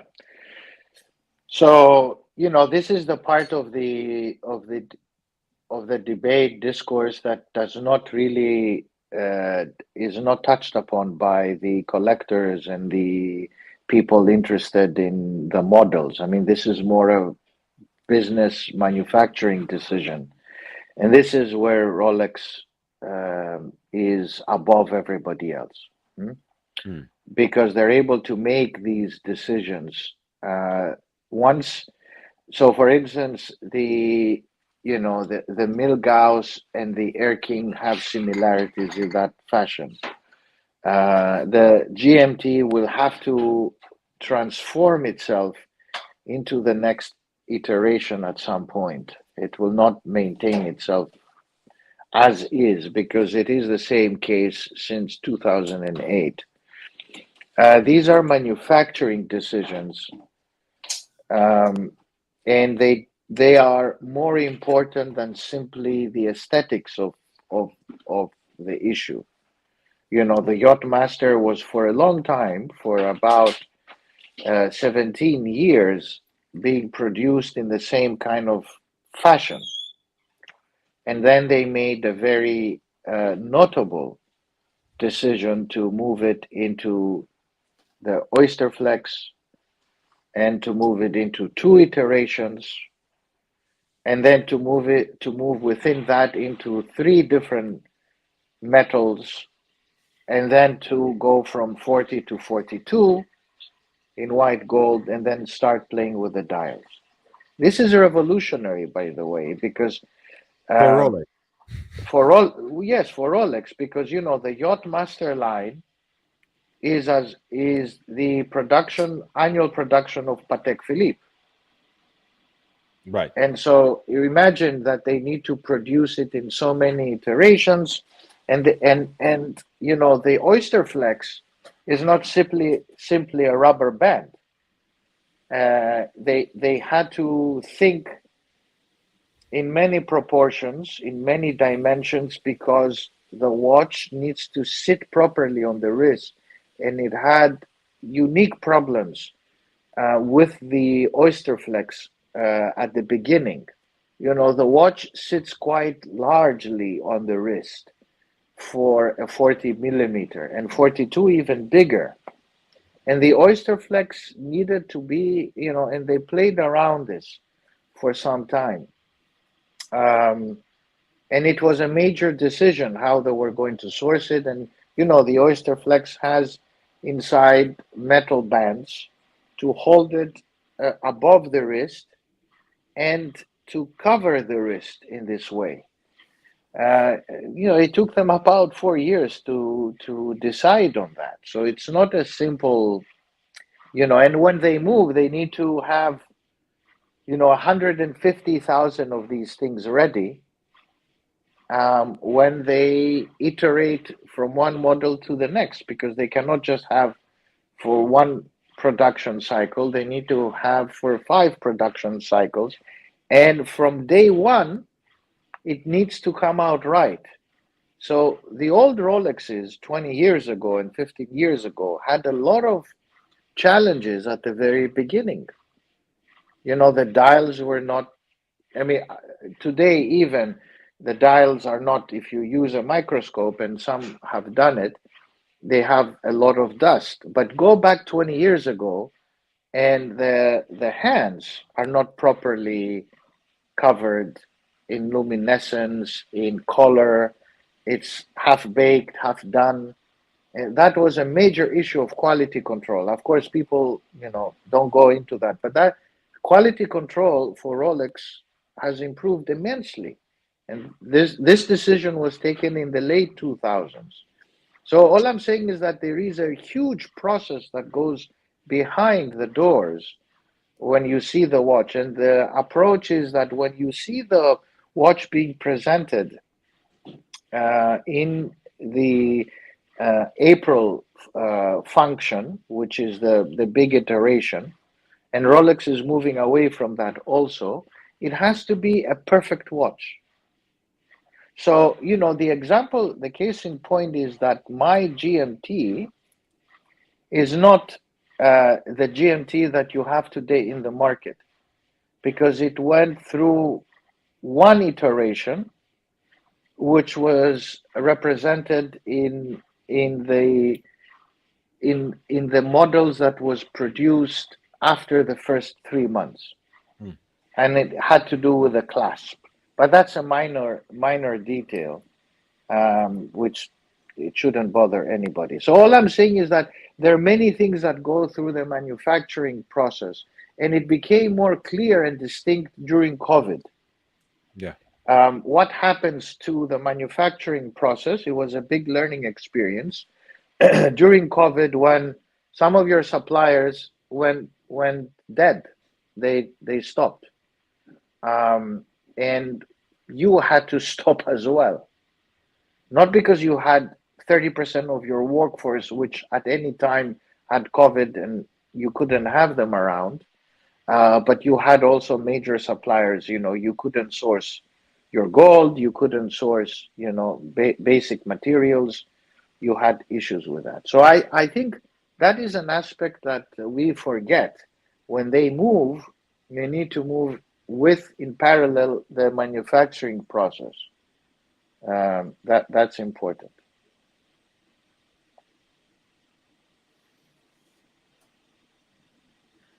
I understand. So you are saying ultimately it's the business decision, is the manufacturing decision that takes precedence. Not they It, don't it is really prioritize aesthetic concerns necessarily. no, because the aesthetic concerns, no, they are, but they are easily discernible, even if you're sitting in a chalet in, I don't know where, in Switzerland. Whereas the manufacturing process is far more complicated to Of course. decide on, because it has to do with not just the machines, but also the kind of products you want to have. The platinum, for instance, has to be sourced not for 6 months, but for many years. And at what price do you buy your platinum? These are business decisions. And for instance, Rolex have learned, because they have a foundry, they have all these things inside, that it makes sense to buy for X amount of years and store it, and so forth. Others don't have this privilege, because they have to buy for 1 year's worth of watches. So how do you price, that product? Do you price it 4 times? the price of gold, or six times? And how do you price platinum? Because platinum, as we know, has shifted from being more expensive than gold to being half the price of gold. So what are you charging exactly? Man hours, yes, fine. CNC machining, fine, right? But then you cannot justify that price point. And the watch industry looks at these price indicators from Rolex, believe it or not. And it has this kind of Professor, I mean, moving presence. Yeah, I, I, sorry. I bored I think by everybody. I'm now, sorry for that. no, that's not the point. But I'm responding to something specific in what you said because you have the tendency to talk about 10 different things because your mind works that way. But I need to sometimes see something and work with that. So when it comes to the material issue, I don't know if that was ever the case, but it's no longer a hierarchy of what is more precious in terms of cost per gram, especially in this day and age where you have all these elite independent high horological brands presenting some of their best-selling watches in grade umpteen, grade 5 titanium, polished and brushed in so many different ways. I think the market value of the raw material kind of falls by the wayside, right? It's really about what you can show with that particular material. Sometimes it can be something utilitarian, if you are making a certain kind of sports watch, if you are making a 50 millimeter, in case diameter paperweight, for example, it does behoove you to make it in titanium. That makes sense. Or, you produce such an elegant and largely mirror polished version of a grade 5 titanium watch that it looks just as precious, if not more, than a white gold dress watch. Or you actually take the time to educate your customer about the fact that, hey, we know that a chiming watch, a minute repeater, is a prestige complication, and therefore you expect that we make it in platinum, that we make it in white gold, pink gold. But you know what? Titanium actually sounds better. So I will make you a titanium minute repeater and finish it in such a way that it will look just as attractive, just as gleaming, just as eye catching, and it will actually sound louder, stronger, and this is subjective, of course, but better. So at the end of the day, I think that I'm not saying it's completely irrelevant, but I think Rolex will prove me right when they come out with a watch that's titanium. It's not going to be when they come up, let's say, with a titanium Yachtmaster or titanium Submariner, it will be more expensive than the stainless steel versions in the same diameter. I'm almost sure about this. Yeah, So the price point will be a tad below that of the two-tone. again, better, but I'm expecting actually it would be two notches below, perhaps, of precious metals, golds, and maybe even more than two-tone, but I might be completely wrong. Yeah, they need to. I think this is a different discussion, but yeah, it could be. I'm not in the price determining the top department. But the deep sea challenge is a different iteration because it is a technical feat and has to be priced at this exceptional point. They will not price it at anywhere close to 26,000. Otherwise, they will lose. You know, it will be a collector's piece, but they will lose if they take it anywhere close to 22,000 dollars. And it has to be less unique in that segment in order to churn it out. You know, um, but let's see what they come up with. All right, guys, the last 5 minutes of the broadcast. So if you have any questions or requests, I think Saad has a question. I know, but he doesn't super chat me, so I'm not gonna. Ah, he I'm not doesn't super gonna. chat. Okay. Never, Uh, never. By the way, I mean, he never super it's chats. been Oh, it's been I think months. It's been months oh, if he ever did. But yeah, sad. I'm heartbroken. heartbroken. Oh, does Mm. Jake Brooks super chats? He does. All the time, all the Yeah. time. Okay. And watch Nicholas. He does as well. Even though Okay. our corporation is. By the way, I mean, just because you're an economist, you don't have to be my accountant. I was just saying something specific. So please don't go through every single person in my chat and make sure that you Embarrass people. No, antagonize, no. We every don't. single Yeah. person. No, no, no. By all Um, means, of course. Ah, super chat yeah, doesn't sorry, work Sad. in Pakistan. Sorry, man. Yeah, look, Saad, I appreciate you. You know, I love you, but I have been literally standing on my feet for almost You five are. hours now. So I You I are. do I do expect a little more than just kindness and nice words.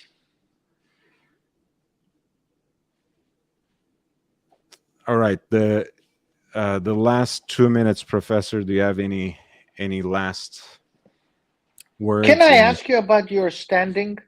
I mean, is this Yeah. a athletic thing you're doing, or is it because it's easier for you? A little bit of both. It's also because I haven't set up my my little corner that I will make into studio in a way that I like. I don't want to just show a naked wall and Okay. sit on my ratty old chair. I want to set it up properly. But then again, when I have to beg for $2 here, $2 there, that's not gonna happen anytime soon. So it's a vicious cycle. Yeah, I think you are producing a lot of quality, and the community should continue to support you and more and more. You're producing quality. There is no drama. This is pure watch talk. I mean, okay, sometimes we go astray and we talk about economics and finance and this and that, but I mean, this is a 99% watch talk and 1% live, and the many others are 99% drama and useless discussion. These guys don't know anything about watches. That's what I mean. But maybe people prefer that. Maybe people like that better. Yeah, Um, maybe and yeah, uh, maybe they want to see the and whatever. that's I'm that's okay. walking. Look at me. I'm walking. Oh, fantastic. No, I mean it's not even that. I think people do like drama. People like others to fight. People like others to to be vicious on each other. That's they don't actually want quality content, I think. Hey, Jake came through. Thank you, JB. Thank you. I appreciate you so much. Thank you. He has a um nice watch. I really like his watch, the one he bought recently. which one? The 16520 or Yeah, Yeah. Yeah, but I mean, it's that's amazing. But before that, he had also a great Daytona that's on Oyster Flex, by the way. Yes, he does. He does. Yeah, yeah. So this is And I also like his demeanor. thank you. I like how he talks and presents things. You know a lot. You find out a lot about people, the way they talk, the way they present things. Very nice gentleman. Very nice. Yeah. So this is his OG Daytona, and recently he got the 16520, which is with the white dial. Yes, I yes, one of yes. the versatile pieces. By the way, he also got. I don't think there's a picture of it here. He got the bright link, right? He got a Yeah, he bright got link. he got the Navi timer as well. That's right. That's right. The 7806, which is the 70s iteration with the date as well. Let me just show an example of it. Very nice. Very nice. Beautiful collection. It's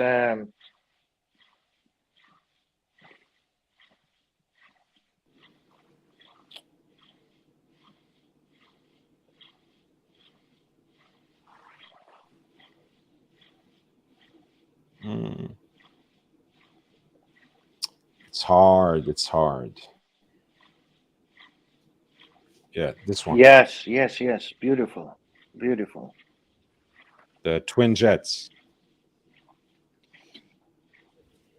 Yeah, just like the Team Lotus, just like Graham Hill and Jim Clark.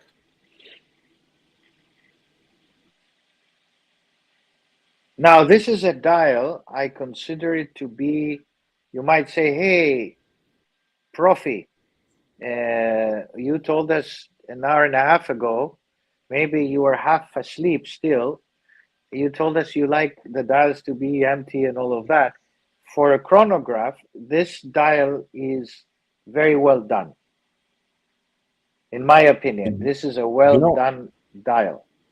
not only that, I'm gonna bring up um, a picture for this, and this is something, it sounds so simple that you'll say, yeah, so what? I mean, it's common sense, but you know navi timer is something that is invented in the 50s, and when you look at pictures of people wearing watches in the 50s, in the 60s,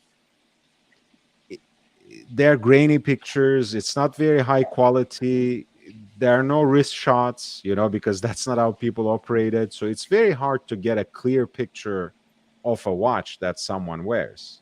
But if Hmm. that person wears a navi timer, there's no mistaking it, especially into the 60s, when it evolves into that, the slide rule in white, and the big eyes, in white on a black dial, and those red accents. There's that all that is going on the dial between the chronograph and the chronomat, so to speak, the slide rule for the calculations, is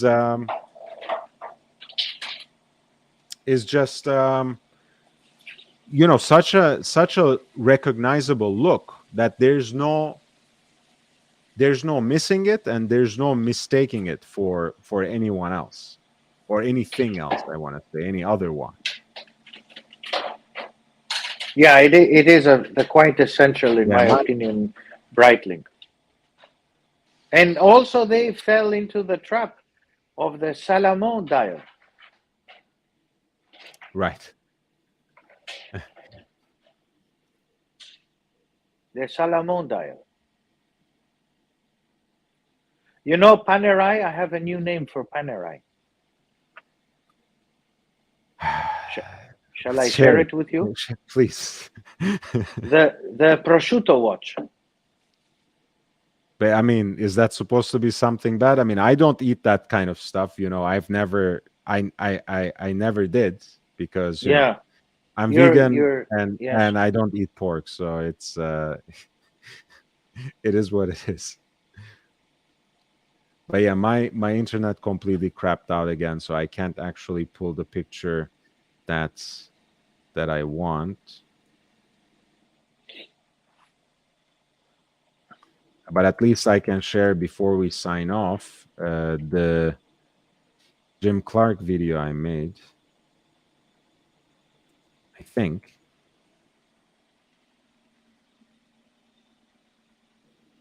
not even. I think. So Let if you me. want me one day, I can go around in the morning and show you the around the university for your viewers. We can do that. Professor walking around the university. Yeah, University. yeah. They does anyone care about those things anymore? What is a university? That's a good point as well. Probably not. Yeah. What is a university? What is it for? Can we eat it? Well, that's a good point. Oh, well. Is it a good return? Is it a good return on your investment, Professor? How do you Um, like that? you got me there. uh You well, I mean, got the professor. I got every, I got myself too. Don't worry about it. So, guys, thank you so much for your presence and support. Um, the the video I prepared about the twin jets Navi timer a while ago, especially on Jim Clark and Team Lotus, I'm dropping into the chat. Feel free to check it out on your own time. We have been here. Well, I've been here for more than 5 hours, but the professor has been here almost for 3 hours himself. So it's Upvote, upvote, upvote. Do I yes, say that? please. Upvote, please, guys. This is the real. This is a real watch channel. Thank you. And not many people, again, not many people appreciate that. I think they love following the drama, and I'm not producing enough of that. I guess I should antagonize more and more And I should people. have different clothes as well. I should change my dress, and I should, maybe do something about my hair. Do you want me to bleach my hair? I can bleach my hair. No, maybe turn it yellow, red, blue. Who does that? That Yeah, they're people who bleach their hair. Apparently, that's a Oh new yeah. thing. I mean, guys, thank you so much for your presence and support, especially Jake Brooks, JL, Big Meat, Jake Brooks again, and Basil's Bezels, who have contributed with super chats. It's been more than 5 hours, so I'm signing off now. But I appreciate you, uh, even though I feel unappreciated sometimes. But it's hard. It's hard. It's hard. Um, and maybe, yeah, maybe I should manufacture some fake drama so I get more attention to my channel, and then maybe I can sneak in a watch fact or two, and I'm sure that will be of a wider interest, and the super chats will flow in when that happens. Take care, guys. I will see you soon. Until then, bye bye.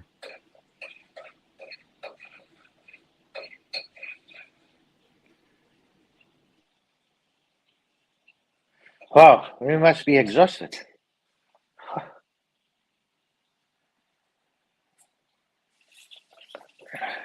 Lord, I have to run. No worries. Take care. Thank you, thank you. Bye Bye bye, bye bye. bye. Great, great talk. Thank you. Likewise. Bye bye, bye bye.